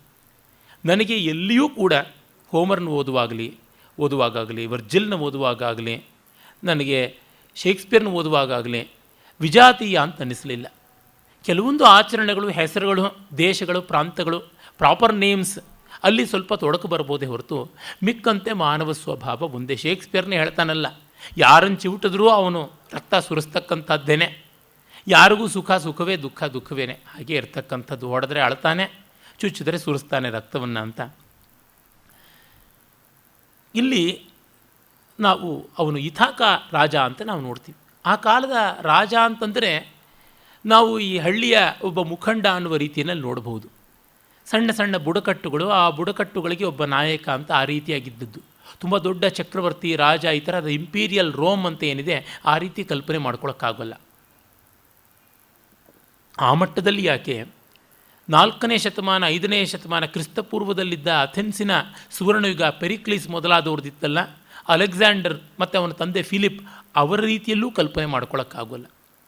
ಇನ್ನೂ ಪ್ರಾಚೀನವಾದಂಥದ್ದು ಅಂದರೆ ನಾವು ಯಾವ ನಮ್ಮ ವೇದಗಳಲ್ಲಿ ಕಂಡುಬರತಕ್ಕಂಥ ದಾಶರಾಜ್ಞಿ ಯುದ್ಧ ಅಂತೆಲ್ಲ ಹೇಳ್ತೀವಿ, ಅಥವಾ ತೃತ್ಸುಗಳಿರ್ಬೋದು, ಯದುಗಳಿರ್ಬೋದು, ತುರ್ವಶರಿರ್ಬೋದು, ಈ ರೀತಿಯಾದ ಬುಡಕಟ್ಟುಗಳು ಅವಕ್ಕೆ ಹತ್ತಿರ ಆಗುವಂಥ ರೀತಿಯದಾಗಿತ್ತು ಅಂತ ಗೊತ್ತಾಗುತ್ತದೆ. ಇತಾಕ ಗ್ರೀಸ್ನ ವೆಸ್ಟರ್ನ್ ಕೋಸ್ಟ್, ಪಶ್ಚಿಮದ ಕರಾವಳಿಯಲ್ಲಿ ಬರ್ತಕ್ಕಂಥದ್ದು ಅಯೋನಿಯನ್ ಸಮುದ್ರದ ಆ ದಡದಲ್ಲಿರ್ತಕ್ಕಂಥದ್ದು. ಅದು ಒಂಥರ ಬೋರ್ಲಿಟ್ಟ ಗುರಾಣಿ ತರಹ ಕಾಣಿಸ್ತಕ್ಕಂಥ ದ್ವೀಪ ಅಂತ, ಗುಡ್ಡಗಳು ಬೆಟ್ಟಗಳು ಎಲ್ಲ ಇರುವಂಥದ್ದು, ಸಾಕಷ್ಟು ಆಲಿವ್ ಮೊದಲಾದ ಮರಗಳು ಬೆಳೆಯುವಂಥದ್ದು ಮತ್ತು ದ್ರಾಕ್ಷಾರಸಕ್ಕೆ ಕೊರತೆ ಇಲ್ಲದೆ ಇರತಕ್ಕಂಥದ್ದು. ಆ ತರಹ ಕೃಷಿಗೆ ಸ್ವಲ್ಪ ಮಟ್ಟಿಗೆ ಒದಗಿ ಬರುವಂಥದ್ದು. ಆದರೆ ತುಂಬ ದೊಡ್ಡ ಸಮೃದ್ಧಿ ಶ್ರೀಮಂತಿಕೆ ಇದೇನಲ್ಲ, ನೆಮ್ಮದಿ ಇತ್ತು, ಹಸುರಿತ್ತು, ಮೆಡಿಟರೇನಿಯನ್ ಕ್ಲೈಮೇಟ್ ಅಂತೀವಲ್ಲ ಆ ರೀತಿಯಾದಂಥದ್ದು ಇಡೀ ಗ್ರೀಸ್ ದೇಶದ್ದು. ಹಾಗಾಗಿ ವರ್ಷ ಇಡೀ ಮಳೆ ಆಗ್ತಾ ಇತ್ತು, ಹಿಮ ಅಂತೂ ಸುರಿತಾ ಇರಲಿಲ್ಲ. ಗ್ರೀಸ್ನ ಉತ್ತರ ಭಾಗದಲ್ಲಿ ಮಾತ್ರ ಹಿಮ ಸುರಿಯೋದು, ಅದು ಅವರಿಗೆ ವಿಶೇಷ ಅಂತ ಅನ್ನಿಸ್ತಕ್ಕಂಥ ಒಲಿಂಪಸ್ ಬೆಟ್ಟ, ಅದರ ತುದಿ ಸದಾ ಹಿಮಾವೃತವಾಗಿತ್ತು ಅಂತ. ಸದರ್ನ್ ಗ್ರೀಸಲ್ಲಿ ಹಿಮ ಕಾಣಿಸುವಂಥದ್ದೇ ಇಲ್ಲ. ಈಗಲೂ ಅಥೆನ್ಸ್ ಎಲ್ಲ ನೋಡಿದ್ರೆ ಬೆಂಗಳೂರು ನೋಡಿದಂತೆ ಅನಿಸುತ್ತದೆ. ಐ ಫೀಲ್ ವೆರಿ ಹೋಮ್ಲಿ, ತುಂಬ ಹಿತ ಅನಿಸುವಂಥದ್ದು. ಅಲ್ಲಿ ಲಯರ್ಥೇಸ್ ಮಹಾರಾಜ, ಅವನ ಹೆಂಡತಿ ಅಂತಿಕ್ಲೇಯ, ಅವರಿಬ್ಬರ ಏಕಮೇವ ಅದ್ವಿತೀಯ ಸಂತಾನ ಒಡಿಸ್ಯೂಸ್, ಯುಲೈಸಿಸ್ ಈ ಥರ ಬೇರೆ ಬೇರೆ ರೀತಿಯಲ್ಲಿ ಹೇಳ್ತಾರೆ. ಲ್ಯಾಟಿನ್ ಉಚ್ಚಾರ ಯುಲೈಸಿಸ್ ಅಂತ, ಗ್ರೀಕ್ ಉಚ್ಚಾರ ಒದೈಸಿಯಸ್ ಅಂತ, ಅದನ್ನು ಒಡಿಸ್ಯೂಸ್ ಅಂತಲೂ ಹೇಳ್ತಾರೆ, ಒದೈಸಿಯಸ್ ಅಂತಲೂ ಹೇಳ್ತಾರೆ. ಕಷ್ಟ ಅದರ ಉಚ್ಚಾರವನ್ನು ಹೇಳೋದು, ಸ್ವರಗಳು ಜಾಸ್ತಿ ಬಂದಾಗ ಉಚ್ಚಾರ ನಿರ್ಧಾರ ಮಾಡುವಂಥದ್ದು ಕಷ್ಟ. ಅದಕ್ಕೆ ಕೋಪಿಷ್ಠ ಅನ್ನುವಂಥ ಅರ್ಥ ಅಂತಾರೆ. ಅದರ ಬೇರೆ ಬೇರೆ ಆಕಾರ ಸಾಮಗ್ರಿಗಳಿಂದ ಗೊತ್ತಾಗುತ್ತದೆ. ಅವನ ತಾಯಿ ಅಂತಿಕ್ಲೇಯಳ ತಂದೆ ಆತೋಲಿಕಸ್ ಅಂತ ಒಬ್ಬ ಇದ್ದ, ಅವನು ಪರ್ನಾಸಸ್ ಅಂತ ಒಂದು ಪ್ರಾಂತದ ಅಧಿಪತಿಯಾಗಿದ್ದ, ಅದು ಮಧ್ಯ ಗ್ರೀಸ್ನಲ್ಲಿ ಬರುವಂಥದ್ದು. ಅವನು ಬಹಳ ಜಾಣ್ಮೆ, ಚೂಟಿತನ, ಚುರುಕುತನ ಇದ್ದನು, ಬಹಳ ಧೂರ್ತನೂ ಆಗಿದ್ದ ಅಂತ. ನಿದ್ರೆ ಮಾಡೋರ ತಲೆದಿಂಬನ್ನು ಅವರು ನಿದ್ರೆಯಿಂದ ಏಳದಂತೆಯೇ ಕದ್ದು ಬಿಡ್ತಾ ಇದ್ರಂತೆ, ಅಷ್ಟು ಜಾಣ್ಮೆ ಇತ್ತು ಅಂತ ಗೊತ್ತಾಗುತ್ತೆ ಅತೋಲಿಕಸ್ ಅಂತ. ಅವನಂತೆ ಇದ್ದ ಇವನು ಮೊಮ್ಮಗ, ಇವನೂ ಬಹಳ ಮತ್ತೆ ಮತ್ತೆ ಬರುತ್ತೆ, ದಿ ಕನಿಂಗ್ ಒಡಿಸ್ಯೂಸ್ ಅಂತಲೇ ಬಹಳ ಧೂರ್ತನಾದ ಜಾಣ್ಮೆಯವನು ಅಂತಲೇ ಬರುತ್ತೆ. ಇಂಗ್ಲೀಷ್ನ ಪ್ರಾಚೀನ ಪ್ರಯೋಗದಲ್ಲಿ ಕನಿಂಗ್ ಅನ್ನೋದಕ್ಕೆ ಈ ಕಾಲದಲ್ಲಿರುವಂತೆ ತುಂಬ ಕೆಟ್ಟ ಅರ್ಥ ಅಂತಲ್ಲ, ಜಾಣ್ಮೆಯವನು, ಚುರುಕುತನದವನು, ಕುಶಲ ಅನ್ನುವಂಥ ಒಂದು ಅರ್ಥ ಇತ್ತು. ಆರ್ಟಿಸ್ಟಿಕ್ ಮತ್ತು ಆರ್ಟ್ಫುಲ್ ಅನ್ನುವಲ್ಲಿ ಆರ್ಟ್ಫುಲ್ ಅಂದರೆ ಕನಿಂಗ್ ಅನ್ನುವಂಥ ಅರ್ಥ. ಆ ಆರ್ಟ್ಫುಲ್ ಅಂತಂದರೆ ಅದೊಂದು ಜಾಣ್ಮೆ, ಅದೊಂದು ಕೌಶಲ ಅನ್ನುವಂಥ ರೀತಿಯಲ್ಲಿ, ಆ ಅರ್ಥದಲ್ಲಿ ಒಂದು ಮುದ್ದಾದ ಬೈಗಳು ಅಂತಂತೀವಲ್ಲ ಆ ರೀತಿಯಾದಂಥದ್ದು. ಹಾಗೆ ಅವನು ಇದ್ದ ಅನ್ನುವಂಥ ಬಗೆಯನ್ನು ಮತ್ತೆ ಮತ್ತೆ ನಾವು ಕಾಣ್ತೀವಿ. ಹೋಮರಿಕ್ ಎಪಿಕ್ಸಲ್ಲಿ ಕೆಲವೊಂದು ವಿಶೇಷಗಳೇ ಮತ್ತೆ ಮತ್ತೆ ಬರ್ತಾ ಇರುತ್ತೆ. ಎಲ್ಲಿಯೂ ಅಥೀನಾ ಬೂದುಗಣ್ಣವಳು, ಎಲ್ಲಿಯೂ ಹೀರಾ ವೃಷಭನೇತ್ರೆ, ಬಿಳಿದೋಳಿನ ವೃಷಭನೇತ್ರೆಯೇ ಹೀರಾ. ಹಾಗೆಯೇ ಜಾಣ್ಮೆಯ ಒಡಿಸ್ಯೂಸ್ ಅಂತಕ್ಕಂಥದ್ದು, ಗೋಪರೋಪಮವಾದ ಗುರಾಣಿ ಹಿಡಿದವನು ಆಯಾಸ್ ಅಂತಲೇ ಅಲ್ಲಿ ಬರ್ತಾ ಇರ್ತಕ್ಕಂಥದ್ದು. ನಮ್ಮಲ್ಲಿ ಬರ್ತಲ್ಲ ರಾಮೋ ರಾಜೀವಲೋಚನ, ಶ್ರೀಮಾನ್ ಲಕ್ಷ್ಮೀವರ್ಧನ, ರಾಮ ಸತ್ಯಪರಾಕ್ರಮ, ಕೆಲವೊಂದು ವಿಶೇಷಣಗಳು ಬರ್ತಾ ಇರುತ್ತಲ್ಲ. ವ್ಯಾಸರಲ್ಲಂತೂ ಮಹಾತ್ಮ ದುರ್ಯೋಧನ ಅಂತಲೂ ಬಂದುಬಿಡುತ್ತೆ. ಔದಾರ್ಯವೋ ಅವಿವೇಕವೋ ಗೊತ್ತಾಗೋದಿಲ್ಲ. ಮಹಾಕಾವ್ಯ ಲಕ್ಷಣ, ನಾವು ತುಂಬ ಕೆದಕಬಾರ್ದು. It's a mighty canvas. If you come too close to it, you just see the wielding of the brush, not the painting. ಹಾಗಾಗಿ ಮಹಾಕಾವ್ಯಗಳ ಪದಕ್ಕೂ ನೀವು ನೋಡಿದಾಗ ಏನು ಸ್ವಾರಸ್ಯ ಕಾಣಿಸೋಲ್ಲ, ಎಷ್ಟೋ ಬಾರಿ ಅನರ್ಥಗಳು ಕಾಣಿಸಬಹುದು. ನಮ್ಮ ಮಧ್ಯಕಾಲೀನ ಅಪವ್ಯಾಖ್ಯಾನಗಳು ಮಾತ್ರ ಈ ಒಂದೊಂದು ಶಬ್ದವನ್ನು ಹಿಡಿದು ಅತಿಯಾಗಿ ಜಗ್ಗಾಡಿ ಸರ್ವನಾಶ ಮಾಡಿದ್ದಾರೆ. ಅವುಗಳನ್ನು ಒಂದು ಪರ್ಸ್ಪೆಕ್ಟಿವಿಂದ, ದೂರದಿಂದ ಘನವಾಗಿ ಕಾಣಬೇಕಾಗುತ್ತದೆ. ಅವನು ಒದಿಸ್ಯೂಸ್ ಅಜ್ಜನ ಮನೆಯಲ್ಲಿ ಸಾಕಷ್ಟು ಕಾಲ ಇರ್ತಾ ಇದ್ದ, ಸೋದರ ಮಾವಂದರೆಲ್ಲ ಇರ್ತಾಯಿದ್ರು, ಅವ್ರ ಜೊತೆ ಆಟ ಆಡ್ತಾ ಇದ್ದ, ಬೇಟೆಗೆ ಹೋಗ್ತಾ ಇದ್ದ ಅಂತೆಲ್ಲ ಗೊತ್ತಾಗುತ್ತದೆ. ಆ ಬೇಟೆಯಲ್ಲಿ ಒಮ್ಮೆ ಒಂದು ಕಾಡು ಹಂದಿ ಅದನ್ನು ಅಟಕಾಯಿಸುವಾಗ ಎಲ್ಲರೂ ಹಿಂದಾದರೂ ಇವನು ಮುಂದೆ ಹೋಗಿ ನುಗ್ಗಿ ಅದರ ಜೊತೆಗೆ ಸೆಣಸಿ ಕೊಂದ. ಕಾಡು ಹಂದಿಯನ್ನು ಕೊಲ್ಲೋದು ಬಹಳ ಕಷ್ಟ. ಆ ಕಾಡಹಂದಿಯ ಬೇಟೆ ಅಂತೂ ಹೊಮ್ಯಾರಿಕ್ ಎಪಿಕ್ಸಲ್ಲಿ ಎಷ್ಟು ಕಡೆ ಹೊಮ್ಯಾರಿಕ್ ಸಿಮಿಲಿಯಾಗಿ ಬಂದಿದೆ ಅಂತಂದರೆ ತುಂಬ ವಿಶೇಷವಾಗಿ ಕಾಣಿಸುತ್ತದೆ. ಜೊತೆಗೆ ಮಿಲಿಗರ್ ಅಂತ ಒಬ್ಬ ಪ್ರಾಚೀನ ಯೋಧ ಬರ್ತಾನೆ. ಅವನು ಒಂದು ಭಯಾನಕವಾದ ಕಾಡು ಹಂದಿಯನ್ನು ಕೊಂದದ್ದೇ ಒಂದು ವಿಕ್ರಮ ಅಂತ ಬರುತ್ತದೆ. ಈ ಥರದ್ದು ಅಲ್ಲಿದ್ದದ್ದೇ. ನಮ್ಮ ಪ್ರಾಚೀನ ಕಾವ್ಯಗಳಲ್ಲಿ ಕೂಡ ವನವರಾಹದ ಬೇಟೆ ತುಂಬ ದೊಡ್ಡ ಬೇಟೆಯಾಗಿತ್ತು. ಪಂಪ ಭಾರತದಲ್ಲಿ ನೋಡಿ, ಅರ್ಜುನ ಅವನು ಬೇಟೆ ಆಡೋದಕ್ಕೆ ಹೊರಟಾಗ ಪಂದಿವೇಂಟೆ ಅಂತಲೇ ವಿಶೇಷವಾಗಿ ಬರುತ್ತೆ. ಇಲ್ಲಿಯೂ ಅಷ್ಟೇ ಕುಮಾರವ್ಯಾಸ ಭಾರತದಲ್ಲೂ ಬರ್ತದೆ. ಅದೇ ರೀತಿಯಾಗಿ ನಮ್ಮ ಹರಿಶ್ಚಂದ್ರ ಕಾವ್ಯದಲ್ಲಿಯೂ ಕಾಣಿಸಿಕೊಳ್ಳುತ್ತದೆ. ಪ್ರಾಚೀನರಿಗೆ ಬೇಟೆಯ ಚೆನ್ನಾದ ಪರಿಚಯ ಇತ್ತು, ಗೊತ್ತಿತ್ತು ಹುಲಿ ಬೇಟೆಯಷ್ಟೇ ಕಷ್ಟವಾದದ್ದು ಈ ಒಂದು ಕಾಡು ಹಂದಿಯ ಬೇಟೆ ಅಂತ. ಆಮೇಲೆ ಆ ಕಾಡು ಹಂದಿ ಇವನ ಕಾಲು ತೊಡೆಗಳಿಗೆ ತಿವಿದು ಗಾಯ ಮಾಡಿತು. ಅವರು ಸೋದರ ಮಾವಂದರೆಲ್ಲ ಬಟ್ಟೆ ಕಟ್ಟಿ ಎಷ್ಟು ರಕ್ಷಣೆ ಮಾಡಿದ್ರೂ ಕೂಡ ಆ ಕಲೆ ದೊಡ್ಡದಾಗಿ ಉಳಿಯಿತು. ಅದು ಹೇಗೆ ಕವಿ ಹೇಳ್ತಾನೆ ಅಂತಂದರೆ, ಕೊನೆಯಲ್ಲಿ ಕಾವ್ಯದ ಕೊನೆಯಲ್ಲಿ ಒದಿಸ್ಯೂಸು ಒಬ್ಬ ಮುದಿ ಭಿಕ್ಷುಕನಂತೆ ವೇಷ ಮರೆಸಿಕೊಂಡು ತನ್ನ ಮನೆಗೆ ಬರ್ತಾನೆ. ಬಂದಾಗ ಭಿಕ್ಷುಕನಾಗಲಿ ಮುದುಕ ಆಗಲಿ ಯಾರಾಗಲಿ ಅವನ ಅತಿಥಿ.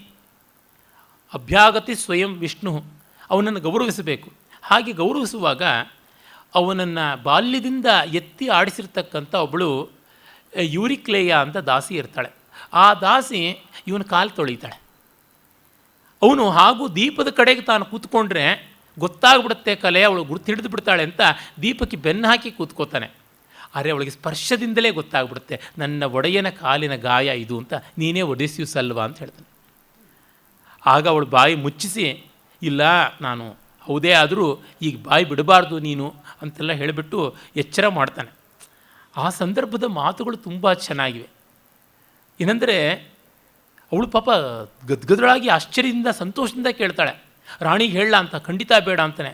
ಮತ್ತು ಹೇಳ್ತಾನೆ, ನೋಡು ನೀನು ಬಾಯಿ ಬಿಟ್ಟಿಯೋ ಇವ್ರನ್ನೆಲ್ಲರನ್ನೂ ವಿಚಾರಿಸ್ಕೋತೀನಿ. ಆ ಹೆಂಡತಿಯನ್ನು ವರಿಸೋದಕ್ಕೆ ಬಂದಿರತಕ್ಕಂಥ ಯಾರು ವಧು ಪ್ರಣಯನ ಪ್ರಸಾದನ ಸುಮುಖರಾಗಿರುವಂಥ ತರುಣರು ಯಾರಿದ್ದಾರೆ ಅವರೆಲ್ಲರನ್ನೂ ನಾನು ಕೊಚ್ಚಾಕೋದೇ ಹೌದು, ಜೊತೆಗೆ ಅವ್ರಿಗೆ ಸಹಕಾರ ಕೊಡ್ತಕ್ಕಂಥ ದಾಸದಾಸಿಯರನ್ನು ಕೊಂದುಬಿಡ್ತೀನಿ, ನಿನ್ನನ್ನೂ ಬಿಡೋದಿಲ್ಲ ಆಮೇಲೆ ತೆಪ್ಪಗಿರು ಅಂತ ಹೇಳ್ಬಿಟ್ಟು ಅಂತಾನೆ. ಅಂದರೆ ಅವನಿಗೆ ತನ್ನ ಐಡೆಂಟಿಟಿ ರಿವೀಲ್ ಆಗಬಾರ್ದು ಅನ್ನೋ ಆ್ಯಂಗ್ಸೈಟಿ, ಇವಳಿಗೆ ಯಜಮಾನನ ಗುರುತು ಹಿಡಿದುಬಿಟ್ಟೆ ಅಂತ ಸಂಭ್ರಮ. ಆ ಎರಡರೊಳಗೆ ಅವರ ಸಹಜ ಸ್ವಭಾವಗಳು ಹೇಗೆ ವ್ಯಕ್ತೀಕೃತವಾಗುತ್ತೆ ಅನ್ನೋದನ್ನು ಹೇಳ್ತಾನೆ. ಹೋಮರ್ ಯಾರ ಬಗೆಗೂ ಪಕ್ಷಪಾತ ಮಾಡೋಲ್ಲ. ಹೀರೋ ಅಂತ ಒಪ್ಕೊಂಡಿದ್ದರೂ ಕೂಡ ಅವ್ರು ಹೇಗೆ ಆಡಿದ್ರು ಅನ್ನೋದೆಲ್ಲ ಹೇಳ್ತಾನೆ. ವ್ಯಾಸರಾದರೂ ಅಷ್ಟೇ, ವಾಲ್ಮೀಕಿಗಳಾದರೂ ಅಷ್ಟೇ, ತಮ್ಮ ನಾಯಕರುಗಳ ಗುಣಾವಗುಣಗಳನ್ನು ಎಲ್ಲವನ್ನೂ ಹೇಳ್ತಾರೆ. ಏನು ಮಾಡಿದ್ರು ಅಂತ ಕ್ರಾನಿಕಲ್ ಥರ ಹೇಳಿಬಿಡ್ತಾರೆ. ಹಾಗಾಗಿ ಅವರು ನಾಯಕರುಗಳು ನಮಗೆ ತುಂಬ ಹತ್ತಿರ ಆಗ್ತಾರೆ. ದೇ ಆರ್ ವೆರಿ ಹ್ಯೂಮನ್ ಅಂತ ಅನಿಸುತ್ತೆ. ಆಮೇಲೆ ಅವನು ಆ ಗಾಯ ಎಲ್ಲ ಚೇತರಿಸ್ಕೊಂಡು ಊರಿಗೆ ಬಂದಿದ್ದ. ತಂದೆಗೆ ತುಂಬ ಪ್ರೀತಿಪಾತ್ರನಾದ ಮಗ ಆಗಿದ್ದ. ತಂದೆ ಮಗನ್ನ ದೂರ ಮಾಡಿಕೊಂಡು 20 ವರ್ಷ ಎಷ್ಟು ಒದ್ದಾಡಿದ ಕಡೆಗೆ ಅರಮನೆಯಲ್ಲಿದ್ದರೆ ನೆನಪು ಬರುತ್ತೆ ಅಂತ ಹೊಲಮನೆಯಲ್ಲಿ ಅಂದರೆ ಫಾರ್ಮ್ ಹೌಸ್ನಲ್ಲಿ ಇದ್ದುಬಿಟ್ಟ ಅನ್ನುವಂಥ ವಿವರಗಳೆಲ್ಲ ಕಾವ್ಯದಲ್ಲಿ ಬರುತ್ತದೆ. ಮತ್ತು ಇವನ ಪರಿವಾರದ ಹಳೆಯ ಕಾಲದ ಕೆಲವರು ಕೆಲಸದವರು, ಆ ಹಂದಿಗಳನ್ನು ನೋಡ್ಕೊಳ್ಳೋರು ಮತ್ತು ಹೊಲ ಗದ್ದೆಯಲ್ಲಿ ಕೆಲಸ ಮಾಡೋರಿಗೆಲ್ಲ ಇವನ ಮೇಲೆ ಎಷ್ಟು ಪ್ರೀತಿ ಇತ್ತು ಅನ್ನೋದೆಲ್ಲ ಗೊತ್ತಾಗುತ್ತದೆ. ಅಂದರೆ he was A generous master. ಇದು ಬಹಳ ಮುಖ್ಯ. ಭೂಯಿಷ್ಟಂಭವ ದಕ್ಷಿಣಾ ಪರಿಜನೆ, ಶಕುಂತಲೆಗೆ ಕಣ್ವರು ಕೊಟ್ಟ ಉಪದೇಶ. ಕಾಡಲ್ಲಿದ್ದವರು ತಪಸ್ವಿಗಳು ಶಕುಂತಲೆಗೆ ಹೇಳ್ತಾರೆ, ಅರಮನೆಗೆ ನೀನು ಹೋದ ಮೇಲೆ ದಾಸದಾಸಿಯರಿಗೆ ಉದಾರಿಯಾಗಿ ನಡ್ಕೋ ಅಂತ. ಪರಿಜನೇಶು ಭೂಯಿಷ್ಟಂ ದಕ್ಷಿಣಾಭವ ಅಂದರೆ ದಾಕ್ಷಿಣ್ಯವಂತೆಯಾಗಿರು, ಜನರಾಸಿಟಿ ಅನ್ನೋದು ಇರಲಿ ಅಂತನ್ನುವಂಥದ್ದು. ಅಂದರೆ ಒಂದು ಕೆಲಸಗಾರರನ್ನು ಇಟ್ಟುಕೊಳ್ಳದೇ ಇರತಕ್ಕಂಥ ಕಣ್ವರಿಗೆ ವನೌಕಸೋಪಿ ಲೌಕಿಕ ಜ್ಞಾವಯಂ ಅಂತ. ನ ಕಶ್ಚಿದ್ ಅವಿಷಯೋ ನಾಮ ಧೀಮತಾಂ ಅಂತ ಶಾರಂಗರ್ವ ಹೇಳ್ತಾನೆ. ಜ್ಞಾನಿಗಳಿಗೆ ಗೊತ್ತಿಲ್ಲದೆ ಇರೋದು ಯಾವುದು ಅಂತ. ಇದು ಆ ಮಾನವ ಸ್ವಭಾವದಲ್ಲಿ ಕವಿ ತೋರ್ಪಡಿಸುವಂಥ ಸೂಕ್ಷ್ಮಗಳು. ಆಮೇಲೆ ಅವನು ವಿವಾಹ ಮಾಡಿಕೊಂಡ. ಅದನ್ನು ನಾನು ಕಳೆದ ಬಾರಿಯೇ ಹೇಳಿದ್ದೆ. ಇಲಿಯಡ್ ಕಾವ್ಯವನ್ನು ಕುರಿತು ವಿಸ್ತರಿಸುವಾಗ ಇವನೂ ಕೂಡ ತೋರಿಕೆಗೆ ಹೆಲೆನ್ಗಳನ್ನು ಮದುವೆ ಆಗುವ ಒಬ್ಬ ಅಭ್ಯರ್ಥಿ ಕ್ಯಾಂಡಿಡೇಟ್ ಥರ ಹೋಗಿದ್ದ ಅಂತ. ಆದರೆ ಇವನು ಹೋಗಿದ್ದು ಅವಳ ಚಿಕ್ಕಪ್ಪನ ಮಗಳು ಪೆನೆಲಿಪಿನ ಮದುವೆ ಆಗೋದಕ್ಕೆ, ಇಕಾರಿಯೋಸ್ ಅಂತ ಯಾವನಿದ್ದಾನೆ ಅವನ ಮಗಳನ್ನು ಮದುವೆ ಆಗೋದಕ್ಕೆ ಅಂತ. ಮತ್ತು ಹೆಲೆನ್ಗಳನ್ನು ಮದುವೆ ಆಗುವ 12 ಜನ ತರುಣರಿದ್ದಾಗ ಯಾರನ್ನು ಮದುವೆ ಆಗಬೇಕು, ಯಾರನ್ನು ಮದುವೆ ಆಗಿದ್ರೂ ಇನ್ನು ಬೇರೆಯವ್ರಿಗೆ ಕೋಪ ಬರುತ್ತದೆ. The couple will be put to trouble by the rest. ಇದು ಬಹಳ ಕಷ್ಟ. ನನಗೆ ಸಿಗದೇ ಇದ್ಮೇಲೆ ನೀನು ಹೇಗೆ ಸಿಕ್ಕ ನೆಮ್ಮದಿಯಾಗಿರ್ತೀಯ ಅಂತ. ಇಬ್ಬನೇ ಶೂರಾದಿಶೂರರು, ಮನೇಲೇಸು, ಪಲಮೀಡೀಸು, ಡೈಮೀಡೀಸು, ಇವನೇ ಸ್ವಯಂ, ಬೇಕಾದಷ್ಟು ಜನ ಇದ್ದರು. ಅವ್ರನ್ನೆಲ್ಲರನ್ನೂ ಒಪ್ಪಿಸಿ ಪೊಸೈದನ್ ದೇವಸ್ಥಾನಕ್ಕೆ ಹೋಗಿ ಒಂದು ಕರಿ ಕುದುರೆಯನ್ನು ಬಲಿ ಕೊಟ್ಟು ಅದನ್ನು 12 ತುಂಡು ಮಾಡಿ ಅದರ ಮೇಲೆ ನಿಂತುಕೊಂಡು ಪ್ರತಿಜ್ಞೆ ಮಾಡಿ, ಯಾರು ಇವಳನ್ನು ವರೆಸಿದ್ರು, ಇವಳು ಯಾರನ್ನು ಇಷ್ಟಪಟ್ಟು ಮದುವೆ ಆದರೂ ಮಿಕ್ಕ 11 ಜನರು ತಗಾದೆಗೆ ಬರೋದಿಲ್ಲ. ಅಷ್ಟು ಮಾತ್ರವಲ್ಲ, ಈ ಸಂಸಾರ ಹಾಳಾಗೋದಿದ್ದರೆ ಅದನ್ನು ಕಾಪಾಡೋದಕ್ಕೆ ಬರ್ತಾರೆ ಅಂತ ಪ್ರತಿಜ್ಞೆ ಮಾಡ್ತಾರೆ. ಇದು ಅಲ್ಲಿ ನಾವು ನೋಡಿದಂಥ ಕಥೆ. ಇವನು ಆ ಉಪಾಯವನ್ನು ಹೇಳಿಕೊಟ್ಟು ತಂದೋರಿಯಸ್ಗೆ ಮಗಳ ಬಗ್ಗೆ ನಿಶ್ಚಿಂತೆಯಾಗಿರುವಂತೆ ಮಾಡಿದ್ದ. ಅದಕ್ಕೆ ಪ್ರತಿಯಾಗಿ ಪೆನೆಲೋಪಿಯನ್ನು ಬಯಸಿದ್ದ. ಅಯ್ಯೋ, ಅದಕ್ಕೇನಪ್ಪ, ತಮ್ಮನ ಮಗಳನ್ನು ಮದುವೆ ಮಾಡಿಕೊಡ್ತೀನಿ, ನನ್ನ ಮಗಳ ಮದುವೆ ನೆಮ್ಮದಿಯಾಗಲಿ ಅಂತ ಮಾಡಿಕೊಟ್ಟಿದ್ದ. ಹೀಗಾಗಿ ಇವರದು ಅನುರೂಪ ದಾಂಪತ್ಯ, ಅನುಕೂಲ ದಾಂಪತ್ಯ. ಇವನಿಗೆ ಟ್ರಾಯ್ ಯುದ್ಧಕ್ಕೆ ಹೋಗಬೇಕು ಅಂತಲೇ ಇರಲಿಲ್ಲ, ಗೊತ್ತಿತ್ತು, ಭವಿಷ್ಯ ಗೊತ್ತಿತ್ತು, ಹೇಳಿ ಕೇಳಿಕೊಂಡಿದ್ದ, ಜಾತಕ ತೋರಿಸ್ಕೊಂಡಿದ್ದ ಅನಿಸುತ್ತದೆ. ಈ ಸಂದರ್ಭದಲ್ಲಿ ಒಂದು ಮಾತು ಹೇಳಬೇಕು.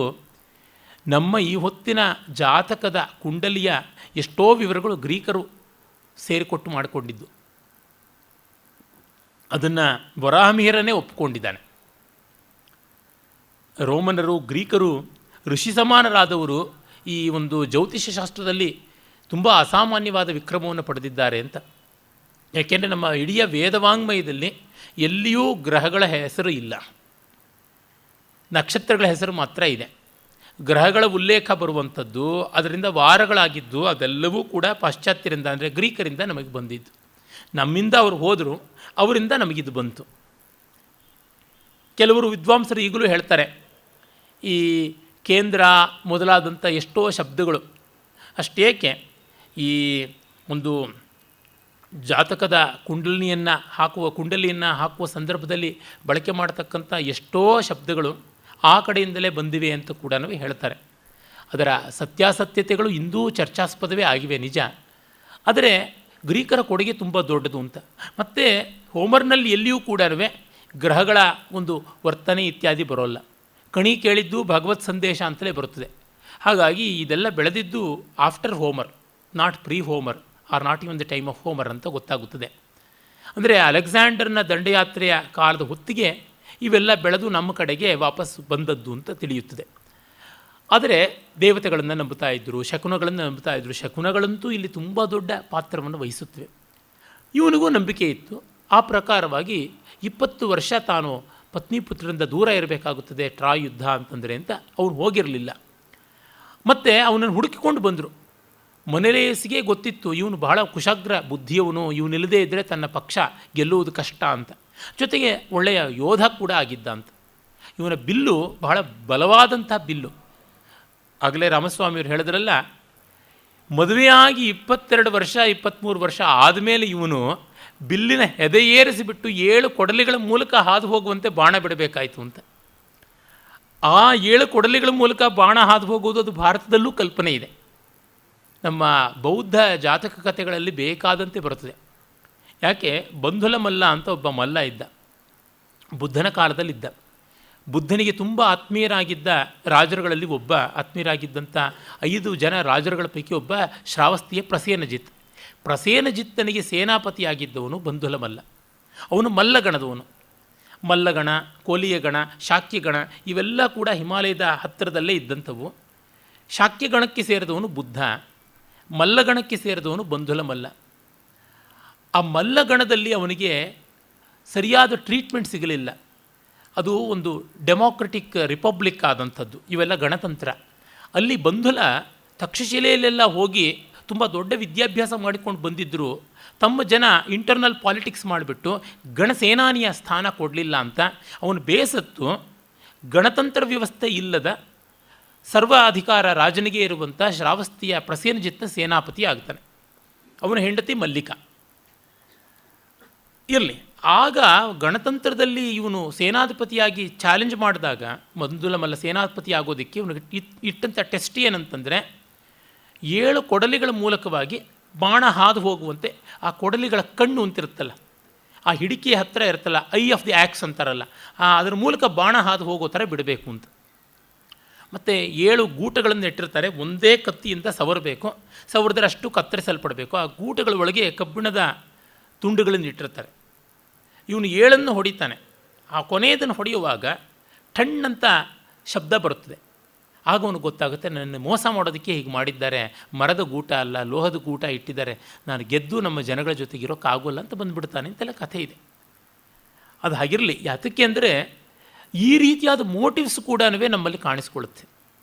ಅಂದರೆ ಟೆಸ್ಟ್ ಆಫ್ ಚಾಲೆಂಜ್ ಅಂತೇನಿದೆ ಅದು ಇದೇ ತರಹ ಇದ್ದದ್ದು. ಟೆಸ್ಟ್ ಆಫ್ ವ್ಯಾಲರ್ ಅಂತ ಯಾವುದಿತ್ತು, ಚಾಲೆಂಜ್ ಫಾರ್ ವ್ಯಾಲರ್ ಅಂತ ಇವೇ ಥರದ್ದು ಇದ್ದದ್ದು ಅಂತ ಗೊತ್ತಾಗುತ್ತದೆ. ಅವನು ಆ 7 ಕೊಡಲಿಗಳ ಮೂಲಕ ಹಾದು ಹೋಗುವಂತೆ ಬಿಟ್ಟ. ರಾಮ ಸಪ್ತತಾಲಚ್ಛೇದ ಮಾಡ್ದ. ಇವುಗಳು ಇದೇ ಥರದ್ದೇ ತೋರ್ಪಡಿಸುವಂಥದ್ದು. Our nearest relatives are Greeks. ಅದನ್ನು ನಾವು ಮತ್ತೆ ಜ್ಞಾಪಕ ಮಾಡ್ಕೋತಾ ಇರಬೇಕಾಗುತ್ತದೆ. ಆಮೇಲೆ ಅವನು ಆ ಹೆಂಡತಿಯನ್ನು ಅನ್ಯೋನ್ಯವಾಗಿ ಕಾಪಾಡಿಕೊಂಡು, ಮಗು ಬೇರೆ ಇತ್ತು, 6 ತಿಂಗಳ ಮಗು, ಟೆಲ್ಮೋಕಸ್ ಅಂತ ಅವನ್ನ ಗ್ರೀಕ್ ಭಾಷೆಯಲ್ಲಿ ಕರೀತಾರೆ. ಆ ಮಗುವನ್ನು ಹೆಂಡತಿಯನ್ನು ಬಿಟ್ಟು ಬರೋಕ್ಕಾಗದೆ ಅವನು ಹುಚ್ಚಿನಂತೆ ತನ್ನನ್ನು ತಾನು ಪ್ರದರ್ಶನ ಮಾಡಿದ. ಕುದುರೆಯನ್ನು ಮತ್ತು ಎತ್ತನ್ನು ಎರಡನ್ನೂ ಸೇರಿಸಿ ನೇಗಿಲನ್ನು ಹೂಡಿ ಉಪ್ಪಿನ ಕಾಳನ್ನು ಬಿತ್ತುತ್ತೀನಿ ಅಂತ ಹೊಲದಲ್ಲಿ ಹೋದ. ಆಗ ಇದು ಯಾರು ಹುಚ್ಚರು ಮಾಡೋವಂಥ ಕೆಲಸ ಅಂತ. ಆಗ ಪಲಮೀಡೀಸ್ ಅಂತ ಮಹಾ ಮೇಧಾವಿ ಅವನು ಬಂದಿದ್ದ. ಅವನು ಮಲನೇಯಸ್ನ ಜೊತೆ ಬಂದಿದ್ದ. ಅವನು ಏನು ಮಾಡ್ದ, ಇವನ ಮಗ ಚಿಕ್ಕ ಹುಡುಗನಾಗಿರ್ತಕ್ಕಂಥ ಮಗುವಾಗಿರುವಂಥ ಟೆಲ್ಮಾಕಸ್ನ ನೇಗಿಲಿನ ಮುಂದೆ ಮಲಗಿಸ್ಬಿಟ್ಟ. ಆಗ ಇವನು ವೇಗವಾಗಿ ಉತ್ಕೊಂಡು ಬರ್ತಾ ಇದ್ದನು, ಹುಚ್ಚಿನಂತೆ ಚೇಷ್ಟೆ ಮಾಡ್ಕೊಳ್ತಾ ಇದ್ದ. ಒದಿಸಿಯೂಸ್ ಮಗ ಸತ್ತೋಗ್ಬಿಡ್ತಾನೆ ನೇಗಿಲು ಹರಿದು ಅಂತ ನಿಲ್ಲಿಸ್ಬಿಟ್ಟ.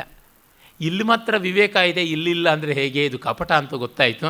ಅವನು ಕೂಡ ಇನ್ನು ಮುಚ್ಚಿಡೋಕ್ಕಾಗದೆ ಅವ್ರ ಗುಂಪಿಗೆ ಸೇರಿಕೊಂಡು ಬಂದ ಅಂತ ಕಥೆ. ಅಂದರೆ ಇಷ್ಟೆಲ್ಲ ಬುದ್ಧಿ ಇದ್ದದ್ದು.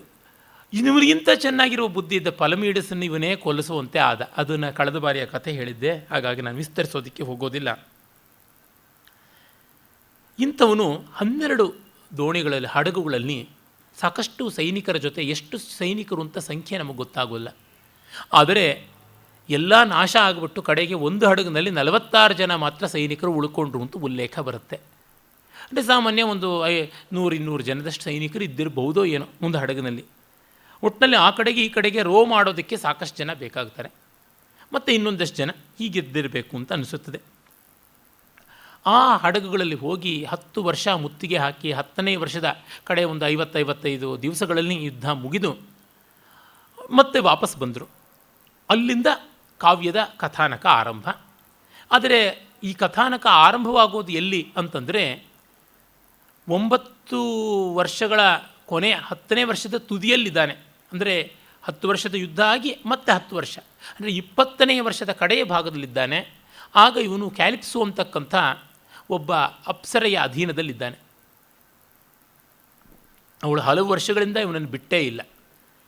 ಅವಳಿಂದ ಇವನನ್ನು ಬಿಡಿಸಿಕೊಂಡು ಮತ್ತೆ ತವರಿಗೆ ಸೇರಿಸಬೇಕಾಗಿದೆ. ಆ ಹೊಣೆ ಯಾರ್ದು? ಇವನ ಅಭಿಮಾನ ದೇವತೆಯಾದಂಥ ಅಥಿನಾದೇವಿ. ಇದು ಅಥಿನಾ ವೀರರ ಮೇಧಾವಿಗಳ ದೇವತೆ.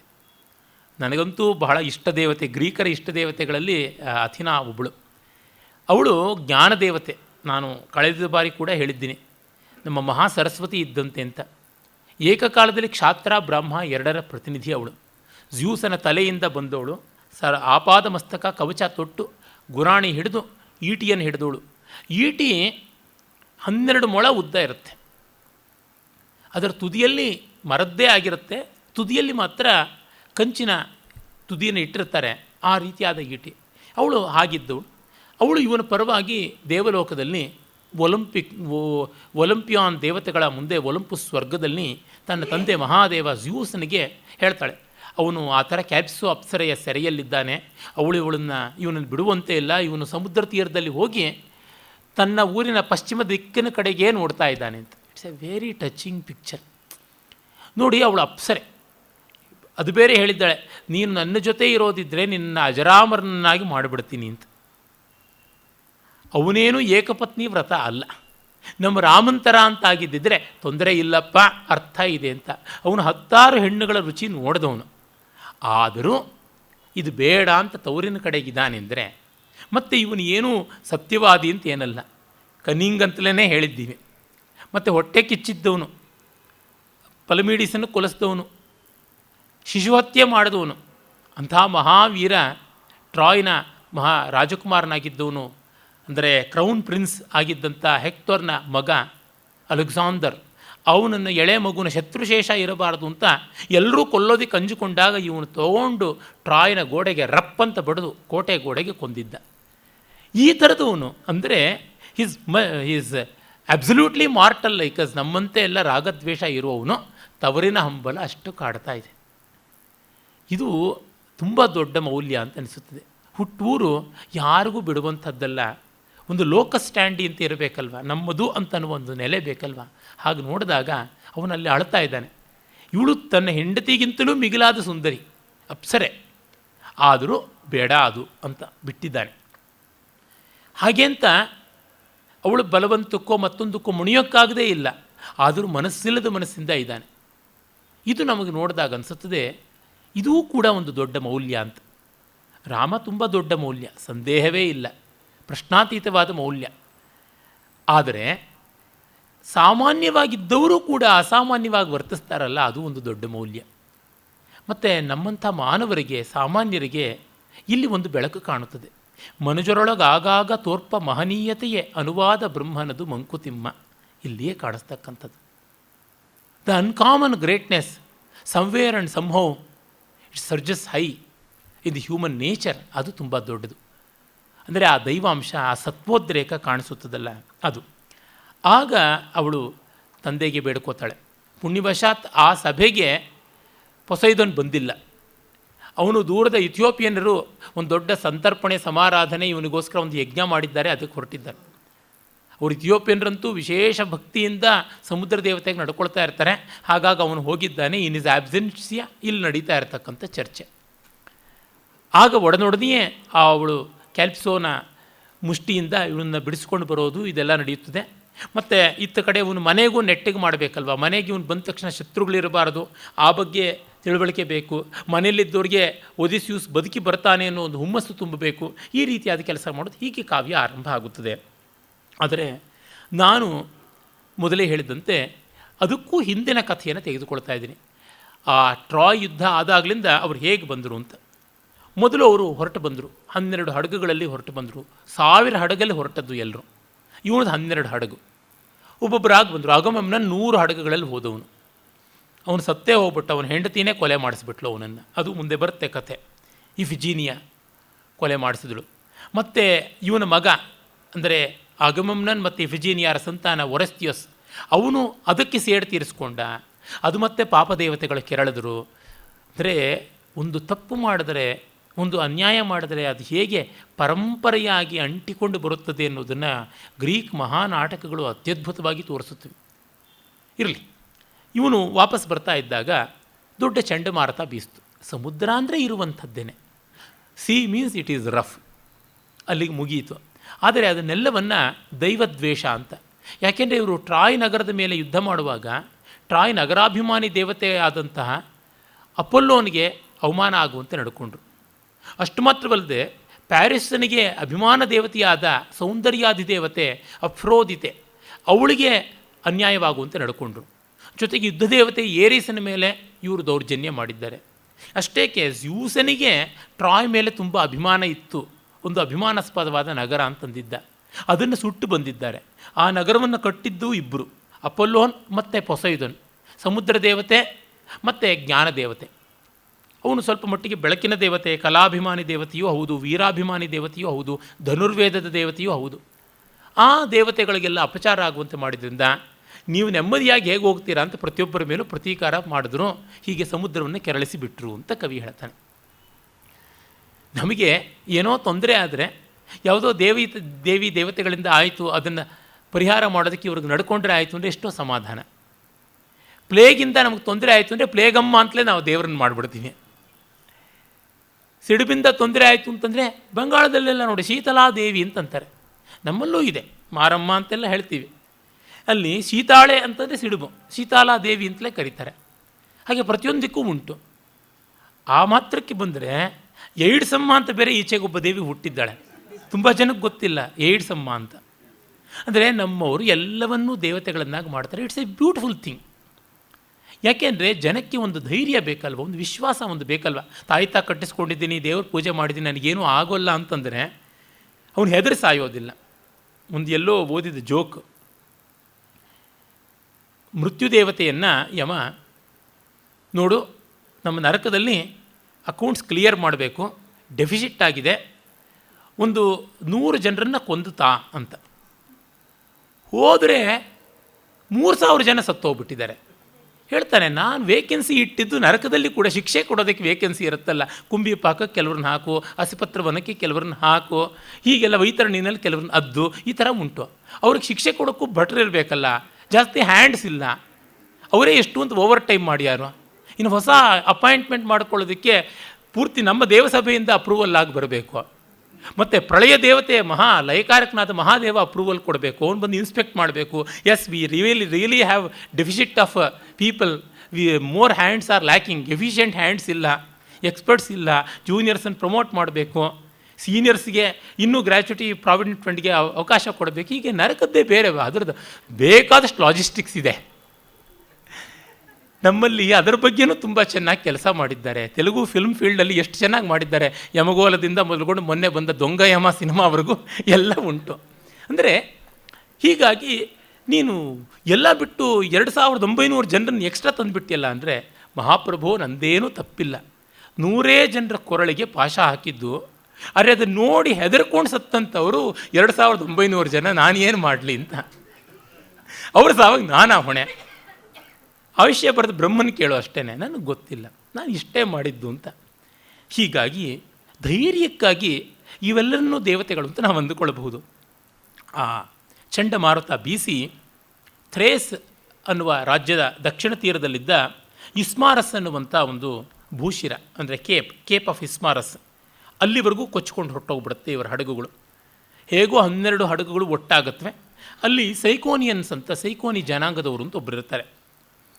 ಅವರು ಪಾಪ ಸಾಧುಗಳು, ಅವ್ರ ಮೇಲೆ ಇವರು ದುಂಡಾವೃತ್ತಿ ಮಾಡಿಬಿಡ್ತಾರೆ.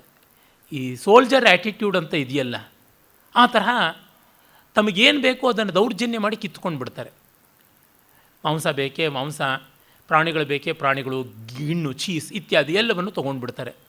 ಅಲ್ಲಿ ಅಪೊಲ್ಲೋನ್ ದೇವರ ಪೂಜಾರಿ ಒಬ್ಬ ಮೇರನ್ ಅಂತ ಇದ್ದ. ಅವನು ಪಾಪ ಇವ್ರನ್ನ ಸಮಾಧಾನ ಮಾಡೋದಕ್ಕಿಂತ ಒಂದು ಬೆಳ್ಳಿಯ ಗಾಬ್ಲೆಟ್, ಅಂದರೆ ಮದ್ಯಪಾತ್ರೆಯನ್ನು, ಮತ್ತು 12 ಜಾಡಿಗಳಷ್ಟು ತೀಕ್ಷ್ಣವಾದ ಮದ್ಯವನ್ನು ಕೊಡ್ತಾನೆ, ಕಾನ್ಸಂಟ್ರೇಟೆಡ್ ವೈನ್. ಎಷ್ಟಂದರೆ ಅದಕ್ಕೆ 1:20 ರೇಷಿಯೋದಲ್ಲಿ ನೀರನ್ನು ಬೆರೆಸ್ಕೋಬೇಕಾಗಿರುತ್ತೆ, ಆ ಮಟ್ಟದ್ದು ಅಷ್ಟು ಕೊಟ್ಬಿಡ್ತಾನೆ. ಮತ್ತು 7 ಟ್ಯಾಲೆಂಟ್ ಬಂಗಾರ, ಇದನ್ನೆಲ್ಲ ಕೊಟ್ಟುಬಿಟ್ಟು ನಮ್ಮ ಊರಿಗೆ ಇನ್ನು ಬರಬೇಡಿಪ್ಪ ಹೋಗಿ ಅಂತಾನೆ. ಆದರೆ ಈ ಜನ ಅಷ್ಟಕ್ಕೆ ತೃಪ್ತರಾದರೆ ಸರಿಯೇ, ಒದಿಸ್ಯೂಸ್ನ ಅನುಚರರು ಇಲ್ಲ ಇನ್ನೂ ಚೆನ್ನಾಗಿ ಮಜಾ ಉಡಾಯಿಸೋಣ ಅಂತ ಗಲಾಟೆ ಮಾಡ್ತಾರೆ. ಊರಿನ ಜನ ಇವರು ಬಗ್ತಾ ಇಲ್ಲ ಅಂತ ಗೊತ್ತಾಗಿ ರಾತ್ರಿನೇ ಪಕ್ಕದ ಊರಿಗೆಲ್ಲ ಹೋಗಿ ಅಲ್ಲಿ ಬಲಾಢ್ಯರಾದಂಥ ಸೈನಿಕರಿರ್ತಾರೆ, ಕರ್ಕೊಂಡು ಬರ್ತಾರೆ. ಅವರು ಇವ್ರನ್ನ ಸರಿಯಾಗಿ ಬೆಳೆದ ಪೈರನ್ನು ಕತ್ತರಿಸೋಕೆ ಆರಂಭ ಮಾಡ್ತಾರೆ. ಒಂದೊಂದು ಹಡಗಿನಲ್ಲಿ 6 ಜನ ಅಂತ 12 72 ಜನ ಇವ್ರ ಕಡೆ ಸತ್ತು ಹೋಗ್ಬಿಡ್ತಾರೆ. ಮತ್ತು ಅಳುದುಳಿದವರೆಲ್ಲ ಸೇರಿಕೊಂಡು 12 ದೋಣಿಗಳಲ್ಲಿ, ಹಡಗುಗಳಲ್ಲಿ ಬರ್ತಾರೆ. ಈಜಿಯನ್ ಸಮುದ್ರಕ್ಕೆ ಬರ್ತಾರೆ. ಮತ್ತೆ ಚಂಡಮಾರುತ 9 ದಿವಸ 9 ರಾತ್ರಿ ಆ ಚಂಡಮಾರುತದಲ್ಲಿ ಹೇಗೇಗೋ ಒದ್ದಾಡಿಕೊಂಡು ಆಫ್ರಿಕಾದ ಲಿಬಿಯಾ ಹತ್ತಿರ ಬರ್ತಾರೆ. ಅಲ್ಲಿ ಒಂದು ವಿಚಿತ್ರವಾದ ತೀರ ಸಿಗುತ್ತೆ. ಅಲ್ಲಿರುವವರೆಲ್ಲರೂ ಕೂಡ ಲೋಟಸ್ ಈಟರ್ಸ್, ಕಮಲ ಭಕ್ಷಕರು. ಇದರ ಬಗ್ಗೆ ಟೆನಿಸನ್ ಲೋಟಸ್ ಈಟರ್ಸ್ ಅಂತಲೇ ಒಂದು ಕವಿತೆಯನ್ನು ಬರೆದಿದ್ದಾನೆ. ಅಂದರೆ ಅವರಿಗೆ ಕಮಲದ ಬೀಜಗಳು ತಿಂದುಬಿಟ್ರೆ ಇನ್ನೇನು ಬೇಕು ಅನಿಸೋಲ್ಲ, ಯಾವುದೋ ಒಂದು ಭ್ರಮಲೋಕದಲ್ಲಿರ್ತಾರೆ, ಮಂಕು ಕವಿದಂತೆ ಇರ್ತದೆ, ಒಂದು ಮರೋಸಿವ್ನೆಸ್ ಬರ್ತದೆ. ಪ್ಯಾಸಿವ್ ಎಂಟರ್ಟೈನ್ಮೆಂಟ್, ಓಪಿಯಂ ಈಟರ್ಸ್ ತರಹ ಅವರಿರ್ತಾರೆ. ಏನೂ ಬೇಡ, ಏನೂ ಇಲ್ಲ, ಇಲ್ಲೇ ಎಲ್ಲ ಇದೆ, ಹಾಯಾಗಿದ್ದೀವಿ, ನಮಗಿನ್ನೇನು ಬೇಡ ಅಂತ. ಊರನ್ನು ನೋಡ್ಕೊಂಡು ಬನ್ನಿ, ಏನೋ ವಿಶೇಷ ಅಂತ ಕೆಲವರು ಸೈನಿಕರನ್ನು ಕಳಿಸಿಕೊಟ್ರೆ ಆ ಸೈನಿಕರೆಲ್ಲ ಲೋಟಸ್ ಈಟರ್ಸ್ ಆಗಿ, ಕಮಲ ಭಕ್ಷಕರಾಗಿ ಅಲ್ಲಿಯೇ ಉಳಿದು ಬಿಡ್ತಾರೆ. ಆ ಮಂಕನ್ನು ಬಗೆಹರಿಸಿಕೊಂಡು ಅವ್ರನ್ನ ಬಿಡಿಸಿಕೊಂಡು ಕಷ್ಟಪಟ್ಟು ಎಳ್ಕೊಂಡು ಬರ್ತಾನೆ. ಎಳ್ಕೊಂಡು ಮತ್ತೆ ಪ್ರಯಾಣ ಮಾಡ್ತಾನೆ. ಹಾಗೆ ಪ್ರಯಾಣ ಮಾಡಿದಾಗಲೇ ಒಂದು ವಿಲಕ್ಷಣವಾದ ದ್ವೀಪಕ್ಕೆ ಹೋಗಿ ತಲುಪ್ತಾರೆ. ಅದು ಸೈಕ್ಲೋಪರ ದ್ವೀಪ. ಆ ದ್ವೀಪದಲ್ಲಿ ಇವರು ಹೋದರೆ ದೊಡ್ಡ ಹೆಜ್ಜೆಗಳು, ಕುರಿ ಹೆಜ್ಜೆಗಳೆಲ್ಲ ಕಾಣಿಸುತ್ತವೆ. ಒಳ್ಳೆ ನಮಗೆ ಅವಕಾಶ ಇದೆ, ಮಾಂಸ ಇತ್ಯಾದಿ ತುಂಬಿಕೋಬೇಕು. ಪ್ರಯಾಣದಲ್ಲಿ ನೀರು ಬೇಕಾಗುತ್ತದೆ, ಆಹಾರ ಬೇಕಾಗುತ್ತದೆ. ಅದಕ್ಕಾಗಿ ಎಲ್ಲೋ ಒಂದು ಕಡೆ ಲಂಗರ್ ಹಾಕಲೇಬೇಕು. ಅವೇನು ನಮ್ಮ ದೊಡ್ಡ ದೊಡ್ಡ ಈ ಕಾಲದ ಹಡಗುಗಳಲ್ವಲ್ಲ. ಹಾಗಾಗಿ ಅಲ್ಲಲ್ಲಿ ದಡದ ಅಂಚಿಗೆ ಬರ್ತಾ ಇದ್ದಿದ್ದು ಆಹಾರಾದಿಗಳನ್ನು, ನೀರನ್ನು ಎಲ್ಲ ತೆಗೆದುಕೊಂಡು ಬರ್ತಾರೆ. ಮತ್ತು ಒಂದೇ ಸಮುದ್ರದ ಪ್ರಯಾಣ ಕೂಡ ಮನುಷ್ಯನ ಬುದ್ಧಿಯನ್ನು ಸ್ಥಿಮಿತದಲ್ಲಿಡೋದಿಲ್ವಲ್ಲ. ಆ ಸಿಕ್ನೆಸ್ ಅನ್ನೋದು ಬರುತ್ತಲ್ಲ, ಅದನ್ನು ಹಗುರ ಮಾಡ್ಕೊಳ್ಳೋದಕ್ಕೆ ಬೇರೆ ಬಣ್ಣವನ್ನು, ಬೇರೆ ನೆಲೆಯನ್ನು ಕಾಣಬೇಕು. ಬರ್ತಾರೆ. ಬಂದು ಅಲ್ಲಿಗೆ ಹೋದಾಗ ಒಂದು ಗುಹೆ ಒಳಗೆ ಸಾಕಷ್ಟು ಗಿಣ್ಣು ಸಿಗುತ್ತದೆ. ಕುರಿಯ ಗಿಣ್ಣು ಸಿಗುತ್ತದೆ. ದೊಡ್ಡ ದೊಡ್ಡ ಕುರಿಗಳಿವೆ ಅಂತ ಗೊತ್ತಾಗುತ್ತದೆ. ಅಲ್ಲಿ ನೋಡಿ ಒದಿಸ್ಯೂಸ್ನ ಲಾಲಸೆ ಏನು ಮಾಡುತ್ತದೆ ಅಂತ. ಅದು ಯಾಕೋ ಪರಿಸರದಲ್ಲಿ ಜೊತೆಗಿದ್ದವರಿಗೆಲ್ರಿಗೂ 12 ಜನರನ್ನು ಚೆನ್ನಾಗಿರ್ತಕ್ಕಂಥ ಕಟ್ಟುಮಸ್ತಾದ ಆಳುಗಳನ್ನೇ ಕರ್ಕೊಂಡು ಹೋಗಿರ್ತಾನೆ ತನ್ನ ಹಡಗಿನಿಂದ. ಅವ್ರುಗಳಿಗೆ ಅನಿಸುತ್ತದೆ ಇಲ್ಲಿರೋದು ಬೇಡ, ಏನೋ ತೊಂದರೆ ಆಗುತ್ತದೆ ಅಂತ. ಜೊತೆಗೆ ಇವನು ತುಂಬ ತೀಕ್ಷ್ಣವಾದ ಮದ್ಯವನ್ನು ಒಂದು ದೊಡ್ಡ ಚರ್ಮದ ಚೀಲದ ತುಂಬ ತುಂಬಿಕೊಂಡು ಹೋಗಿರ್ತಾನೆ. ಅದು ಯಾವ ಸಿಕ್ಸ್ತ್ ಸೆನ್ಸ್ ಇವನಿಗೆ ಕೆಲಸ ಮಾಡುತ್ತೋ ಏನೋ, ಅದೇ ಇವನಿಗೆ ತುಂಬ ಉಪಕಾರಕವೂ ಆಗುತ್ತದೆ. ಆದರೆ 6 ಜನರನ್ನು ಬಲಿ ಕೊಟ್ಟ ಮೇಲೆ ಆಗುತ್ತದೆ ಅದು. ಅವನಲ್ಲಿ ಉಳ್ಕೊಳ್ತಾನೆ. ಈ ಮನೆ ಒಡೆಯ ಬರ್ಬೋದು, ದೊಡ್ಡ ದೊಡ್ಡ ಗುಹೆಗಳು. ಹಗಲು ಇವರು ಹೋಗಿದ್ದು, ಸಂಜೆ ಹೊತ್ತಿಗೆ ಹೊಲ ಗದ್ದೆಗಳ ಕೆಲಸ ಮುಗಿಸಿಕೊಂಡು ಪಶುಸಂಗೋಪನೆ ಬೇರೆ ಮಾಡ್ತಾ ಇದ್ದವರಾಗಿರ್ಬೋದು. ಯಾರೂ ಕಾಣಿಸ್ತಾ ಇರೋದಿಲ್ಲ. ಬಂದು ನಮಗೆ ಅತಿಥಿಗಳು ಅಂತ ಬಹುಮಾನ ಕೊಟ್ಟಾನು ಅಂತ. ಇದು ನೋಡಿ ಏನೋ ಒಂದು ಸಣ್ಣ ಆಸೆ. ಒಂದು ದೇಶದ ರಾಜ ಒಂದು ದೊಡ್ಡ ದೇಶವನ್ನು ಕೊಳ್ಳೆ ಹೊಡ್ಕೊಂಡು ಬಂದಿದ್ದಾನೆ. ಮಧ್ಯದಲ್ಲಿ ಸಣ್ಣ ಪುಟ್ಟದ್ದನ್ನೆಲ್ಲ ನುಂಗಿ ನೀರು ಕುಡಿದು ಬಂದಿದ್ದಾರೆ. ಆದರೂ ಈ ಆಸೆ ಅನ್ನೋದಿದೆಯಲ್ಲ, ಅದು ಬರುತ್ತದೆ ಅಂತಂದರೆ ಒಂದು ಆಸೆ. ಆ ಆಸೆ ಮತ್ತು ಸೈಕ್ಲೋಪ್ನ ನಾಯಕನಾದ ಪಾಲಿಫೀವಸ್ ಮೂಲಕವಾಗಿ ಅವನ ತಂದೆ ಪೊಸೈದನಿಗೆ ಆಗ್ರಹ ಬಂದು ಅವನು ಇವನನ್ನು ಬೆನ್ನಟ್ಟಿ ಒದ್ದಾಡಿಸುವಂತೆ ಮಾಡುತ್ತದೆ ಅಂತಂದರೆ, ಕನಕಮೃಗ ದರ್ಶನದ ಜಾನಕಿಗೆ ಚಪಲ ಅಂತ ಕೇಳಿದ್ದೀವಲ್ಲ, ಸೀತೆ ಏನೋ ಬಯಸಿಬಿಟ್ಲು ಪಾಪ, ಚಿನ್ನದ ಜಿಂಕೆನ. ಏನೆಲ್ಲ ಅನಾಹುತವಾಯಿತು. ಇಲ್ಲಿ ಆ ಬಹುಮಾನದ ಬಯಕೆ, ಗಿಫ್ಟ್ ಕೊಡ್ತಾರೆ ಅಂತ. ಇನ್ನು ಇವತ್ತು ಅಕ್ಷಯ ತೃತೀಯ, ಎಷ್ಟೆಷ್ಟು ಬೆಳ್ಳಿ ಬಂಗಾರದ ಅಂಗಡಿಗಳ ಮುಂದೆ ಕ್ಯೂ ನಿಂತಿದ್ದು, ಯಾರ್ಯಾರು ನಿಂತಿದ್ದಾರೋ ಗೊತ್ತಿಲ್ಲ, ಇನ್ನೂ ನಿಂತಿರಬಹುದು. ಅವ್ರುಗಳ ಗಿಫ್ಟ್ಗಳು ಬೇರೆ ಇರ್ತವೆ. ಈ ಗಿಫ್ಟ್ಗೋಸ್ಕರವಾಗಿ ಎಷ್ಟೆಲ್ಲ ವ್ಯಾಪಾರಗಳನ್ನು, ಮನೆತನಗಳನ್ನೇ ಹಾಳು ಮಾಡಿಕೊಂಡಿದ್ದಾರೆ. All this cosmetic shows are entirely wrong. ಎಲ್ಲ ಮನುಷ್ಯನ ದೌರ್ಬಲ್ಯವನ್ನೇ ಅವಲಂಬಿಸಿಕೊಂಡಿರತಕ್ಕಂಥದ್ದು. ಅವನಲ್ಲಿ ಉಳಿದು ಬಿಡ್ತಾನೆ. ಕತ್ತಲಾಗ್ತಾ ಇದ್ದಂತೆ ಆ ಭಯಾನಕನಾದ ಪಾಲಿಫೀಮಸ್ ಬರ್ತಾನೆ. ವಿಕರಾಳವಾದ ಶರೀರ, ತಾಲ ಪ್ರಮಾಣವಾದಂಥ ಎತ್ತರ, ಹಣೆಯಲ್ಲಿ ಬೆಳಗತಕ್ಕಂಥ ಬೆಂಕಿಯ ಕೆಂಡದ ಹಾಗೆ ಒಂದೇ ಕಣ್ಣು, ದೊಡ್ಡ ಬಾಯಿ, ಓರೆ, ಉಗುರುಗಳು ಮಾರು ಉದ್ದದ್ದು. ಬಂದವನು ಇವ್ರನ್ನ ನೋಡ್ತಾನೆ. ಇವ್ರುಗಳು ಹಲ್ಲಿಗಳಂತೆ ಹೆದರ್ಕೊಂಡು ಗೋಡೆ ಅಂಚಿಗೆ ಹೊರಟೋಗ್ಬಿಡ್ತಾರೆ. ಈ ಎಲ್ಲ ಮಕ್ಕಳ ಕಥೆಗಳಾಗಿ ನೀವು ಕೇಳೇ ಇರ್ತೀರ. ಮತ್ತು ಈ ಥೀಮ್ ಅದು ಎಷ್ಟು ಅಂತಂದರೆ, ಈ ಸಂದರ್ಭದಲ್ಲಿ ಒಂದೊಂದು ಮಾತನ್ನು ನಾನು ಹೇಳಬೇಕು. ಮುಂದಿನ ಎಷ್ಟೋ ಕಾವ್ಯಗಳಲ್ಲಿ ಇವು ಪುನರುಕ್ತವಾದಂಥದ್ದನ್ನು ನಾವು ಕಾಣ್ತೀವಿ. ವಿಶೇಷವಾಗಿ ಈ ಥರದ್ದನ್ನು ಸಿಂಧಬಾದನ ಕಥೆಗಳಲ್ಲಿ ನಾವು ನೋಡ್ತೀವಿ. ಸಿಂಧಬಾದು ಸೈಕ್ಲೋಪರನ್ನು ಹೋಗಿ ನೋಡ್ದ ಅಂತಕ್ಕಂಥದ್ದು ಇಲ್ಲೇ ಕಾಣಿಸುತ್ತದೆ. ಮತ್ತು ಪಾಶ್ಚಾತ್ಯರ ಎಷ್ಟೋ ಫೇರಿ ಟೇಲ್ಸಲ್ಲಿ ಕೂಡ ಇದು ಬರುತ್ತದೆ. ಇನ್ನು ಆ ಮಾತ್ರಕ್ಕೆ ಬಂದರೆ, ಈ ಒಂದು ನರಕವನ್ನು ಹೋಗಿ ನೋಡಿದ್ದು ಮತ್ತು ಪ್ರಯಾಣ ಮಾಡಿದ್ದು ಇತ್ಯಾದಿಗಳು ಕೆಲವು ಕೃತಿಗಳಲ್ಲಿ ಮತ್ತೆ ಕಾಣಿಸುತ್ತದೆ. ಮುಂದಿನ ನಾವು ತೆಗೆದುಕೊಳ್ತಾ ಇರ್ತಕ್ಕಂಥ ಲ್ಯಾಟಿನ್ನಿನ ಕಾವ್ಯ ಯಾವುದುಂಟು, ಈನಿಯಡ್ಡಲ್ಲಿ ಇದೆಲ್ಲ ಕೂಡ ವಿವರಗಳು ಬರ್ತವೆ. ಜೊತೆಗೆ ಹೋಮರ್ನಿಗಿಂತ ಪ್ರಾಚೀನವಾಗಿದ್ದ ಯಾವುದೋ ಅನಾಮಧೇಯ ಕವಿ ಬರೆದಂಥ ಮೆಸೊಪಟೋಮಿಯಾದ ಗಿಲ್ಗಮೇಶ್ ಕಾವ್ಯ ಯಾವುದಿದೆ, ಅಲ್ಲಿ ಕೂಡ ಈ ಥರದ್ದೇ ಬರ್ತದೆ. ಆ ಗಿಲ್ಗಮೇಶ್ ನಾಯಕ, ಅವನ ಎನ್ಕಿಡು ಅಂತ ಒಬ್ಬ ಗೆಳೆಯ, ಅವನು ಸತ್ತೋಗ್ಬಿಟ್ಟಾಗ ಅವನನ್ನು ಹುಡುಕೊಂಡು ನರಕದವರೆಗೂ ಇವನು ಹೋಗ್ತಾನೆ ಅನ್ನುವಂಥ ಕಥೆಗಳೆಲ್ಲ ಬರ್ತದೆ. ಹೀಗೆ ಎಷ್ಟೋ ಹಿಂದಿನ ಕಾವ್ಯಗಳ ಸ್ವಾರಸ್ಯವನ್ನು ನಾವಿಲ್ಲಿ ಕಾಣ್ತೀವಿ. ಇಲ್ಲಿ ಆ ಸೈಕ್ಲೋಪರ ಒಂದು ವಿವರ ರೋಮಾಂಚನವಾದಂಥದ್ದು, ಭಯ ಆಗುವಂಥದ್ದು, ಮಕ್ಕಳಿಗಂತೂ ತುಂಬ ಸಂತೋಷ ತಂದುಕೊಡುವಂಥದ್ದು. ಒಂದೇ ಸರ್ತಿಗೆ ಅವನು ನೀವು ಯಾರು ವ್ಯಾಪಾರಿಗಳ, ಕಡಲ್ಗಳ್ಳರ, ಯಾರು ಪೈರೇಟ್ಸಾ, ಯಾರು ಅಂತ ಕೇಳ್ತಾನೆ. ಇವ್ರು ನಾವು ಯಾರೂ ಅಲ್ಲ, ನಾವು ಹೀಗೆ ಬಂದಿದ್ದೀವಿ ಅಂತ ಕಥಾ ವಿವರಗಳನ್ನೆಲ್ಲ ಹೇಳ್ತಾನೆ. ಆಗ ನಿಮ್ಮ ಉಳಿದವರು ಎಲ್ಲಿದ್ದಾರೆ ಅಂತ ಕೇಳ್ತಾರೆ. ಆಗ ಇವನಿಗೆ ಬುದ್ಧಿ ಚುರುಕಾಗುತ್ತೆ. ನೋಡಿ, ನಮ್ಮ ಹಡಗು ಒಡೆದೋಗ್ಬಿಡ್ತು, ಏನೋ ಪೊಸೈದನನ್ನ ಆಗ್ರಹದಿಂದಾಗಿ ನಾವು ಇಲ್ಲಿಗೆ ಹೇಗೋ ದಡಕ್ಕೆ ಈಜುಕೊಂಡು ಬಂದಿದ್ದೀವಿ ಅಂತಾನೆ. ಯಾಕೆಂದರೆ ಹಡಗುಗಳು 12 ಹಡಗುಗಳಷ್ಟಿವೆ ಅಂದರೆ ಅಷ್ಟಕ್ಕೂ ಹೋಗ್ಬಿಟ್ಟು ತಿಂದುಬಿಟ್ಟಾನು ಅಂತ. ಇವರಲ್ಲಿ ಇಬ್ಬರನ್ನ ಹಿಡಿದು ಬಂಡೆಗೆ ಬಡಿದು ಹಸಿಯಾಗಿ ಕಿತ್ತುಕೊಂಡು ತಿಂತಾನೆ ಅಂತ ಬರ್ತದೆ. ಭಯಾನಕವಾದಂಥ ವಿವರ. ಅದನ್ನು ನೋಡಿ ಇವರಿಗೆ ತುಂಬ ಸಂಕಟ ಆಗುತ್ತದೆ. ಒಡಿಸ್ಯೂಸ್ಗೆ ಒಡನೆಯವನ್ನು ಕೊಲ್ಲಬೇಕು ಅನಿಸುತ್ತದೆ. ಆದರೆ ಬಡವನ ಕೋಪ ದವಡೆಗೆ ಮೂಲ, ಏನೂ ಮಾಡೋಕ್ಕಾಗೋಲ್ಲ. ಹಲ್ಲು ಕಚ್ಕೊಂಡು ಹಲ್ಲೇ ಮುರಿಯುತ್ತದೆ.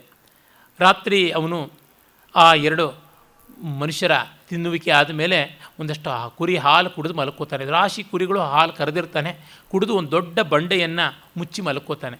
ಜೊತೆಗೆ ಅವನು ನಿದ್ರೆ ಮಾಡ್ತಾ ಇದ್ದಾಗ ಕೊಂದರೂ ಬಂಡೆಯನ್ನು ಮತ್ತೆ ಸರಿಸೋಕ್ಕೆ ಯಾರ ಕೈಯಲ್ಲೂ ಆಗೋಲ್ವಲ್ಲ. ಆ ಕಾರಣವಾಗಿ ಯೋಚನೆ ಮಾಡ್ತಾನೆ. ಮರುದಿನ ಬೆಳಗ್ಗೆ ಮತ್ತೆ ಬ್ರೇಕ್ಫಾಸ್ಟ್ ಇಬ್ಬರನ್ನು ಕೊಂದು ತಿಂದು ಹೋಗ್ತಾನೆ. ನೋಡಿ, 12 ಜನರಲ್ಲಿ 6 ಜನ ಕಣ್ಣೆದುರಿಗೆ ಸಾಯ್ತಾ ಇದ್ದಾರೆ ಅಂದರೆ ಅದು ಏನು ಯುದ್ಧವೇ? ನಮ್ಮಂತೆ ನಿಮ್ಮಂತೆ ಮನುಷ್ಯರೇ ಕೊಲ್ತಾ ಇದ್ದಾರೆ ಅಂದರೆ ನಾವು ಪ್ರಿಪೇರ್ಡ್ನೆಸ್ ಆದರೂ ಇರುತ್ತದೆ. ರಾಕ್ಷಸ ಒಬ್ಬ ಹಸಿ ಹಸಿಯಾಗಿ ಕಿತ್ತುಕೊಂಡು ತಿಂತಾ ಇದ್ದಾನೆ ಅಂತಂದರೆ ಯಾವ ತರಹ? ಮತ್ತು ನಾವು ಯಾರು ಅವನ ಕೈಗೆ ಸಿಗ್ತೀವೋ ಗೊತ್ತಿಲ್ಲ. ಯಾರು ಡೆಸ್ಟಿನಿ ಅವನಿಗೆ ಇವತ್ತು ಬ್ರೇಕ್ಫಾಸ್ಟ್ ಆಗೋದಿದೆಯೋ, ಡಿನ್ನರ್ ಆಗೋದಿದೆಯೋ, ಸಪ್ಪರ್ ಆಗೋದಿದೆಯೋ, ಈ ಥರದ್ದು ಅಂತ ಅನ್ನೋದಿದೆಯಲ್ಲ. ಈ ಉತ್ಕಟತೆಯನ್ನು ಮಹಾಕಾವ್ಯಗಳಲ್ಲದೆ ನಾವು ಇನ್ನೇನು ಅಗ್ಗದ ಕಾದಂಬರಿಗಳಲ್ಲಿ ಓದೋಕ್ಕಾಗುತ್ತೆ. ಮಹಾಕಾವ್ಯಗಳಲ್ಲಿ ಈ ಸೂಕ್ಷ್ಮತೆಗಳು ಬರುವಂಥವು. ಮತ್ತು ಅದು ಶತಶತಮಾನಗಳಿಂದ ಪಾಕಗೊಂಡು ಬಂದಾಗ ನಮಗೆ ಸಿಗುತ್ತದೆ. ಆಮೇಲೆ ಹೋಮರ್ ಇದನ್ನೆಲ್ಲ ಬರೆಯುವಾಗ ಅಗ್ಗದ ರಂಜನೆಯಂತೆ ಬರೆಯೋದಿಲ್ಲ. ತುಂಬ ಡೀಪಾದ ಕಾಂಟೆಂಪ್ಲೇಟಿವ್ ಆದ ಡಿಟ್ಯಾಚ್ಮೆಂಟಿಂದ ಬರೀತಾನೆ. ನನ್ನ ಒಬ್ಬ ತರುಣ ಮಿತ್ರ ಈಗ ಒಂದು 8-10 ದಿವಸಗಳ ಕೆಳಗೆ ಒಂದು ಮೇಲ್ ಚರ್ಚೆ ನಡೀತಾ ಇದೆ. ಅಲ್ಲಿ ಆತ ಲಾರ್ಡ್ ಆಫ್ ದಿ ರಿಂಗ್ಸ್ ಈ ಥರದ ಪುಸ್ತಕಗಳು ರಾಮಾಯಣಕ್ಕಿಂತ ಯಾವ ಥರ ಕಡಿಮೆ ಅನ್ನುವಂತೆ ಬರೆದಿದ್ದ. ಮತ್ತು ನಾನು ನನ್ನ ಪೂರ್ವೋಕ್ತ ಮಿತ್ರ ಅರ್ಜುನ್ ಭರದ್ವಾಜ್ ನಾನು ಒಂದು ರಿಜಾಯಿಂಡ್ರ್ ಬರೆದು ಕಳಿಸಿದ್ವಿ. ಅವನು ಇಲ್ಲ ಗುಬ್ಬಿ ಮೇಲೆ ಬ್ರಹ್ಮಾಸ್ತ್ರ ಅಂತ ನೀವು ಲಾರ್ಡ್ ಆಫ್ ದಿ ರಿಂಗ್ಸ್ ಮೇಲೆ ನಿಮ್ಮ ಈ ಮಸ್ದ ಆಯುಧಗಳನ್ನೆಲ್ಲ ಹಾಗೆ ಬಳಸಬೇಡಿ ಅಂತಂದು ಮತ್ತೆ ಅದೇ ಹಳೆ ದಾರಿಗೆ ಬಂದಿದ್ದಾನೆ. ಅವನಿಗೆ ಉತ್ತರ ನಾನು ಬರೀಬೇಕಾಗಿದೆ. ಏನಂತಂದರೆ, ಈ ಕೃತಿಗಳಲ್ಲಿ ಅವರೇ ಸೃಷ್ಟಿ ಮಾಡಿದ ಮೈಥಾಲಜಿ, ಲಾರ್ಡ್ ಆಫ್ ದಿ ರಿಂಗ್ಸಲ್ಲಾಗಲಿ ಅಥವಾ ರೌಲಿಂಗ್ ಬರೆದಂತಹ ಹ್ಯಾರಿ ಪಾಟರ್ಲಾಗಲಿ, it is all their creation. ಅವರ ಬುದ್ಧಿಶಕ್ತಿಯನ್ನು ಮೆಚ್ಚಬಹುದು. ಆದರೆ ಹೋಮರ್ ಇವನ್ನೆಲ್ಲ ಕ್ರಿಯೇಟ್ ಮಾಡಿದ್ದಲ್ಲ, ಒಂದು ಸಮುದಾಯ ಸೃಷ್ಟಿ ಮಾಡಿದಂಥದ್ದನ್ನು ತಗೋತಾ ಇದ್ದಾನೆ. ಆ ಕಾರಣದಿಂದ ಕಲೆಕ್ಟಿವ್ ಕಾನ್ಷಿಯಸ್ನ ಪ್ರಾಡಕ್ಟ್ ಆಗಿರೋದ್ರಿಂದ ಕಲೆಕ್ಟಿವ್ ಕಾನ್ಷಿಯಸ್ನ ಮೆಚ್ಯೂರಿಟಿ ಆ್ಯಂಡ್ ಡಿಟ್ಯಾಚ್ಮೆಂಟ್ ಕೂಡ ಇದೆ. ಹಾಗಾಗಿಯೇ ರಾಮಾಯಣವನ್ನು ಮೂಲದಲ್ಲಿ ಓದಿದ್ರೆ ಅದು ಖಂಡಿತ ಮಕ್ಕಳ ರಂಜನೆಯ ಕಥೆ ಆಗೋಲ್ಲ. ರಾಮಾಯಣವನ್ನು ನೀವು ಸಂಗ್ರಹವಾಗಿ ಮಕ್ಕಳ ಕಥೆ ಹೇಳುವಂಥ ರೀತಿಯಲ್ಲಿ ಹೇಳಿದ್ರೆ ಅದು ಅಗ್ಗದ ರಂಜನೆ ಆಗಬಹುದು. ಆದರೆ ಮೂಲವನ್ನು ಓದಿದಾಗ ಹಾಗನ್ಸೋಲ್ಲ. ಹೋಮರ್ ಕೂಡ ಅಷ್ಟೇ, ಮೂಲದಲ್ಲಿ ಓದುವಾಗ ಆ ಥರ ಅನಿಸೋಲ್ಲ. ಆದರೆ ಲಾರ್ಡ್ ಆಫ್ ದಿ ರಿಂಗ್ಸ್ ಆಗಲಿ ಹ್ಯಾರಿ ಪಾಟರ್ ಆಗಲಿ ಮೂಲದಲ್ಲಿ ಓದುವಾಗ ಒಬ್ಬನ ಬುದ್ಧಿಶಕ್ತಿ ಅಂತ ಮತ್ತೆ ನಮ್ಮನ್ನು ಬಡಿತಾ ಇರುತ್ತದೆ. ಮತ್ತು ಆ ಮೈಥಾಲಜಿಗೆ ಇನ್ನೆಲ್ಲೂ ಅವಕಾಶ ಇಲ್ಲ. ಅವರೇ ಅಪ್ಪ, ಅವರೇ ಅಮ್ಮ, ಎಲ್ಲ ಅವರೇನೆ. ಹಾಗಾಗಿ ಅವರ ಬುದ್ಧಿಶಕ್ತಿ ನಮಗೆ ಎದ್ದೆದ್ದು ತೋರ್ತಾ ಇರುತ್ತೆ. ನಮ್ಮ ನೈಷಧಿ ಚರಿತ ಬರೆದ ಶ್ರೀಹರ್ಷನ ಬುದ್ಧಿಶಕ್ತಿ ಇದ್ದಂತೆ ಕಾಣಿಸ್ತಾ ಇರ್ತದೆ, ಇನ್ನೇನೂ ಅಲ್ಲ. ಹಾಗಾಗಿ more than appreciating the emotive content, we are baffled by the peculiar intelligence of the authors. ಹಾಗಾಗಿ ನಮಗೆ ರೋಮಾಂಚನ ಆಗ್ಬೋದು, ವಾರೆವ್ವಾ ಅಂತ ಅನಿಸ್ಬೋದೇ ಹೊರತುನುವೆ ಕಣ್ಣೀರು ಬರೋದಿಲ್ಲ, ಆನಂದ ಅನ್ನುವ ಅರ್ಥ ಆಗುವಂಥದ್ದಲ್ಲ. ಇದು ನನ್ನ ಅನುಭವ. ಅಭಿಪ್ರಾಯ ಭೇದಗಳಿರ್ಬೋದು, ಆದರೆ ಸತರ್ಕವಾಗಿ ಕೊಟ್ಟರೆ ಉತ್ತರ ಕೊಡ್ಬೋದು. ನಮಗೂ ಅನಿಸುತ್ತೆ ಅಂದರೆ ಏನು, ನಿಮಗೂ ಅನಿಸುತ್ತೆ, ನಮಗೂ ಅನಿಸುತ್ತೆ, ಯು ಎಂ ವಯಂ ಅಂತ ಅಷ್ಟಕ್ಕೆ ಸುಮ್ಮನೆ ಆಗ್ಬೋದು. ಆಮೇಲೆ ಅವನು ಕಣ್ಣೆದುರಿಗೆ ಆ ಸಾವನ್ನು ನೋಡ್ತಾ ಪ್ರತೀಕಾರ ಮಾಡಬೇಕು. ನೋಡಿ, ನಿನ್ನೆ ದಿವಸ ಅನಿರೀಕ್ಷಿತ ಇಬ್ಬರು ಸತ್ತೋಗ್ಬಿಟ್ರು, ಬೆಳಗ್ಗೆ ನಿರೀಕ್ಷಿತ ಇಬ್ಬರು ಸಾಯ್ತಾ ಇದ್ದಾರೆ. ವೆಯ್ಟಿಂಗ್ ಫಾರ್ ಡೆತ್ ಇದೆಯಲ್ಲ, ತುಂಬ ಕಷ್ಟ. ನಮಗೆ ಯಾರಿಗೂ ಎಂದು, ಯಾವಾಗ, ಎಲ್ಲಿ, ಹೇಗೆ ಸಾಯ್ತೀವಿ ಅಂತ ಗೊತ್ತಿಲ್ಲ. ಒಂದು ನಿಶ್ಚಿಂತೆ. ಇಂಥ ಜಾಗದಲ್ಲಿ ಹೀಗೆ ಈ ಥರ ಅಂತಂದುಬಿಟ್ರೆ ಹೆಜ್ಜೆಗೂ ನಮಗೆಷ್ಟು ಆತಂಕ ಆಗುತ್ತದೆ. ನಾಳೆ ಬೆಳಗ್ಗೆ ಅವನ ತಿಂಡಿಗೆ ನಮ್ಮಲ್ಲಿಬ್ಬರು ಅಂತ ಅಂದುಕೊಂಡಾಗ ಹೇಗಿರುತ್ತೆ ಸಂದರ್ಭ. ಇದು ಮಹಾಕಾವ್ಯದಲ್ಲಿ ನಾವು ಆಲೋಚನೆ ಮಾಡಬೇಕಾದದ್ದು. ಇದು ಮಕ್ಕಳ ರಂಜನೆಯ ಕಥೆಯಲ್ಲಿ ಬರೋದಿಲ್ಲ. ಮಕ್ಕಳ ರಂಜನೆ ಕಥೆಯಲ್ಲಿ ಆ ಇಬ್ಬರು ಸತ್ರು ಮತ್ತೊಬ್ಬರು ಸತ್ರು ಅನ್ನೋದು ಅದು ಬರೋಲ್ಲ. ಅವನು ಕಣ್ಣನ್ನು ತಿವಿದಂಥ ರೋಮಾಂಚನವೇ ಅಲ್ಲಿ ಕಾಣುವಂಥದ್ದಾಗುತ್ತೆ. The end product is more important. But an epic essentially for a mature mind, ಅಲ್ಲಿ ಇದನ್ನು ನಾವು ನೋಡ್ತೀವಿ. ಮತ್ತು ಅವನಿಗೆ ಎಷ್ಟು ಬಾರಿ ಅನಿಸಿರುತ್ತೆ, ನನ್ನ ಪೆದ್ದತನದಿಂದ, ನನ್ನ ದುರಾಶೆಯಿಂದ ಏನೋ ಅವರು ಬಹುಮಾನ ಕೊಡ್ತಾರೆ, ಅತಿಥಿಗೆ ಗೌರವ ಕೊಡ್ತಾರೆ ಅಂತ. ಗ್ರೀಕರಲ್ಲಂತೂ ಅತಿಥಿ ಪೂಜೆ ಅಂದರೆ ತುಂಬ ದೊಡ್ಡದು. ಅತಿಥಿ ಪೂಜೆ ಹೆಚ್ಚು ಕಡಿಮೆ ಆಗಿಬಿಟ್ರೆ ಸಾಕ್ಷಾತ್ ಅತಿಥಿ ದೇವತೆಗಳೇ ಅಗ್ರಗಣ್ಯ ಆಗಿರುವಂಥ ಜ್ಯೂಸನ ಕೋಪ ಬರುತ್ತೆ. ಒಂದು ಹಳ್ಳಿಯಲ್ಲಿ ಆತಿಥೇಯರು ಸರಿಯಾಗಿರಲಿಲ್ಲ ಅಂತ ಇಡೀ ಹಳ್ಳಿಯನ್ನೇ ಸರೋವರವಾಗಿ ಮಾಡಿ ಜನರನ್ನೆಲ್ಲ ಕಪ್ಪೆ ಮೀನುಗಳನ್ನಾಗಿ ಮಾಡಿಬಿಟ್ಟ ಅಂತಲೂ ಕಥೆ ಇದೆ. ಹೀಗಾಗಿ ಆ ಜನ ಅತಿಥಿಗಳಿಗೆ ಆತಿಥ್ಯಕ್ಕೆ ಕೊಟ್ಟ ಗೌರವ ಎಷ್ಟು ದೊಡ್ಡದು. ಅದು ನಿಜವಾಗಲೂ ನಮ್ಮ ಮಲೆನಾಡಿನ ಆತಿಥ್ಯ ಅದನ್ನೇ ನನ್ನ ನೆನಪಿಗೆ ತರಿಸುವಂಥದ್ದಾಗುತ್ತೆ. ಗ್ರೀಕರ ಆತಿಥ್ಯದ ಗೌರವ ಎಂಥದ್ದು ಅನ್ನುವಂಥದ್ದು. ಹೀಗಿರುವಾಗ ಅವನು ಎಷ್ಟು ಒದ್ದಾಡಿರ್ತಾನೆ, ಆದರೂ ಧೃತಿಗೆಡಬಾರ್ದು. ಮತ್ತು ನೋಡಿ, ಹಾಗಂತ ಸಾವು ಬಂದಾಗ ನೀನು ಮುಂದೆ ಹೋಗು ಅಂತ ನಮಗೆ ಗೊತ್ತಿಲ್ಲದೇ ನಮ್ಮ ದೇಹ ತಳ್ಳಿಬಿಟ್ಟಿರುತ್ತೆ ಬೇರೆಯವ್ರನ್ನ. ಆ ಉಳಿದ 10 ಜನರಲ್ಲಿ ಯಾರು ಬಲಿಷ್ಠನೋ ಅವನು ಮಿಕ್ಕವ್ರನ್ನ ತಳ್ಳಿಬಿಟ್ಟು ತಾನು ಮೂಲೆಗಿದ್ದು ನೋಡ್ಕೋತಾನೆ. ಆದರೆ ಆ ರಾಕ್ಷಸ ಮತ್ತು ಕಿಡಿಗೇಡಿ ಯಾರು ಮೈ ತುಂಬಿಕೊಂಡಿದ್ದಾರೋ ಅವ್ರನ್ನೇ ಹಿಡ್ಕೋತಾನೆ. ಆ ಸಿಂಧಬಾದನ ಕಥೆಯಲ್ಲಿ ಬರುತ್ತದೆ. ಇದೇ ಸೈಕ್ಲೋಪುರದ ವಿವರಗಳು ಬಂದಾಗ ಆ ಕಡಲಿನಲ್ಲಿ ದೋಣಿ ಹಡಗನ್ನು ನಡೆಸ್ತಕ್ಕಂಥ ಸರಂಗ ಅಂತ ಕರಿತೀವಲ್ಲ, ಅವನು ಯಾವನು ಕರ್ಣಧಾರ ಅಂತ ಹೇಳ್ತೀವಿ, ಚುಕ್ಕಾಣಿ ಹಿಡಿದವನು ಕ್ಯಾಪ್ಟನ್, ಅವನು ಬಹಳ ದಡೂತಿ ವ್ಯಕ್ತಿ ಅಂತೆ. ಅವನನ್ನು ಅಲ್ಲಿ ಸೈಕ್ಲೋಪ್ ಇನ್ನೂ ಸ್ವಲ್ಪ ಮೆಚ್ಯೂರು, ಇವನು ಹಸಿ ಮಾಂಸ ತಿನ್ನೋನು. ಸಿಂಧಬಾದನ್ ಸ್ವಲ್ಪ ಈಚೆಗಾಯ್ತಲ್ಲ, ಅವನು ಒಂದು ದೊಡ್ಡ ಶೂಲಕ್ಕೆ ಚುಚ್ಚಿ ಬೆಂಕಿ ಮೇಲೆ ಹಾಗೆ ಸಜೀವವಾಗಿ ರೋಸ್ಟ್ ಮಾಡ್ಕೊಂಡು ತಿಂದುಬಿಡ್ತಾನೆ. ಅದು ಇನ್ನೂ ಘೋರವಾದಂಥ ಒಂದು ವಿವರ ಬರುತ್ತೆ. ಆದರೆ ಇಲ್ಲಿ ಅವೆಲ್ಲ ಪ್ಯಾರಾಮೀಟರ್ಸ್ ಇವೆ.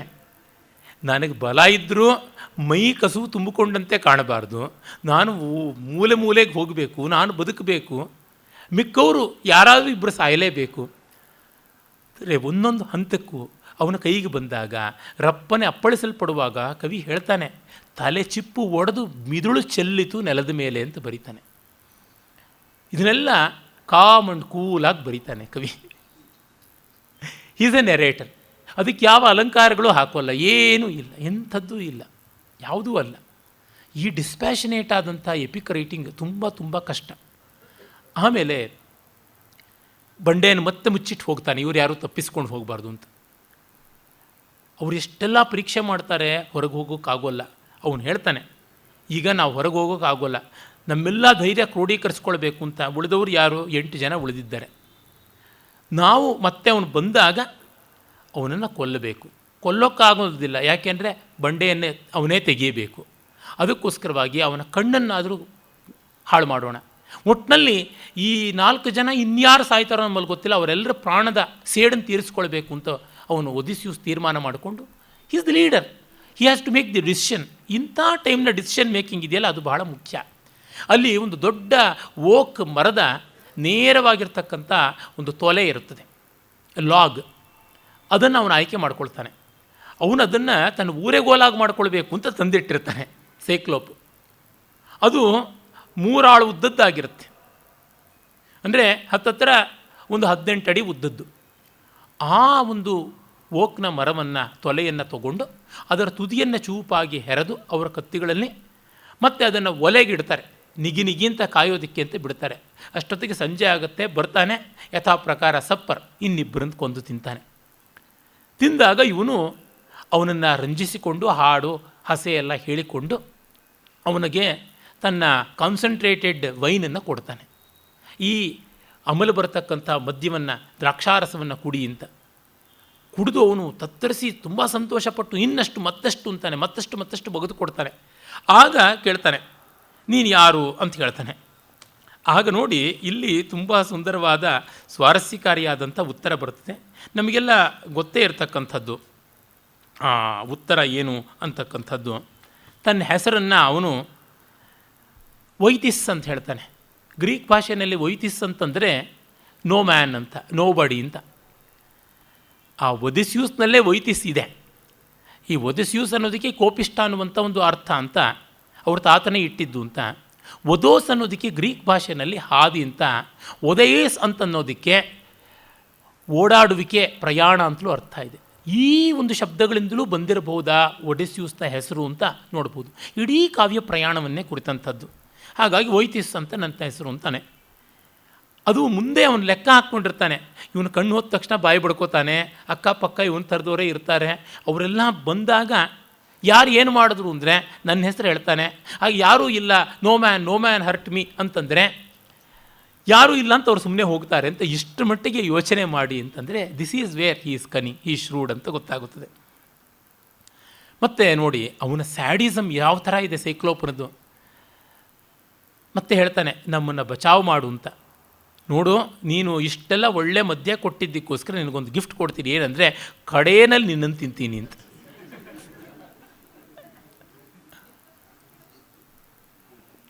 ಇಂಥದ್ದು, ಈ ರೀತಿಯಾದಂಥದ್ದು ಲೋಕದಲ್ಲಿ ಈ ಥರದ್ದು ನೋಡ್ತಾ ಇರ್ತೀವಿ. ಇಷ್ಟು ದುಷ್ಟರುಗಳು ಇರ್ತಾರೆ. ಸೈಕ್ಲೋಪ್ನ ಆಕಾರದಲ್ಲಿದ್ದೇ ಇಲ್ಲದೆ ಇದ್ದರೂ ಮನುಷ್ಯ ರೂಪೇಣ ಮೃಗಾಶ್ಚರಂತಿ ಅಲ್ಲ, ಮನುಷ್ಯ ರೂಪೇಣ ಅಸುರಾಹ ಚರಂತಿ. ಆಮೇಲೆ ಅವನು ಮದ್ಯಪಾನದ ಮತ್ತಿನಿಂದ ಮಲಗಿಬಿಟ್ಟಾಗ ಒಲೆಯಲ್ಲಿ ಕಾದಿರ್ತಕ್ಕಂಥ ಕೆಂಡವೇ ಆಗಿರುವ ತುದಿ ಉಳ್ಳ ಮೊನಚಾದ ತುದಿ ಉಳ್ಳದನ್ನು ಗಟ್ಟುಮುಟ್ಟಾಗಿರ್ತಕ್ಕಂಥ ತನ್ನ ಅನುಚರರು 3-4 ಜನನ ಇಟ್ಟುಕೊಂಡು ಆ ಕಣ್ಣಿನೊಳಗೆ ತೂರಿಸಿ ಮಥನ ಮಾಡಿಬಿಟ್ಟ ಅಂತ ಹೇಳ್ತಾನೆ. ಹೋಮರ್ ಹೇಳ್ತಾನೆ, ಕಡಿದು ಬಿಟ್ಟ, ತಿರುವು ಬಿಟ್ಟ ಗಿರಗಿರ ಅಂತ. ಆ ಕಣ್ಣು ಸೀದು ಕಣ್ಣು ಪಾಪೆ ಪಠಾರಂತ ಹಾರಿ ಮಾಂಸ ಬೆಂದು ಆವಿಯಾಗಿ ಅದು ಚೊಯ್ ಅಂತ ಮೇಲಕ್ಕೆ ಶಬ್ದ ಬಂತು ಅಂತ ಕವಿ ಹೇಳ್ತಾನೆ. ಆಮೇಲೆ ಅವನು ಇಡೀ ಗುಹೆಯೇ ದದ್ದರಿಸಿ ಹೋಗುವಂತೆ ಆರ್ತನಾದ ಮಾಡ್ತಾನೆ. ಅಕ್ಕದವರು ಎಲ್ಲರೂ ಬರ್ತಾರೆ. ಅವನ ಹಣೆಗೆ ಚುಚ್ಕೊಂಡು ಬಿಟ್ಟಿರುತ್ತೆ ಅದು ಹಾಗೇನೆ. ಅದನ್ನು ಕಿತ್ತು ದೂರಕ್ಕೆ ಎಸಿತಾರೆ. ಇವರು ಅವನ ಕೈಗೆ ಎಲ್ಲೂ ಸಿಕ್ಕದಂತೆ ದೂರ ಹೋಗ್ತಾರೆ. ಕಂಡದ್ದನ್ನೆಲ್ಲ ಎಲ್ಲ ದಿಕ್ಕಿಗೆ ಎಸಿತಾನೆ. ಕೈಗೆ ಸಿಕ್ಕ ಬಂಡೆ, ಕೈಗೆ ಸಿಕ್ಕ ಕುರಿ ಎಲ್ಲವನ್ನೂ ಎಸಿತಾ ಇರ್ತಾನೆ. ಒಂದು ಏಟು ಇವರು ಬೀಳದಂತೆ ಮೂಲೆಯಲ್ಲಿ ಬಚ್ಚಿಟ್ಕೊಳ್ತಾರೆ. ಆಗ ಅಕ್ಕಪಕ್ಕದವ್ರು ಬಂದು ಕೂಗಿದಾಗ ಅದೇ ಇವನು ಮತ್ತೆ ಹೇಳ್ತಾ ಇರ್ತಾನೆ, ವೈತಿಸ್ ನನ್ನನ್ನು ತೊಂದರೆ ಮಾಡಿದ್ದು ಇಲ್ಲಪ್ಪ ಅಂತಂತಾನೆ. ಯಾರೂ ಇಲ್ಲ ಅಂತ. ಏನಾಗುತ್ತೆ, ಅವರು ಹೋಗ್ತಾರೆ. ಆಮೇಲೆ ಆ ರಾತ್ರಿ ಇಡೀ ಅವನು ನರಳಾಟದಲ್ಲೇ ಇರ್ತಾನೆ. ಇವನು ಮತ್ತೆ ನಿರ್ಗಮನಕ್ಕೆ ಕೂಡ ಉಪಾಯ ಮಾಡ್ತಾನೆ. ದೊಡ್ಡ ಕುರಿಗಳು ಮೈ ತುಂಬ ರೋಮಭರಿತವಾದವು, ಉಣ್ಣೆ ಇರತಕ್ಕಂಥವು. 3 ಕುರಿಗಳನ್ನು ಕಟ್ಟಿ ಅದರ ಕೆಳಕ್ಕೆ ಒಬ್ಬೊಬ್ಬ ಅನುಚರ ಅಂತ ಉಳಿದ 6 ಜನ ಅನುಚರರನ್ನು 12 ಕುರಿಗಳನ್ನು ಮಾಡ್ತಾನೆ. ತಾನು ಹೋಗೋದಕ್ಕಿಂತ ದೊಡ್ಡ ಟಗರು, ಆ ಟಗರು ಒಂದಕ್ಕೆ ಕೆಳಗಡೆಗೆ ಆತ್ಕೊಂಡು ಬಿಡ್ತಾನೆ. ಬೆಳಗ್ಗೆ ಎದ್ದು ಇವನು ಕುರುಡಾಗಿಯೇ ಹಾಲು ಕರೆದು ಇನ್ನು ಹೊರಗಡೆ ಬಿಡಬೇಕಲ್ಲ, ಆ ಕಬ್ಬಿಣದ ಬಾಗಿಲು, ಕಬ್ಬಿಣಕ್ಕಿಂತ ಗಟ್ಟಿಯಾದ ಬಂಡೆಗಲ್ಲಿನ ಬಾಗಿಲನ್ನು ತೆಗಿತಾನೆ. ಮತ್ತು ಒಂದೊಂದಾಗಿ ಕುರಿಗಳನ್ನು ಕಳಿಸ್ತಾ ಬರ್ತಾನೆ. ಇವನು 3 ಕುರಿಗಳನ್ನು ಮೊದಲು ತಳ್ತಾನೆ ಕುರಿಗಳ ಸಮೂಹದಲ್ಲಿ. ಇವನು ಮೇಲೆ ಎಲ್ಲ ಕೂತಿರ್ಬೋದು ಅಂತ ಸವರ್ತಾ ಬರ್ತಾನೆ. ಕಟ್ಟ ಕಡೆಗೆ ಒಡಿಸ್ಯೂಸ್ನ ಭಾರಕ್ಕೆ ಆ ಟಗರು ನಿಧಾನಕ್ಕೆ ಬರುತ್ತೆ. ಇವನು ಕೇಳ್ತಾನೆ, ಅಯ್ಯೋ ಟಗರೆ, ನಿನಗೆ ನನ್ನ ಮೇಲೆ ಎಷ್ಟು ಪ್ರೀತಿ, ನನಗೆ ನಿನ್ನ ಕಂಡ್ರೆ ತುಂಬ ಇಷ್ಟ. ಮೊದಲು ನಾಯಕನಾಗಿ ಮುಂದೆ ಹೋಗ್ತಾ ಇದ್ದಿದ್ದು, ನೀನು ಯಾತಕ್ಕೆ ಹಿಂದೆ ಬಂದೆ ಅಂತ. ಆಗ ಕೆಳಗಿದ್ದವನ ಬಾಯಿಗೆ ಜೀವ ಬಂದಿರಬೇಕು ನೋಡಿ ಒಡಿಸ್ಯೂಸ್ಗೆ. ನನಗೆ ನೋವಾಯಿತು, ನನ್ನ ಕಣ್ಣು ಹೋಯಿತು ಅಂತ ನೀನು ಪಾಪ ವಿಷಾದದಿಂದ ಹಿಂದೆ ಕಾಲು ಎಳ್ಕೊಂಡು ಬರ್ತಾ ಇದೆಯಾ ಅಂತ ಕಳಿಸ್ಕೊಡ್ತಾನೆ. ಆಮೇಲೆ ಹೊರಗೆ ಬಂದ ಮೇಲೆ, ಸಾಕಷ್ಟು ದೂರ ಬಂದ ಮೇಲೆ ಇವನು ನೌಕೆಗೆ ಹತ್ತುಕೊಂಡು ಕುರಿಗಳನ್ನೂ ತುಂಬಿಕೊಂಡು, ಗಿಣ್ಣು ಇತ್ಯಾದಿ ಎಲ್ಲ ಮೊದಲೇ ಸಾಗಿಸ್ಕೊಂಡಿದ್ದಾರಲ್ಲ ಎಲ್ಲವನ್ನೂ ತುಂಬಿಕೊಂಡು ಲಂಗರನ್ನು ಎತ್ತಿಬಿಟ್ಟು ಹೇಳ್ತಾನೆ, ಈಗ ಹೇಳ್ತೀನಿ ಪಾಲಿಫಿಮಸ್, ನಿನ್ನ ಕಣ್ಣನ್ನು ತಿವಿದವರು ವೈತಿಸ್ ಅಂತಲ್ಲ ಒದಿಸ್ಯೂಸ್ ಅಂತ ಹೇಳು, ಇಥಾಕಾದ ರಾಜ ಲೈರ್ತಿಸ್ನ ಮಗ ನಾನು ಅಂತ ಹೇಳು ಅಂತ ಕೂಗುತ್ತಾನೆ. ಅವನಿಗೆ ಕೆಂಡಾಮಂಡಲ ಕೋಪ ಬಂದು ಬಂಡೆಯನ್ನು ಎಸಿತಾನೆ. ಒಂದು ಬಂಡೆ ಅಂತೂ ಇವರ ದೋಣಿಯಿಂದ ಆಚೆಗೆ ಬಿದ್ದು ಅದರ ರಿಪ್ಪಲ್ಸಿಂದ ಇವರು ಮತ್ತೆ ದಡಕ್ಕೆ ಬರೋ ಥರ ಆಗುತ್ತೆ. ಮತ್ತು ಇನ್ನೊಂದು ಬಂಡೆಯನ್ನು ಎಸಿತಾನೆ, ಅದು ಈಚೆಗೆ ಬಿದ್ದು ಆ ಮೂಲಕ ಇನ್ನೂ ದೂರ ಹೋಗೋ ತರಹ ಆಗುತ್ತೆ. ಇನ್ನೊಂದು ಬಂಡೆಯಿಂದಂತೂ ಒಂದು ಸ್ವಲ್ಪ ಚುಕ್ಕಾಣಿಗೆ ಏಟಾಗುವಂತೆ ಇರುತ್ತದೆ. ಇವನಿಗೆ ಬೇಕಿತ್ತ ಈ ಹೆಸರು ಕೂಗಾವಂಥದ್ದು? ಆದರೆ ನೋಡಿ, 6 ಜನರನ್ನು ಕಳ್ಕೊಂಡಿದ್ದು, ಮತ್ತು ಅವನ ಕಣ್ಣು ತಿವಿದು ಗೆದ್ದದ್ದು, ಆ ನೋವಿನ ರೋಷ, ಸೇಡು ತೀರಿಸ್ಕೊಂಡಿದ್ದ ಹೆಮ್ಮೆ. ನನಗಿದನ್ನು ಓದ್ತಾ ಇದ್ದಂತೆ ಇಂದು ಬೆಳಗ್ಗೆ ಭಾಗವನ್ನು ಮತ್ತೆ ನೋಡ್ತಾ ಇದ್ದೆ. ನನಗೆ ತಕ್ಷಣ ಜ್ಞಾಪಕ ಬಂದಿದ್ದು, ಈ ಅವಿವೇಕದ ಕೆಲಸ ಇಷ್ಟು ಬುದ್ಧಿವಂತನೂ ಮಾಡಿದ್ನಲ್ಲ. ಅವು ಯಾಕೆ ಅಂತಂದರೆ ಅವನು ಪಾಲಿಫಿಮಸ್ ಮತ್ತೆ ಸಮುದ್ರ ದಡದಲ್ಲೇ ಮಂಡಿ ಊರಿಬಿಟ್ಟು ತನ್ನ ತಂದೆ ಸೈಕ್ಲೋಪರ, ತನಗೆ ತಂದೆ ಆಗಿರ್ತಕ್ಕಂಥ ಪೊಸೈದನಿಗೆ ಪ್ರಾರ್ಥನೆ ಮಾಡ್ತಾನೆ. ಪೊಸೈದನ್ ಥೂಸ ಅಂತ ಒಬ್ಬ ಜಲದೇವತೆ, ನಿಂಫ್, ಅವಳನ್ನು ಮದುವೆ ಆಗಿ ಅವಳಲ್ಲಿ ಹುಟ್ಟಿದಂಥ ಈ ರಾಕ್ಷಸ ಸಂತಾನ ಇವನು. ಆ ಮದುವೆ ಅಂತಲೂ ಅಲ್ಲ, ಅಕ್ರಮ ಸಂತಾನ ಅಂತ ಅನ್ನಬೇಕು. ಥೂಸ ಅಂತಕ್ಕಂಥ ಒಬ್ಬ ಜಲದೇವತೆಯ ಮಗ ಇವನು. ಹಾಗಾಗಿ ತಂದೆಯ ಅನುಗ್ರಹ ಇವನಿಗುಂಟು. ಅವನು ಮಂಡಿ ಊರಿ ಬೇಡಿ, ನನ್ನನ್ನು ಹೀಗೆ ನೋವು ಮಾಡಿದಂಥ ಒದಿಸ್ಯೂಸ್ ಅಂತ ಇಥಾಕಾದ ಲೈರ್ತೀಸ್ನ ಮಗ, ಇನ್ನು ತಪ್ಪಾಗೋಕ್ಕೆ ಸಾಧ್ಯ ಇಲ್ಲ, ಅವನನ್ನು ಎಂದೆಂದೂ ತವರಿಗೆ ಸೇರದಂತೆ ಮಾಡು ನೀನು ಅಂತ ಬೇಡ್ಕೋತಾನೆ. ಸಮುದ್ರದಿಂದಲೇ ಅಲೆಗಳ ಕೈಯಿಂದ ಅವನು ಆಗಲಿ ಅಂತ ತಥಾಸ್ತುಂದು ಬಿಡ್ತಾನೆ. ಈ ಅನರ್ಥ ಬೇಕಿತ್ತ ಇವನಿಗೆ? ಇಷ್ಟು ಜಂಬ ಕೊಚ್ಕೋಬೇಕಿತ್ತ ಅಂತ. ಆಗ ತತ್ಕ್ಷಣ ನನಗೆ ಓದ್ತಾ ಇದ್ದಾಗ ಮಹಾಭಾರತದ ವಿರಾಟ ಪರ್ವದಲ್ಲಿ ದ್ರೌಪದಿಯ ವರ್ತನೆ ಜ್ಞಾಪಕ ಬಂತು. ಕೀಚಕನನ್ನು ಅರ್ಧರಾತ್ರದಲ್ಲಿ ಆ ನರ್ತನ ಶಾಲೆಗೆ ಕರೆಸಿ ಭೀಮನ ಮೂಲಕ ಕೊಲ್ಲಿಸ್ತಾಳೆ. ಹೇಗೆ ಕೊಲ್ಲಿಸಿದ್ದು ಅಂತಂದರೆ ಕುಮಾರವ್ಯಾಸ ಹೇಳ್ತಾನೆ, ಖಳನು ಕಾಲನ ಕೋಣ ತುಳಿದಂತೆಳೆಯೋಳು ಹೊರಗಿರೆ ಅಂತ. ಯಮನ ಕೋಣ ಬಂದು ಇವನ ಮೈ ಮೇಲೆ ಕುಣಿದಾಡದಂತೆ ಅವನು ನಜ್ಜುಗುಜ್ಜಾಗ್ಬಿಟ್ಟಿದ್ದ. ಅವನ ಕೈ ಕಾಲುಗಳನ್ನೆಲ್ಲ ಹೊಟ್ಟೆನಲ್ಲಿ ತಿವಿದು ಸೇರಿಸಿ ಒಂದು ಆಮೆ ಥರ ಮಾಡಿಟ್ಬಿಟ್ಟಿದ್ದ ಅಂತಲೂ ಬರುತ್ತೆ ಮಹಾಭಾರತದಲ್ಲಿ. ತನ್ನ ಹೆಂಡತಿ ಮೇಲೆ ಕೈ ಮಾಡಿದ್ದವನು, ತುಂಬಿದ ಸಭೆಯಲ್ಲಿ ಅವಳು ಬೆನ್ನಿಗೆ ಒದ್ದವನು, ಮೂಗಿಂದ ರಕ್ತ ಬರೆಸಿದವನು, ಭೀಮ ಅಲ್ಲೇ ನಿಂತು ನೋಡಿದವನು, ಒಂದು ಮರವನ್ನೇ ಕಿತ್ಕೊಂಡು ಬಡಿದು ಬಿಡಬೇಕು ಅಂತ ನೋಡಿದವನು, ಧರ್ಮರಾಜನಿಂದಾಗಿ ತಡೆದಿದ್ದು. ಈಗ ಇಷ್ಟು ರೋಷ ಇದೆ ಅವನಿಗೆ, ಎಲ್ಲ ನಡೀತು. ಆಮೇಲೆ ದೀಪದ ಬೆಳಕಿನಲ್ಲಿ ನೋಡಿ ಅವನ ಹೆಣವನ್ನು ಭೀಮ ತೋರಿಸ್ತಾನೆ, ಸಂತೋಷಪಟ್ಲು ಅಂತ ಬರುತ್ತೆ. ಆಯಿತು, ಇಷ್ಟೆಲ್ಲ ಆಯಿತು. ಭೀಮ ನೆಟ್ಟಿಗೆ ಸ್ನಾನ ಮಾಡಿ ಹೋಗಿ ಮಲ್ಕೊಂಡ ಅಡುಗೆ ಮನೇಲಿ. ಮತ್ತೆ ಇವಳು ಹೊರಗಡೆಗೆ ಬಂದು ಸೈನಿಕರಿಗೆ ನೋಡಿ ನೋಡಿ ನನ್ನ ಗಂಡಂದಿರಾದ ಗಂಧರ್ವರು ನನ್ನ ಮೇಲೆ ಕೈ ಮಾಡೋಕ್ಕೆ ಬಂದ ಕೀಚಕನನ್ನು ಹೇಗೆ ಕೊಂದಿದ್ದಾರೆ ಅನ್ನೋದನ್ನು ನೋಡಿ ಅಂತ ಹೇಳಿಬಿಟ್ಟು ಹೋಗ್ತಾಳೆ. ಇದು ಬೇಕಿತ್ತೆ. ಆಮೇಲೆ ಉಪಕೀಚಕರು ಬಂದು, ಕೀಚಕನ ತಮ್ಮಂದರು 101 ಜನ, ಇವಳನ್ನು ಕೀಚಕನ ಆತ್ಮಕ್ಕೆ ಶಾಂತಿ ಆಗಬೇಕು ಅಂತ ಆಮೆ ತರಹ ಹಿಪ್ಪೆ ಮಾಡಿರೋ ಹೆಣದ ಮೇಲೆ ಇವಳನ್ನು ಕಟ್ಟು ಹಾಕಿಬಿಟ್ಟು ಚಟ್ಟ ಹೊರಿಸ್ಕೊಂಡು ಹೋಗ್ತಾರೆ. ಊರೂರು ಮೆರವಣಿಗೆ ಮಾಡಿಕೊಂಡು ಸ್ಮಶಾನಕ್ಕೆ. ಆಗ ಮತ್ತೆ ಇವಳು ಜಯ ಜಯಂತ, ಜಯತ್ಸೇನ, ಜಯದ್ಬಲ, ವಿಜಯ ಅಂತ ಪಾಂಡವರನ್ನೇ ಕೂಕ್ಕೋಬೇಕು. ಮತ್ತೆ ಸಂಕಟ ಬಂದಾಗ ವೆಂಕಟರಮಣ ಭೀಮ ಬರ್ತಾನೆ. ಪಾಪ ಬಂದು ಸ್ಮಶಾನದಲ್ಲಿ ಅವರೆಲ್ಲರನ್ನೂ ಮತ್ತೆ ಗಂಧರ್ವ ವೇಷ ಹಾಕ್ಕೊಂಡು ಬಂದಿರ್ತಾನೆ. ಒಂದು ದೊಡ್ಡ ಮರವನ್ನೇ ಮುರ್ಕೊಂಡು ಎಲ್ಲರನ್ನೂ ಬಡಿದು 101 ಜನರನ್ನು ಕೊಂದು ಅವಳನ್ನು ಬಿಡಿಸ್ಕೊಂಡು ಬರ್ತಾನೆ. ಆಮೇಲೆ ಅವನು ಮತ್ತೆ ಸ್ನಾನ ಮಾಡಿ ಪಾಕಶಾಲೆ ಬಾಗಿಲು ನಿಂತಾಗ ಇವಳು ಸ್ನಾನ ಮಾಡಿ ಬಿರೆ ಹೋಯ್ಕೊಂಡು ಬಂದು ನನ್ನನ್ನು ಕಾಪಾಡಿದ ಗಂಧರ್ವಾಯ ನಮೋ ನಮಃ ಅಂತ ಹೇಳ್ಬಿಟ್ಟು ಹೋಗ್ತಾಳೆ. ಈ ಹ್ಯೂಮರ್ರೇ ಏನಿದು ಅಂದರೆ ಅವಳಿಗೆ ಅಷ್ಟು ರೊಚ್ಚು.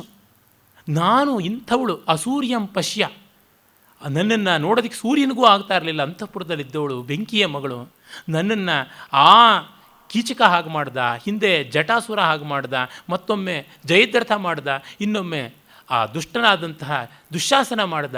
ಇವರು ಒಬ್ಬೊಬ್ಬರನ್ನು ಹೀಗೆ ಸಾಯ್ಬಡಿಬೇಕು ಅಂತ ಅವಳಿಗೆ ರೋಷ ಬಂದಿದೆ. ರೋಷ ಬಂದಾಗ ವಿವೇಕ ಇರೋಲ್ಲ. ಈ ಯೂನಿವರ್ಸಲ್ ಫ್ಯಾಕ್ಟ್, ದ್ರೌಪದಿ ಹೆಣ್ಣು, ಪಾಪ ಏನೋ ಗೊತ್ತಾಗಲಿಲ್ಲ, ಸಂಕಟಪಟ್ಟಿದ್ಲು ಅಂತಂದರೆ, ಇವನು ಎಷ್ಟು ಯುದ್ಧರಂಗದ ತರಬೇತಿ, 10 ವರ್ಷ ಯುದ್ಧದಲ್ಲಿ ಒದ್ದಾಡಿದ್ದು, ಆಮೇಲೆ ಪ್ರಯಾಣದಲ್ಲಿ ಒದ್ದಾಡಿದ್ದು, ಬುದ್ಧಿವಂತಿಕೆ, ಜಾಣ್ಮೆ ಎಲ್ಲ ಇದ್ದವನು ಈಗಷ್ಟೇ ಒಂದು ಬಾರಿ ಉಡುಗೊರೆಯ ಆಶೆಗೋಸ್ಕರವಾಗಿ 6 ಜನನ ಕಳ್ಕೊಂಡು ಪ್ರಾಣ ಹೋಗೇ ಬಿಡುತ್ತೆ ಅನ್ನೋ ಸ್ಥಿತಿಯಿಂದ ಸಾವು ತಪ್ಪಿ ಕಣ್ಣು ಲಟ್ಟ ಪೋಯಿಂది ಅಂತ ತೆಲುಗಿನಲ್ಲಿ ಒಂದು ಗಾದೆ ಉಂಟು. ಹಾಗೆ ಬಂದವನಿಗೆ ಮರುಕ್ಷಣ ಮರ್ತೋಯ್ತಲ್ಲ. ಮಾನವ ಸ್ವಭಾವ ಇಷ್ಟೇ, ತಪ್ಪುಗಳಾಗ್ತಾ ಇರ್ತವೆ, ತಿದ್ಕೊಳ್ಳೋಕ್ಕಾಗೋಲ್ಲ. The lesson which we learn from history is that none have learnt anything from history and that's why it repeats. ನಾಳೆ ಮತ್ತೆ ನೋಡೋಣ. ನಮಸ್ಕಾರ.